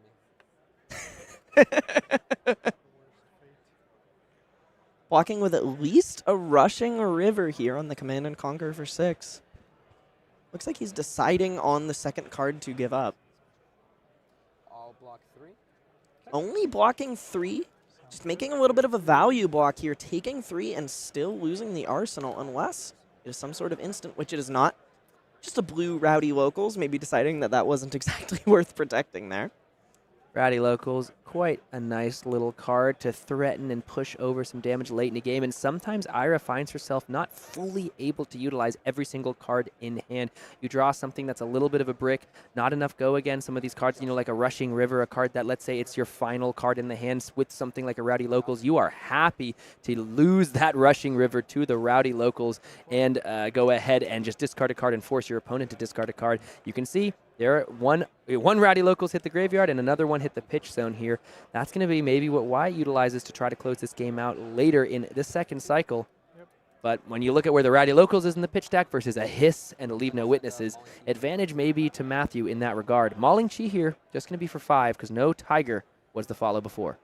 Threatening the Mask of Momentum trigger, but unlikely to do all that much as Wyatt already has a card in his hand. And this play pattern, we're going to see it 1,000 times from Ira Scarlet Render. Kadachi, 1 for 5, Kadachi, 2 for 6. Yeah. Every single turn. It's what she wants to do. It's her bread and butter. It's how she both pushes your life total down and runs you out of cards in deck. Matthew Harris committing a Bonds of Agony here to block for 3 and take 2 on the Mauling Chi, allowing his opponent to draw a card here. Wyatt getting his pick of the litter when it comes to what to put in his arsenal before sending it back over to Mr. Harris. And that may be the difference when you talk about a fatigue end state, when you talk about a fatigue angle. You have 1 blue card for Wyatt that can be pitched for 1 and 2. It takes 2 blue cards for your 2 daggers to come in for 1 and 1. So it's a full less point of value, and it costs you 2 cards to do so. If this game comes down to both players swinging their daggers at each other, will the advantage be on the side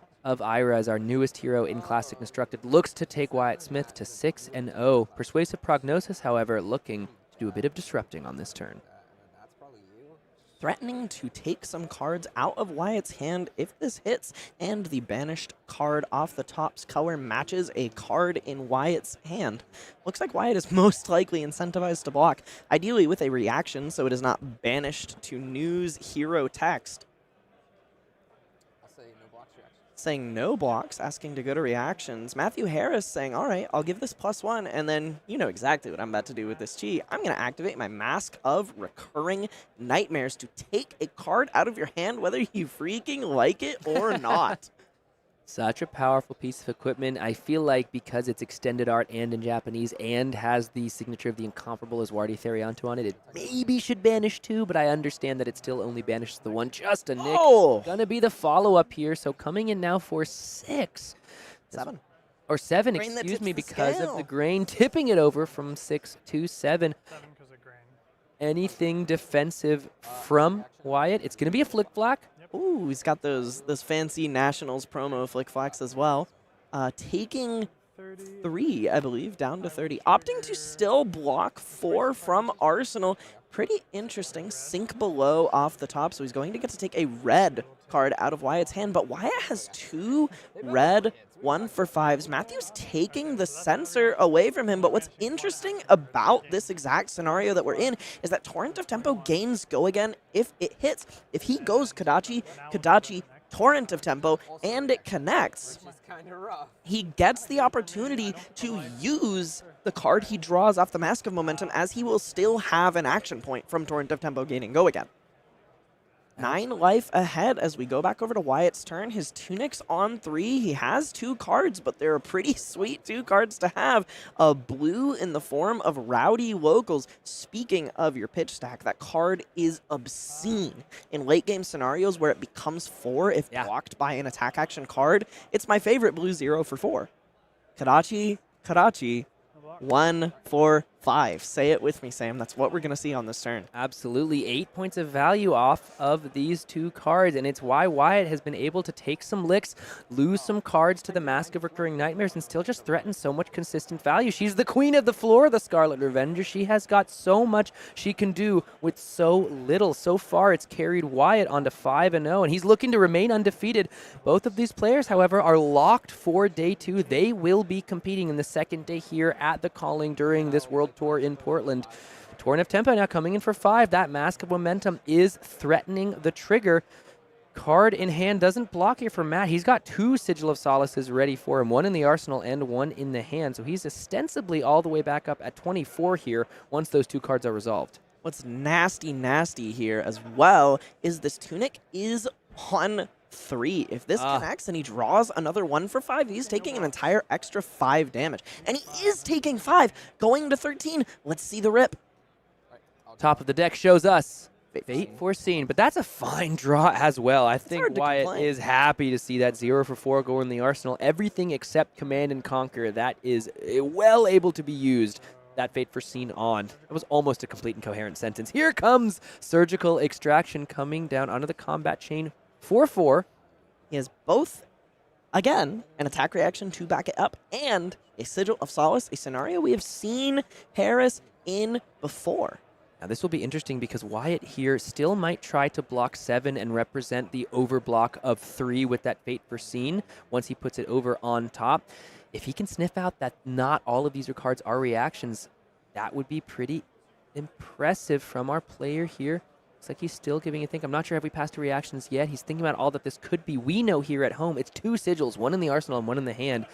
So if he just blocks with 1 card here, he can cover this all up. But because there's so much possibility from the news side, looks like Wyatt might be considering blocking just a little bit more so that Fate Foreseen in the arsenal feels like it's a little more security. Giving up 2 cards here to block 6. He's playing the Hiss to come over. We'll see if he keeps the Slither or opts to play it. I think that card's going to be, going to be utilized. So maybe it's not a Sigil of Solace in the arsenal. I was talking about that so confidently. Even if it is, I think you can kind of put yourself in some relatively precarious situations by keeping the Slither and choosing to arsenal it, because if you don't draw a hand that can utilize it, your arsenal is then clogged if you find yourself in a scenario where you want to block 3 cards and put a defense reaction in your arsenal. Playing the Fate Foreseen here and opting, keeping it on top, playing Sigil from Arsenal, holding another Sigil in hand, most likely looking to arsenal the other Sigil to kind of hide a little bit of info from his opponent. And it's going to work out very nicely in his favor here because Wyatt kept those 2 cards because one of them is a Command and Conquer. That means that that Sigil of Solace will be not threatened whatsoever by the CNC, and it will be coming in for 7 thanks to Ira's hero ability because we've got a Harmonized Kodachi for 1 into a Command and Conquer with a +1 power thanks to that hero ability, and Wyatt must be thinking that it's going to do some major work here. However, it looks as though he's going to be utilizing the Tunic because he's coming in with that that second Kodachi, getting the value, getting that extra damage. 15 whole life up, and their deck sizes look pretty reasonable. Ira is incredibly efficient at forcing damage through your opponent's box, cashing in his Tunic counter here to come in with the Command and Conquer for 6. While you're right that the Sigil of Solace isn't necessarily all that threatened, it is still 6 damage to Matthew Harris's 15 life. And it's a card in Arsenal, it's a card in hand that can't be played, that Sink Below cannot be played at all on this Command and Conquer. So this is actually, I think we kind of heard the players. Matt said, I might start doing some blocking. And Wyatt was like, yeah, do it. Happy to see you do so, and I get to keep some of these cards now. Didn't know Matthew Harris played a Melting Point because Wyatt accidentally put his Kodachi in the graveyard.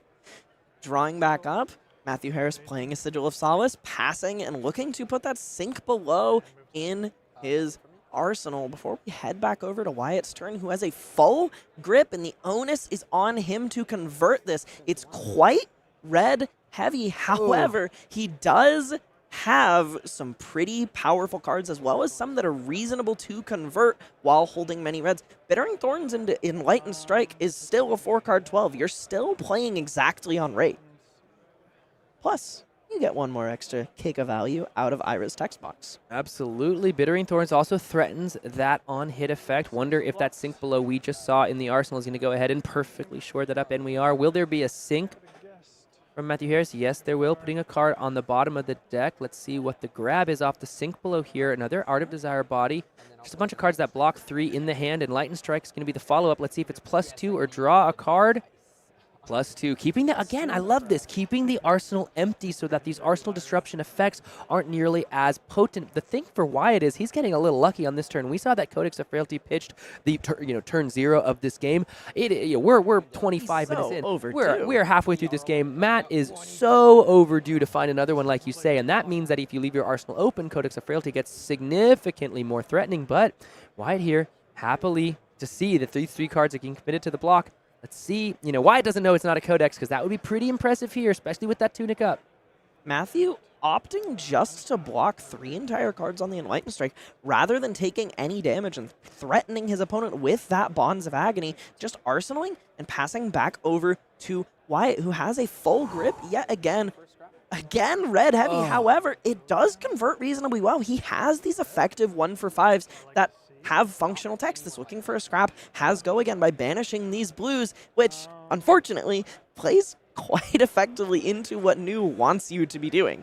But at least, silver lining for fans of the Scarlet Revenger. Finally, Wyatt's able to get some red cards in the pitch deck, right? Finally, he's putting some red threats to the bottom. He might not be stoked to be doing it, but he is still making it happen. I do think it looks as though he put his entire graveyard in the Banish Zone, so I'm sure they will fix that at some point, because that would be very different and make New's hero ability way more powerful. This is going to... Oh, no. No, Matthew Harris was holding his Dude, I was like, where did the graveyard go? Oh, no! It looked like it also just looked huge over there, but that is because it is rather big. 5 damage with go again. I believe he did banish the 1 power attack. So if you're Wyatt here, you're happy to keep the pressure on, and this is where we're kind of starting to see some of the dangers of Matt, taking the life deficit, is he's feeling a little more incentivized to block a little more at this point in the game, and if you're blocking a little more, you start to lose the fatigue race that maybe you put yourself in the driver's seat of by banishing cards with cards like Nick, with cards like Persuasive Prognosis. But now, here's 6 damage. We're just getting as much value as possible on the turn. It's 4 cards for 11 value. I love this approach. I was going to say, it's not so much pressure. He's presenting so much pressure, and it's not that bad. 4 cards for 11, it's a little under rate. Point under rate, right? It's just 1 point, right? Literally just 1, and when you draw all 4 reds, sometimes you can't even get there. So it could be worse for our Scarlet Revenger, and then it's time for a Bonds of Agony as the follow-up from New. Maybe not your favorite thing to see on the other side of the table, as Ira, when he has that equipment on the board, he is holding a Transcend card, a Venomous Bite, and a Sigil of Solace. It seems pretty likely to me that this Bonds of Agony does its job. And importantly, because it's a Transcend card, neither of those pieces of Battle-Worn equipment are going to have to be committed, because you can activate the Mask of Recurring Nightmare after the Transcension. You can utilize the Tunic for, I think, the Venomous Bite, and then the blue card in the pitch, which is the Chi, makes that Fake Strike. All of a sudden, you're at 1, 2, 3 attack reactions. The Bonds of Agony's text will be online, and neither the Arousing Wave or the Undertow Stilettos will have to be committed to do so. Often, that's when you see Bonds of Agony. Bonds of Agony is when you see those 2 cards be utilized the most often, in my opinion, or in my experience, given that you have to get to 3, and sometimes it's a little more challenging. It's all perfect here, though, for Matt Harris on this Bonds of Agony.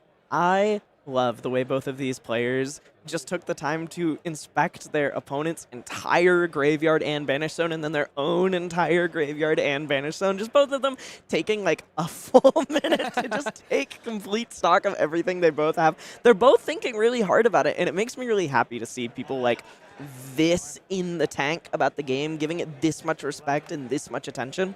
listen, you're 5-0 in a calling here. It's the 50th calling, no less. You're playing for money, but you're also playing for a gold foil extended art crown of Providence. These two individuals are working as hard as they can to get into the top 8 and play for that spot, which means every decision matters. You move into the final day, you move into the second day at, what, 7-0? You're feeling even better than 6-1, so both players are trying to make that happen.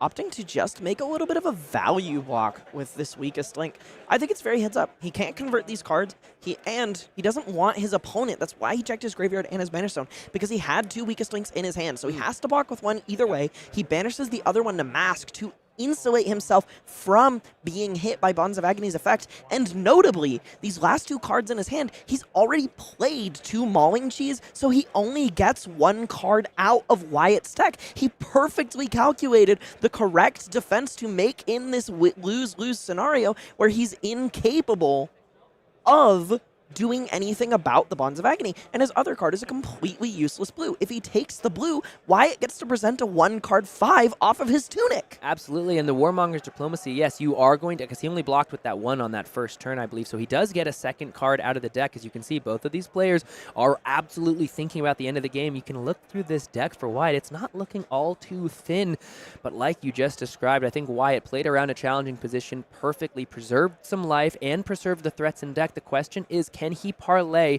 the life total advantage that he has gained over the course of this game to make it so that he's able to present enough pressure utilizing the threats left in deck and these persistent, annoying Kodachis to put Matt Harris in a point where his life total gets low enough that he is having to give cards every single turn. And once he gives cards every single turn, the fatigue race is going to firmly move into Wyatt Schmidt's favor.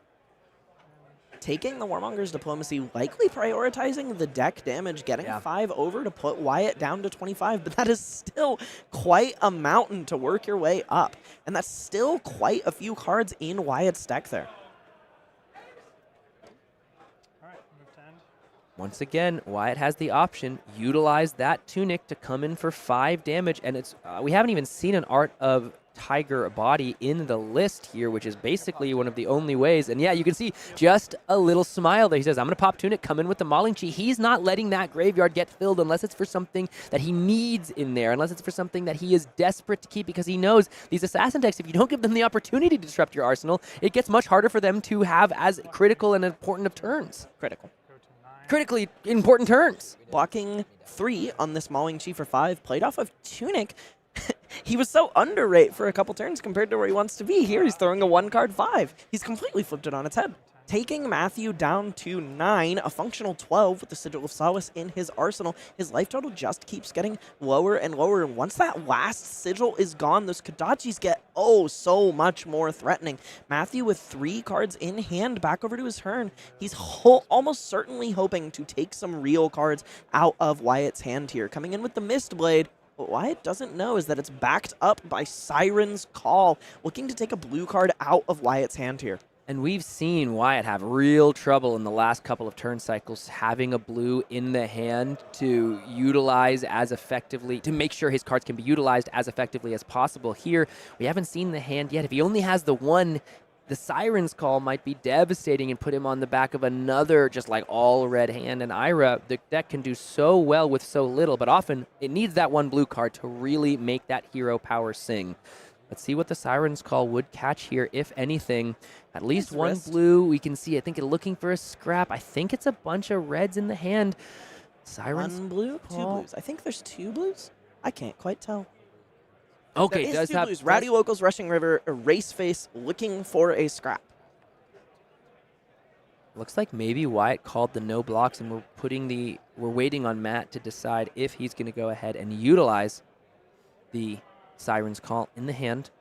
It's a great play pattern that New has access to. But if the thing about what's interesting about this option is if Matt goes for the Siren's Call here, then the Beckoning Mistblade won't have hit. And then the Persuasive Prognosis won't get that +1 bonus. Similarly with the Persuasive Prognosis, if you play a Siren's Call on a Persuasive Prognosis and there's no blocks, now you've all of a sudden put a blocking card in front of the Persuasive Prognosis and you don't get the Persuasive Prognosis trigger. So I can see why Matthew's taking a bit of time. It's like Siren's Call is a really powerful card, does a lot of powerful things, but this is kind of awkward. Both cases don't really get you exactly what you want out of the card because you'd like it to also get the on-hit effect across. Wyatt taking one here down to 24. Prognosis coming in 4-2 with Go Again off of Mistblade's effect. Matthew Harris holding a Siren's Call in hand. Wyatt shoving the Mask of Momentum, kind of accidentally, well, maybe not accidentally, sniffing it out, perfectly playing around the Siren's Call here. Even if he takes a blue, his hand is still looking for scrap for 5 into a race face for 7. 3 cards, 12 damage. Pretty darn good. Now, happily for Matt here, he was able to go ahead and grab that Mask of Momentum. That makes these turns a little less threatening and makes that Siren's Call so much more valuable because you already got the block out of the Mask Momentum and then you rip another card. I think it might still be that Sigil in the arsenal. So let's see. Banish that Rowdy Locals, gaining 1 up to 10 as the chain link resolves. Looks like he is indeed going to play that Sigil of Solace, go up to 13 life total with another card for his arsenal here. It looks like he ripped a Surgical Extraction off the top thanks to the Call of the Siren. Back over to Wyatt's turn. He has 3 cards and they are both known to both players. I'm curious to see how he chooses to convert this hand. We're always going to see the looking for a scrap come in here, I believe. Yeah, but then is it Kadachi, or is it Erase Face? If you keep the Erase Face in the arsenal, you leave yourself open to that disruption. But if your arsenal is open, Codex of Frailty starts to look pretty nasty. I'm wondering where the heck they are.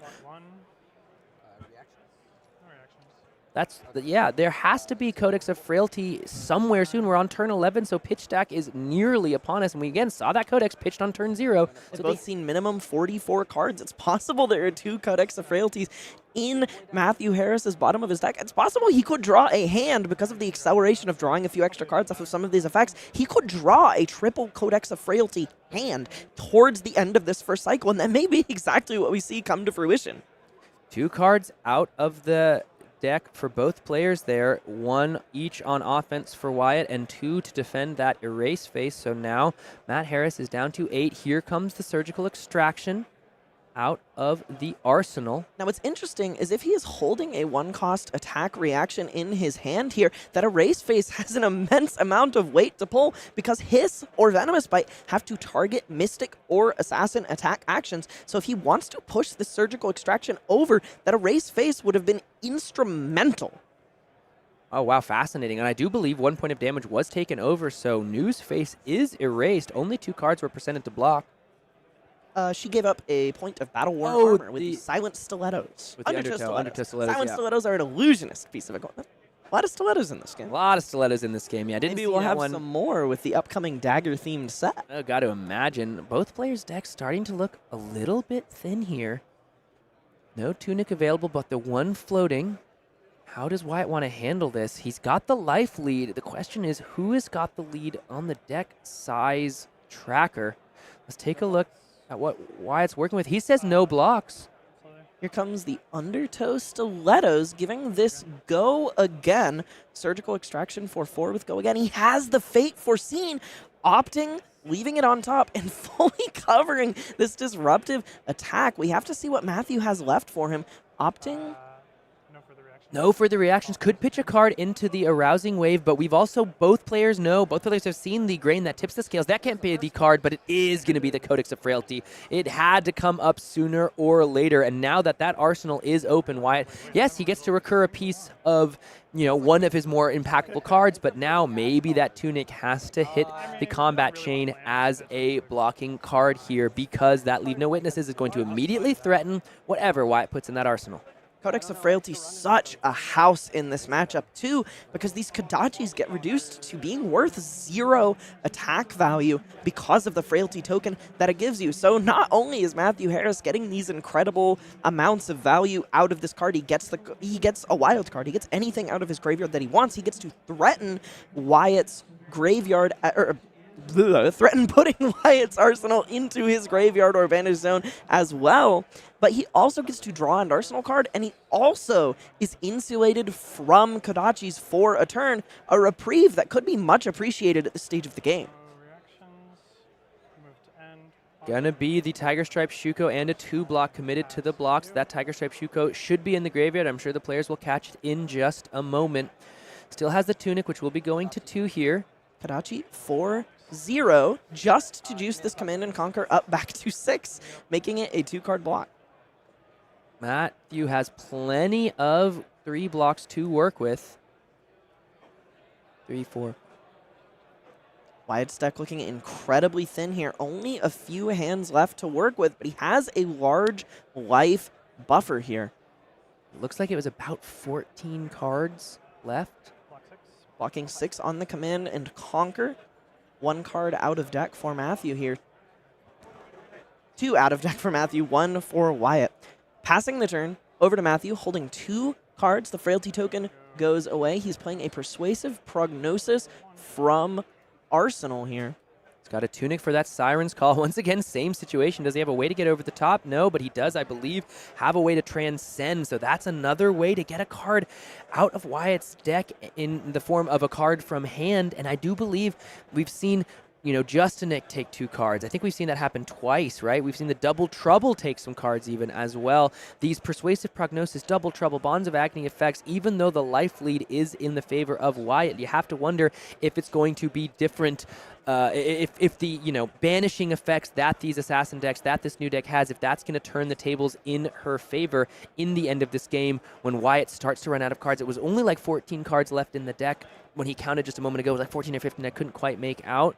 That's, like you said, just a couple cards. We haven't seen Matthew Harris count his deck yet, so we're not sure exactly where it is. But for Wyatt here, these 2 cards could be anything. We've got the Tunic. That can go into any of the pumps. He's got an extra card. Could be a Transcend. So he has to make some challenging blocking decisions. He's going to go ahead and just block for 3. With a Rushing River going Tunic, Siren's Call, looking to take a blue out of Wyatt's hand here, leaving him with only 2 reds, a Erase Face and a Censor. He can play out a 2-card 5, but it's really not where you want to be. Playing out a Path Well Traveled to activate the Mask of Recurring Nightmares, transcending the chi, and taking another card out of Wyatt's hand here. And importantly, 2 action cards are going to be banished, so Persuasive Prognosis gains 2 life. That starts to get more and more important, especially as Wyatt here looking to just go ahead and arsenal that final card. I think he kept the Command and Conquer, so that means he's going to have a Command and Conquer for his next turn, but now for the first time in a minute, Matt Harris really has all the pressure, all the tempo without having faced down any form of offensive pressure. Wyatt here was able to bring the Tunic back up 2-2, so that means he will be able to have his Tunic on 3 for his next turn. With those Undertow Stilettos gone, let's see how many action points he's able to find. There are 2 Codexes, which means there was literally a Codex on the bottom of the deck because it's here with the Codex that was pitched on turn 0 because they're now in the same hand. So that Codex was literally the bottom card of the deck.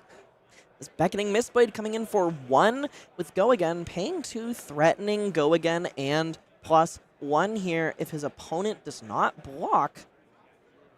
I wonder if Wyatt's able to sniff this out. Like, hey, if you're pitching a Codex right now, you have another Codex in your hand. Because I've only seen the one. I remember the Codex from the beginning of the game. At least Wyatt won't have to discard a card because that Command and Conquer is sitting in the arsenal.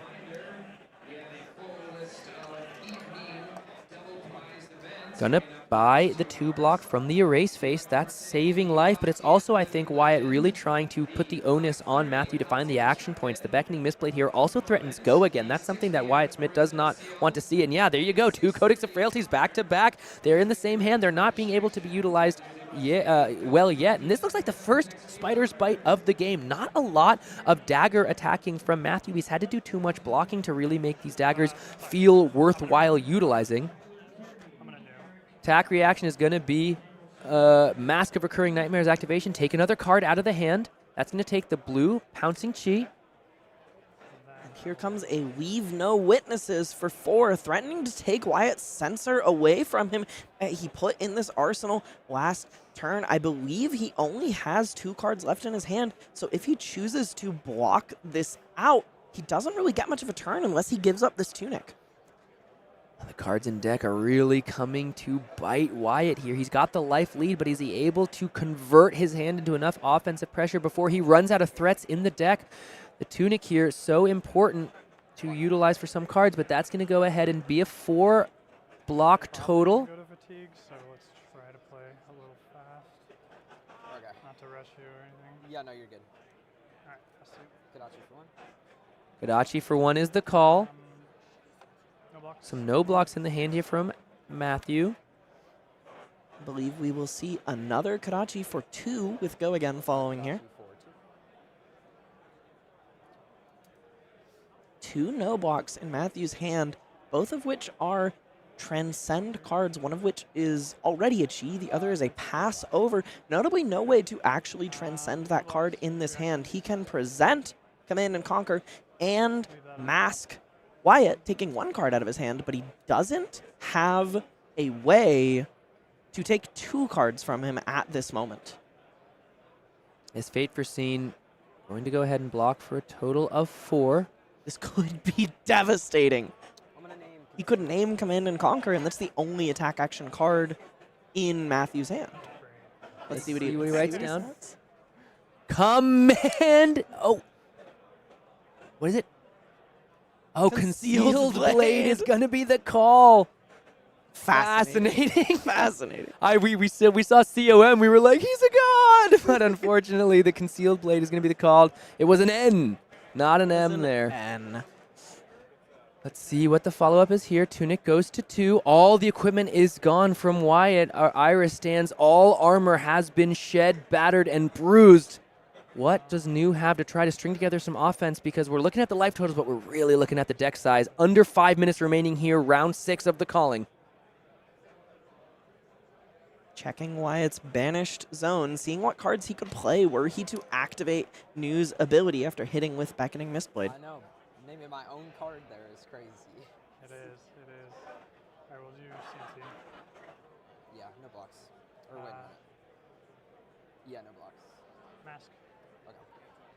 No blocks, move straight to reaction, banish a card to the mask momentum. So Wyatt here is going to have 3 cards to work with. Will he be able to put enough pressure on Matthew Harris? He only, quote-unquote, needs to present 8 damage before Matthew is forced to block. Depending on how well his hand blocks, we could see the chi in his deck come back to bite him as his deck gets a little thinner. Bittering Thorns coming in for 4. Matthew has no armor left to speak of outside of the Tunic. He has the Mask of Recurring Nightmares, but giving that up gives up some of your fatigue endgame inevitability. Wyatt with another card in hand, and I believe it's the weakest link. That would be massive here if he's able to get the right card out of the deck. Both players would potentially know about these cards left. This is going to be 1 block from the Tunic and the 3 block. But the thing about this weakest link is it's going to be coming in for 7 thanks to Iris' hero ability. Throw this down on the combat chain. There are cards that don't block in Matthew Harris's hand. This is just a massive swing in this game that's looking to go straight all the way down to fatigue. 3 minutes, 23 seconds remaining on the clock. That 3 block that's in Matthew Harris, that's on the combat chain that Matthew Harris put down. You have to imagine he's wishing he had it back here. If he's forced to block with the mask here, fatiguing his opponent gets a fair bit harder. All he has left is a chi. All he's got left is a chi and a dream and New's hero ability that can banish blue cards off the top of the deck. Let's see if that's what he does here. Yeah, just activate New. Gonna look at the top card. Oh, there's literally only 1 card left in the deck, and it is a blue. And so now that means he gets to attack for 1 with Go again. And then everything else from here. That means 100 wins into 100 wins into 100 wins. If they're all in the banished zone. Yeah, I believe he played 2, and I don't think either got banished. You're right. I remember that as well. Here comes the aspect of one go again. Aspect of Tiger Mind. We're creating a Tiger in the banished zone. And then he can play the Tiger, and then a Pouncing Chi for 2. That's pretty sick. If only he had a Tiger Stripe Shuko of his own. Does he have another aspect of Tiger Mind to work with here? I don't believe so. So it looks like we're going to end on a 2 here. So this is fascinating because this is going to come down to Wyatt being able to present a fair amount of damage on this turn, but then Matthew Harris, if he keeps drawing any chi, is just going to be able to keep banishing a card and then doing some of this again. I already marked the damage. Let's see if there's anything else. Pouncing Chi. Coming down to 2 minutes remaining. Not much time left. Rowdy Locals, another follow-up. So 2. Wyatt Schmitt down to 11. Rowdy Locals functionally textless here, though it comes in for 2 damage. Matthew does not have a card to discard to force Wyatt to discard. And this is it for Wyatt. This is his last 4 cards. He has to find a way to make it work here. Matthew has 9 block in his hand. It kind of seems like the writing is on the wall for Wyatt as he comes in for 1 with his Kodachi here. Especially because that chi represents taking that rushing river. Actually, there'll be no cards left in the deck, so they won't be able to banish any cards. It's just going to be whatever's left. Here's 2 more, down to 7. We have There's a that spinning wheel kick. coming in for 4 with Go Again, the last red available to Wyatt. There's no Mask of Momentum for it to trigger, but there's no cards left to draw, so you're not feeling that loss that badly. Taking 1, I believe, down to 6-3. We missed the Kadachi damage on our little bit of a damage tracker here, and we see if Wyatt is going to decide whether or not he wants to throw a blue 0 for 2 here and take an entire card out of what remains out of his deck. Doesn't look like it. Looks like he's going to pass, keep his 3 blues in hand, and maybe just hope to win this game with the Kadachis he has left. Is that going to be enough? Can you go wide enough here? What's going to be the follow-up? 36 seconds remaining. We might come down to a situation where the game is called and a player has to make a decision on concession before we move to turns. Beckoning Mistblade, activate. There's nothing on top. We look at the top. We look back into the Banish Zone. What do we have? There's a Rushing River, Rowdy, Locals. Doesn't matter. Rushing River. Looks like call's going to be Rushing River here just for 1. Rushing River. For 2 Go Again. Beckoning Mistblade. Yes, that's true. The Mistblade means we can Concealed Blade a little more damage. So it'll be a total of 3, and then the Rowdy Locals for 2. So Wyatt's going to be headed down to 6. Oh, but he does have a card in hand. If this hits. Yeah, I'll concede. He opts to concede when the time is called. The writing is on the wall, and we have seen Matthew Harris navigate from a pretty brutal back foot situation into the driver's seat of this game, and that's just so News kind of modus operandi. You know, she starts out behind, she blocks, she does a lot of defending, and then she finds her moment to kind of pivot the game on its head by running you out of cards, by running you out of threats, by running you out of option, and then eventually running you out of life by using your own cards. What a fantastic game in our 5-0 bracket. That was obviously, you have some of the best players in the room remaining at XO, and we just love to see it. What did you think of that game, Sam? I thought it was fantastic. I thought it was a really great showcase of just how powerful Ira can be. We saw some interesting cards being played from both sides. I think I want to highlight, if I'm looking at like the turning point in that game, it's 3 cards off the top, it's 2 red attacks, and it's a Fate Foreseen. When you see those 3 cards ripped off the top, thanks to the Justinic adding an extra card to maybe it was a Persuasive Prognosis or some other banish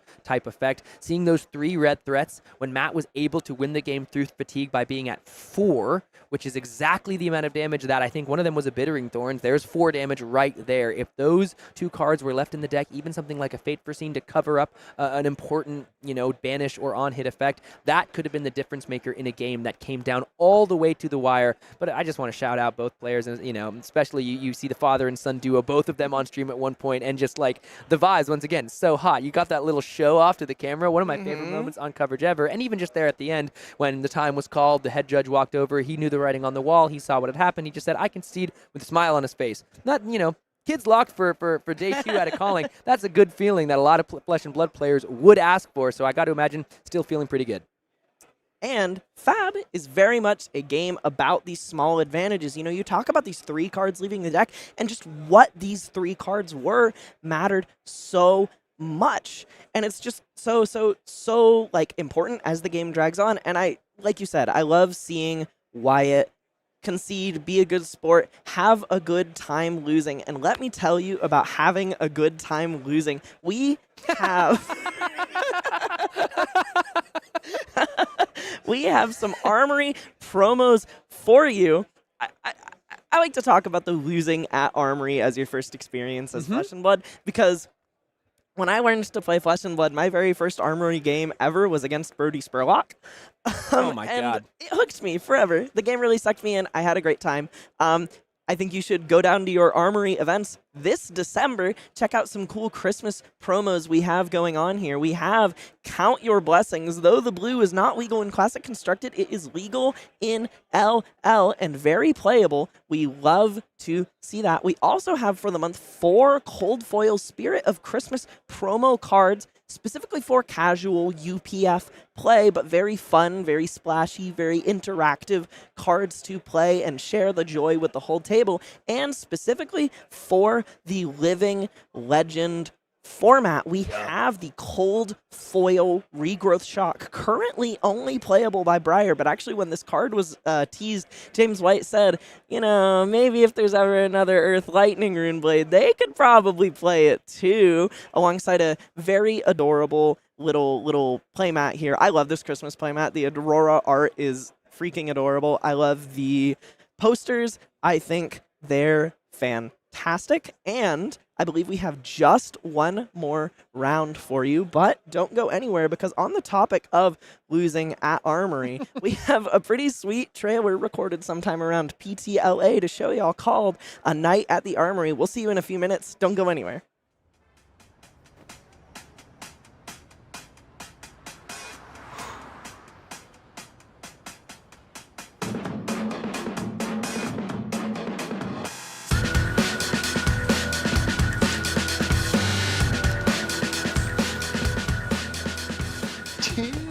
Let's go! You made it! Welcome to your first Flesh and Blood Armory. Thanks, man. I'm really excited. I just need a couple more cards, though, so. I can help with that. Dorinthia, a masterful warrior with flourishes of glistening steel that can run through any defense. She sounds pretty sick. Yeah, okay, and she's your hero. Cool. Where do I start? Looks like you are 2 seats over, which means... Oh my god, dude, you're playing.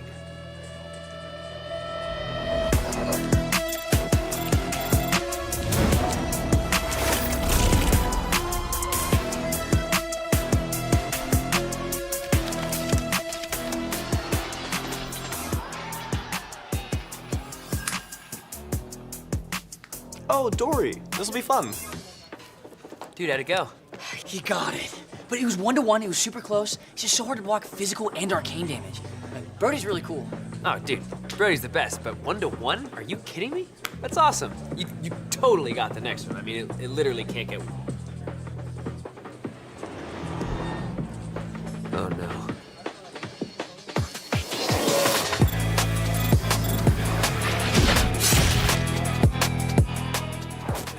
Block with my arm piece.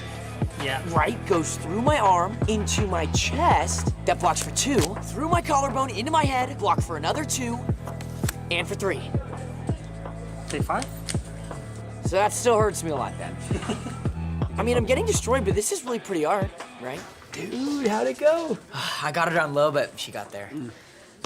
She made me break my equipment, and then the floodgates just opened. But she gave me a lot of really good tips for my next match. That's great, bro. You've been pairing into straight up, like, killers. I'm gonna knock them down next week, though. Creo que hay ronda, ¿eh? Ronda. They're not prepared for... ¿Cómo? Imposible.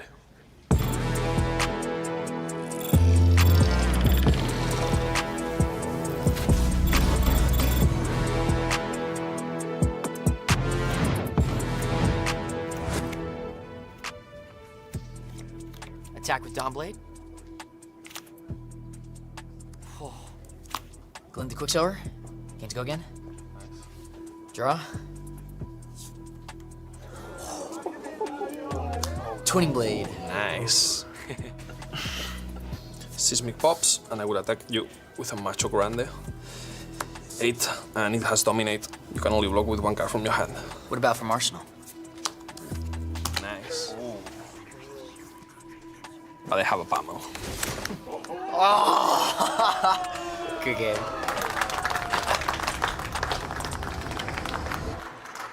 Let's go again.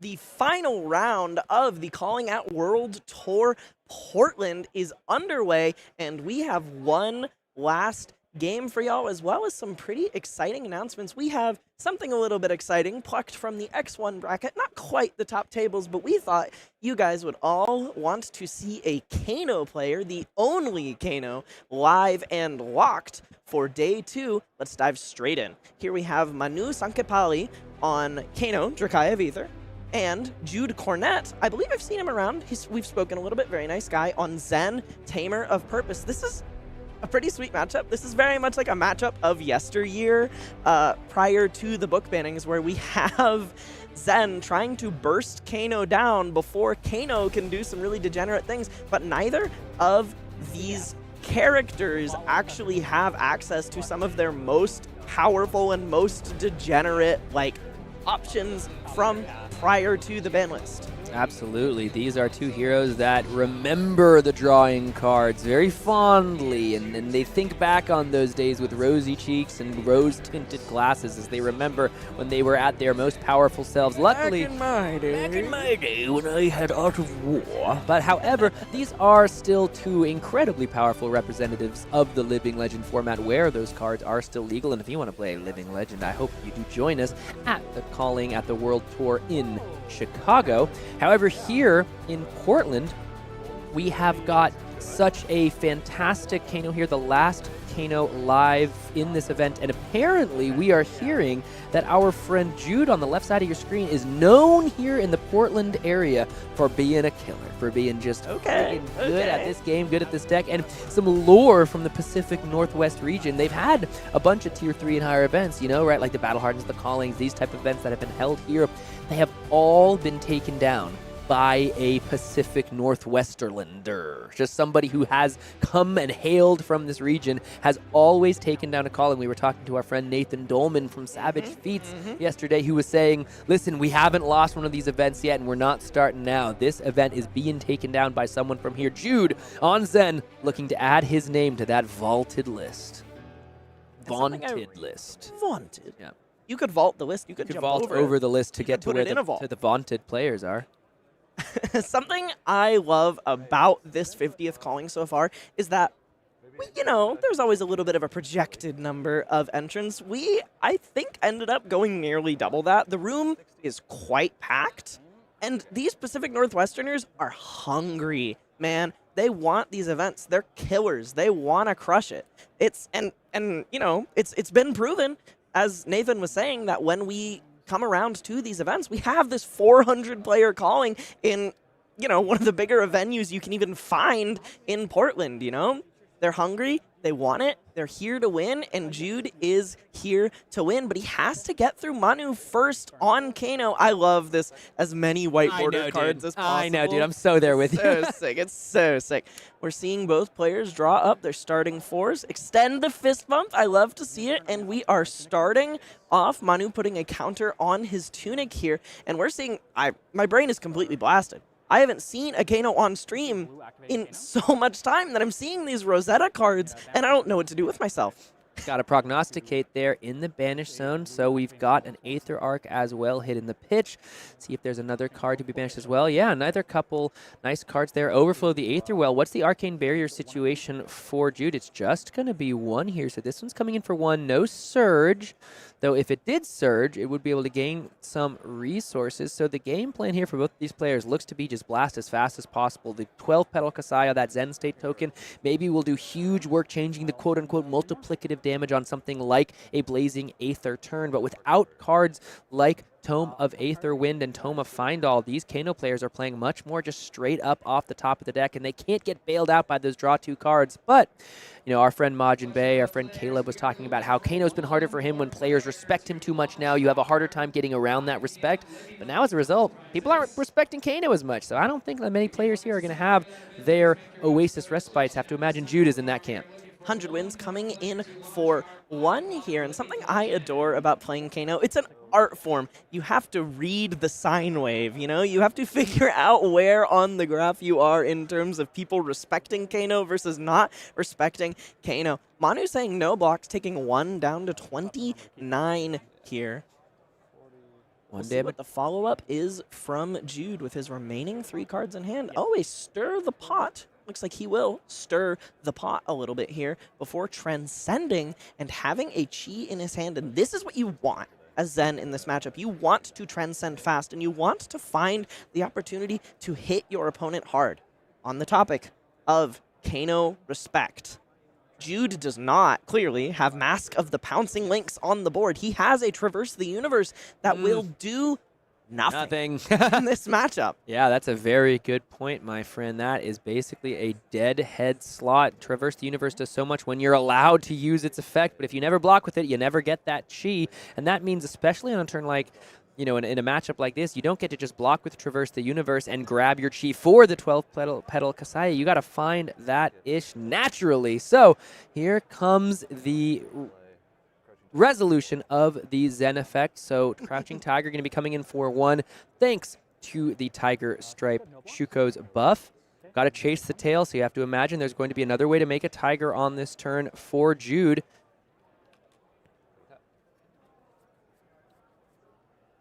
Cutting the deck here.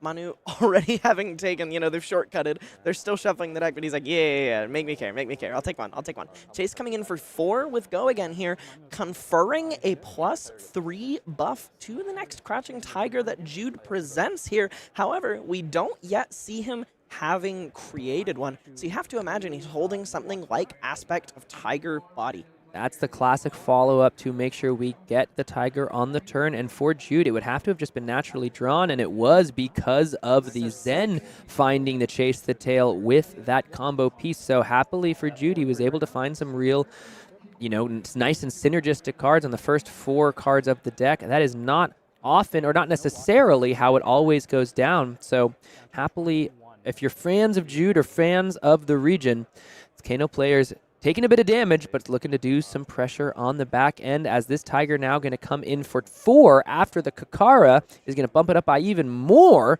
2 damage, followed up by 4, 6 more damage on this turn. Manu might be down to 15 when all is said and done. And then Crouching Tiger for 4 Go again. Here it is. Meow. Crouching Tiger for 4, threatening to put Manu down to 15, half of his starting life total. But much like Mark Morrison with Oscilio and his 36 life being a timer, Kano players treat their life totals in very similar ways. Going down to 15 life total here isn't, you know, the end of the world when you were still looking to combo off. And now that his opponent has emptied his hand out a little bit and only has 2 resources floating, Manu is looking to fire back, checking the top card of his deck, seeing if he can gain some info before making informed decisions on blocking. You know, this is actually quite interesting to me, because from what I've seen and understand, Kano players are often want to go ahead and use Kano on their opponent's turn to try to strip cards. But in a matchup like this, where the Zen is not going to be that incentivized to give cards with just AB1, going for any kind of quote-unquote going for it or trying to push damage now when you've already taken all the damage, you've already committed to having all these cards in your hand. This is so free for Jude to do any and all Arcane Barrier. He just has these 2 floating that he can't do anything with. So in utilizing Kano now, you're making it so much easier for Jude to go ahead and give Arcane Barrier when he wouldn't maybe otherwise have any indication to or any inclination to, because he would have to give cards from his hand when he doesn't want to, right? He's already got the floating here. You know, if Jude does have to face an arcane damage on this turn, he's probably happy that he's just able to do so with 2 floating at the end of an offensive turn. While true, there is a little bit less of a barrier to entry going on with AB1 there, since he can only cover up 1 on any given thing, and the amount of resources he has is hard capped here, right? And we're seeing Manu go off immediately, casting Storm Striders and 2 Kindles, resolving the first one to draw a card, I believe, with a Kano activation on the stack underneath all this, amping 1. Let's see what he follows up with. We still haven't resolved the Storm Striders. No, so the Storm Strider is still going to make something an instant. I believe the Striders have resolved. Okay. These are not actions. Yeah. So, but the thing that Striders is going to give is going to make an instant hasn't happened yet. Correct. Yeah, that's what I was saying. This is still before the Kindle. This is still before the Kindle, yes. So now, Kano's going to resolve. Explaining it to your opponent. This is still before the Kindle. Don't worry. Banishing a Destructive Ether Tide to Kano, resolving another Kindle, drawing a card, amping 2 yet again. And it has not been used. Yes. Yeah, so they're confirming what I was confirming. Striders still haven't been used. A card in hand, 1 resource floating. He has Rags on the board. Dude. Are we going to see like a turn 2 kill here? Dude, what is happening? Oh no. I'm going to represent this as 3 despite it not being. Oh, he hasn't opened the floodgates in Banish. I didn't even consider that. A blue to play an Ether Wildfire. I will have coming in since that is 2. For 7, 8, 7. Activation on the stack. I am going to really just listen to Manu just perfectly outline this for us. I know. To the Metacarpus node here. Has 1 floating. Where is he going to get the resource for this? Open the floodgates. This is for 3 after all. Thinking on the Metacarpus node here. Yes. For 7 before the Metacarpus node. I am going to Is there an error in his pay for calculation it. somewhere, or is there something we are not seeing? The one resource floating here. Anything else before Aether Wildfire Nope. results? I will Arcane Barrier 1. Okay. And I will take You'll 7. take 6. The responsible We'll have decision that. Oh, to cover up as much as you can, that number being 1. Now, this is probably, honestly, you look in the bottom right corner of your screen, this is probably why, or sorry, the top right corner of your screen, this is probably why Manu is trying to go off. He has this open the floodgates ready to draw an enormous amount of cards, it being 2, which is... Costs 2, though. I don't know how he's going it does to pay cost for it. 2. All right, well, Destructive Aether Tide's going to come in for $1 million here, thanks to the Aether Wildfire. Oh, 7. 7. 34 to 28. Yep. Surge will happen, but I have no arsenal. Yes. And after that, I will pass turnover. I believe there may have been an error in the calculation somewhere, though he got an immense amount of damage here. I think he may have been banking on that open the floodgates and was just a little bit short on resources. You talk about playing off the top of the deck, no matter how optimal your lineup and combo can be, even no matter how powerful double Kindo can end up being, he couldn't pay for the open the floodgates. It's possible that that Crucible of Aetherweave activation took that resource from him. He seemed like he stumbled in the middle of his combo, and he may have realized, oh no, I committed a resource I couldn't. Yeah, I think the Crucible of Aetherweave was the difference. You needed that extra resource for the Open the Floodgates, and you've seen, again, Manu is 5-1. He has done this over and over all day. He's been winning more than he's been losing. He's still locked for tomorrow at what will be 5-2 if he loses this game, or 6-1 if he can pull it out. But in that instance, a little challenging there to see perhaps that he was not able to make that full combo really go crazy. My goodness, what are we seeing here, Ellie? We're seeing Rising Sun, Setting Moon responded to by Sacred Art Jade Tiger Domain. This is the classic double Transcend setup where you play Rising Sun, Setting Moon first, Transcend in response so that you can sink the chi to the bottom of your deck to get a quote-unquote real card out of it. However, this is exactly Sacred Art Jade Tiger Domain, a functional Art of War effect, giving +1 to all tigers you control, as well as giving you 2 tigers and floating 1 resource thanks to the effect of 12-Petal Kasaya. So 2 resources total. We've transcended twice already on this turn. Some of my favorite art in the game on that Sacred Art, looking so sick with the tigers coming from the heavens to help out Zen. You see it even in the Marvel form. It's even better. I actually have pulled that card out of a pack, and it was awesome. Here comes 2 damage on the combat chain with the Tiger taming Kakara, and we know there's plenty of crouching tigers coming on this turn. Next tiger will be coming in for 2. Next, I will send a tiger.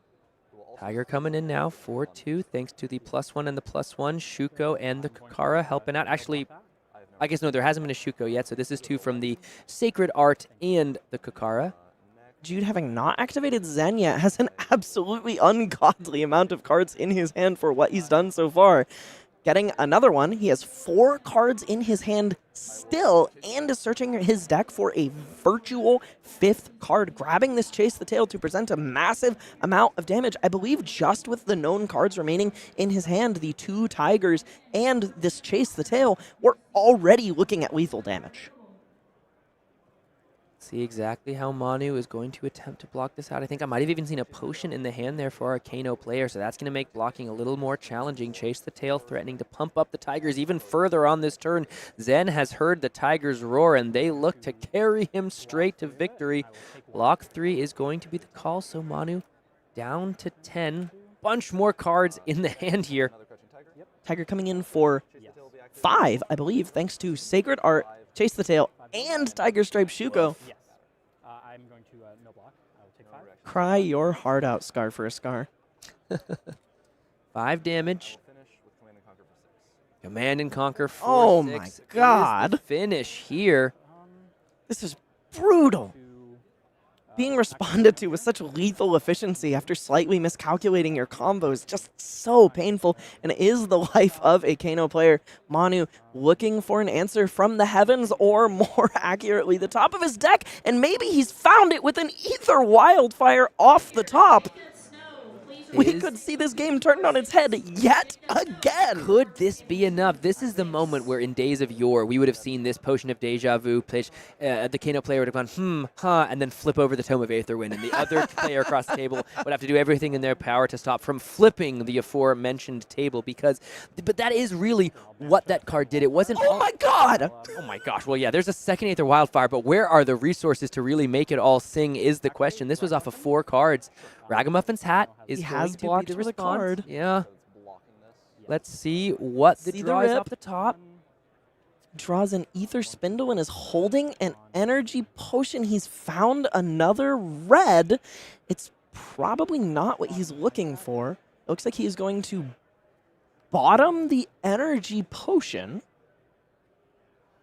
And more. I think I can continue playing so that he can block. Otherwise, he dies to this Command and Conquer. The Ether Wildfires look promising, but when you go for the second Kano and you find a card you can't really afford to cast, the door closes on you. You have to block with this Ether Spindle. You take 3, you go to 2, you have no cards, you have no response. Close the combat chain here for Jude. Now, unfortunately, both of those Aether Wildfires are banished. They are not in the deck any longer.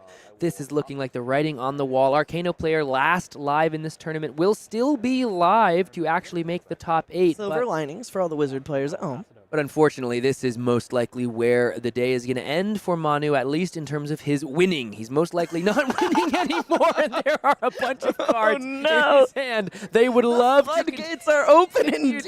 He would love to open every one of those floodgates, but I don't think they're really going to do what Manu wants on this turn. Little insult to injury there. Here comes a Crouching Tiger for 0 with Go again.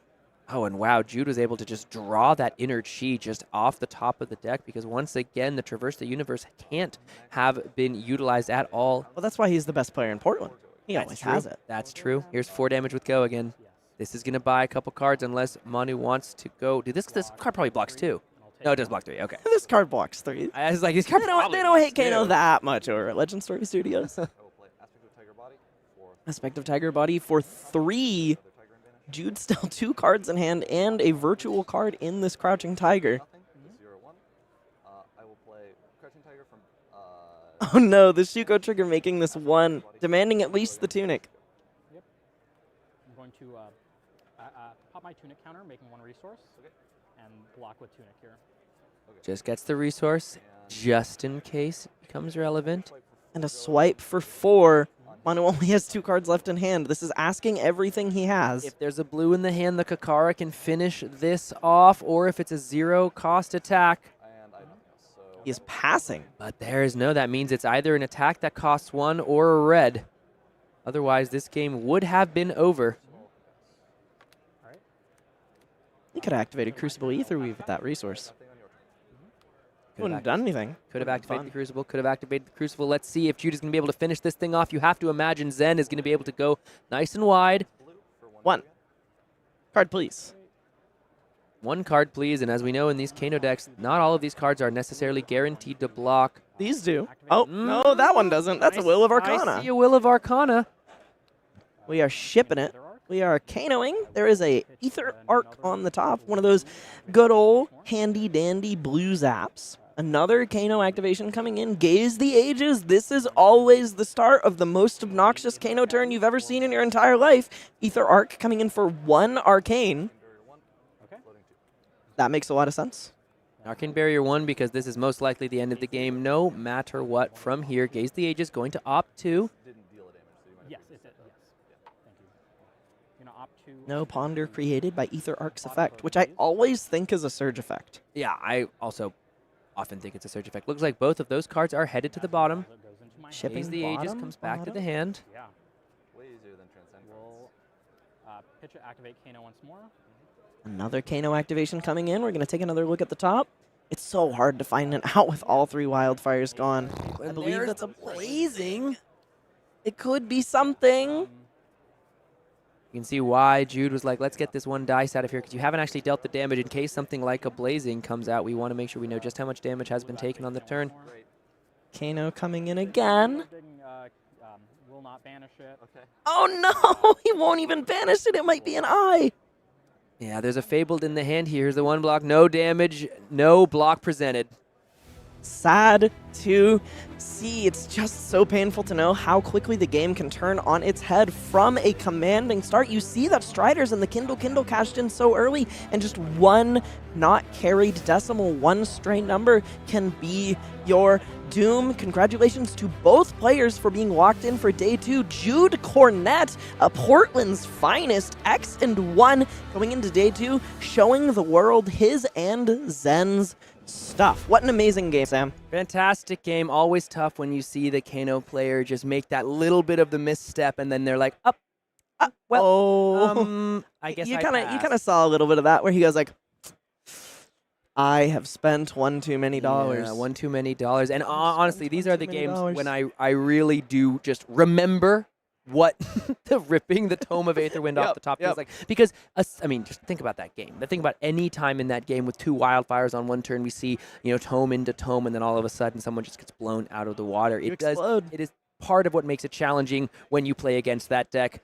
But, however, we hear some undefeateds. I heard of one, definitely. We've got a Cody Williams of Team Runaways on Zen, undefeated on the day, 7-0, looking for revenge after losing that win and in at the World Championships to just such devastating fashion. And our other undefeated player today is Victor Antonio Mercado on New Learning Desire. The legal name. That is his legal name. You know the friend bro. of mine. He's a friend of mine. He's a friend of mine. We actually traveled down together. We drove down from Vancouver. He is from Toronto. He wanted to save a little bit of money instead of flying directly to Portland. He flew to me and Yuki in Vancouver, and we all came down in the car together. I had no clue he was doing this well. He was one of the few people I had not checked in with today, and apparently the answer is, I never lost a game. Don't worry about it. Well, he wanted to save a little money on the drive and is now looking to make a little money. That's and right. That's right. To the top 8. So what a day of games we've had so far, huh?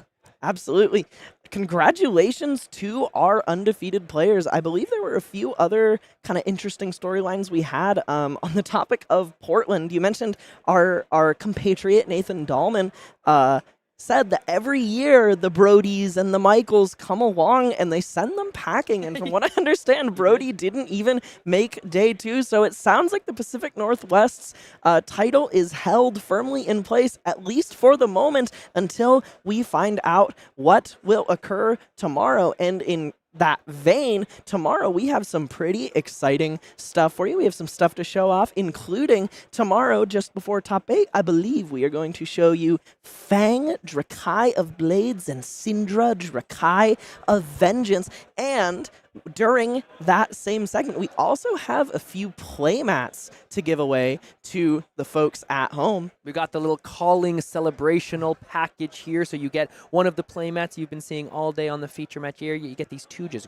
gorgeous, basically beer glasses because of the They are beer glasses. Yeah, they're beer glasses. But it's because of the commoner crawl that Portland is known for. You take your commoner decks to all the various, it's Portland, so I'm sure they're microbreweries where they have, the beans or the hops are perfectly roasted alongside their craft coffee. I kid. But this is where they do your best Betsy cosplay on your commoner crawl. The glasses are gorgeous. I'm going to have to pick them up myself. I hope I win the giveaway. I'm just kidding. No, but we are giving a giveaway.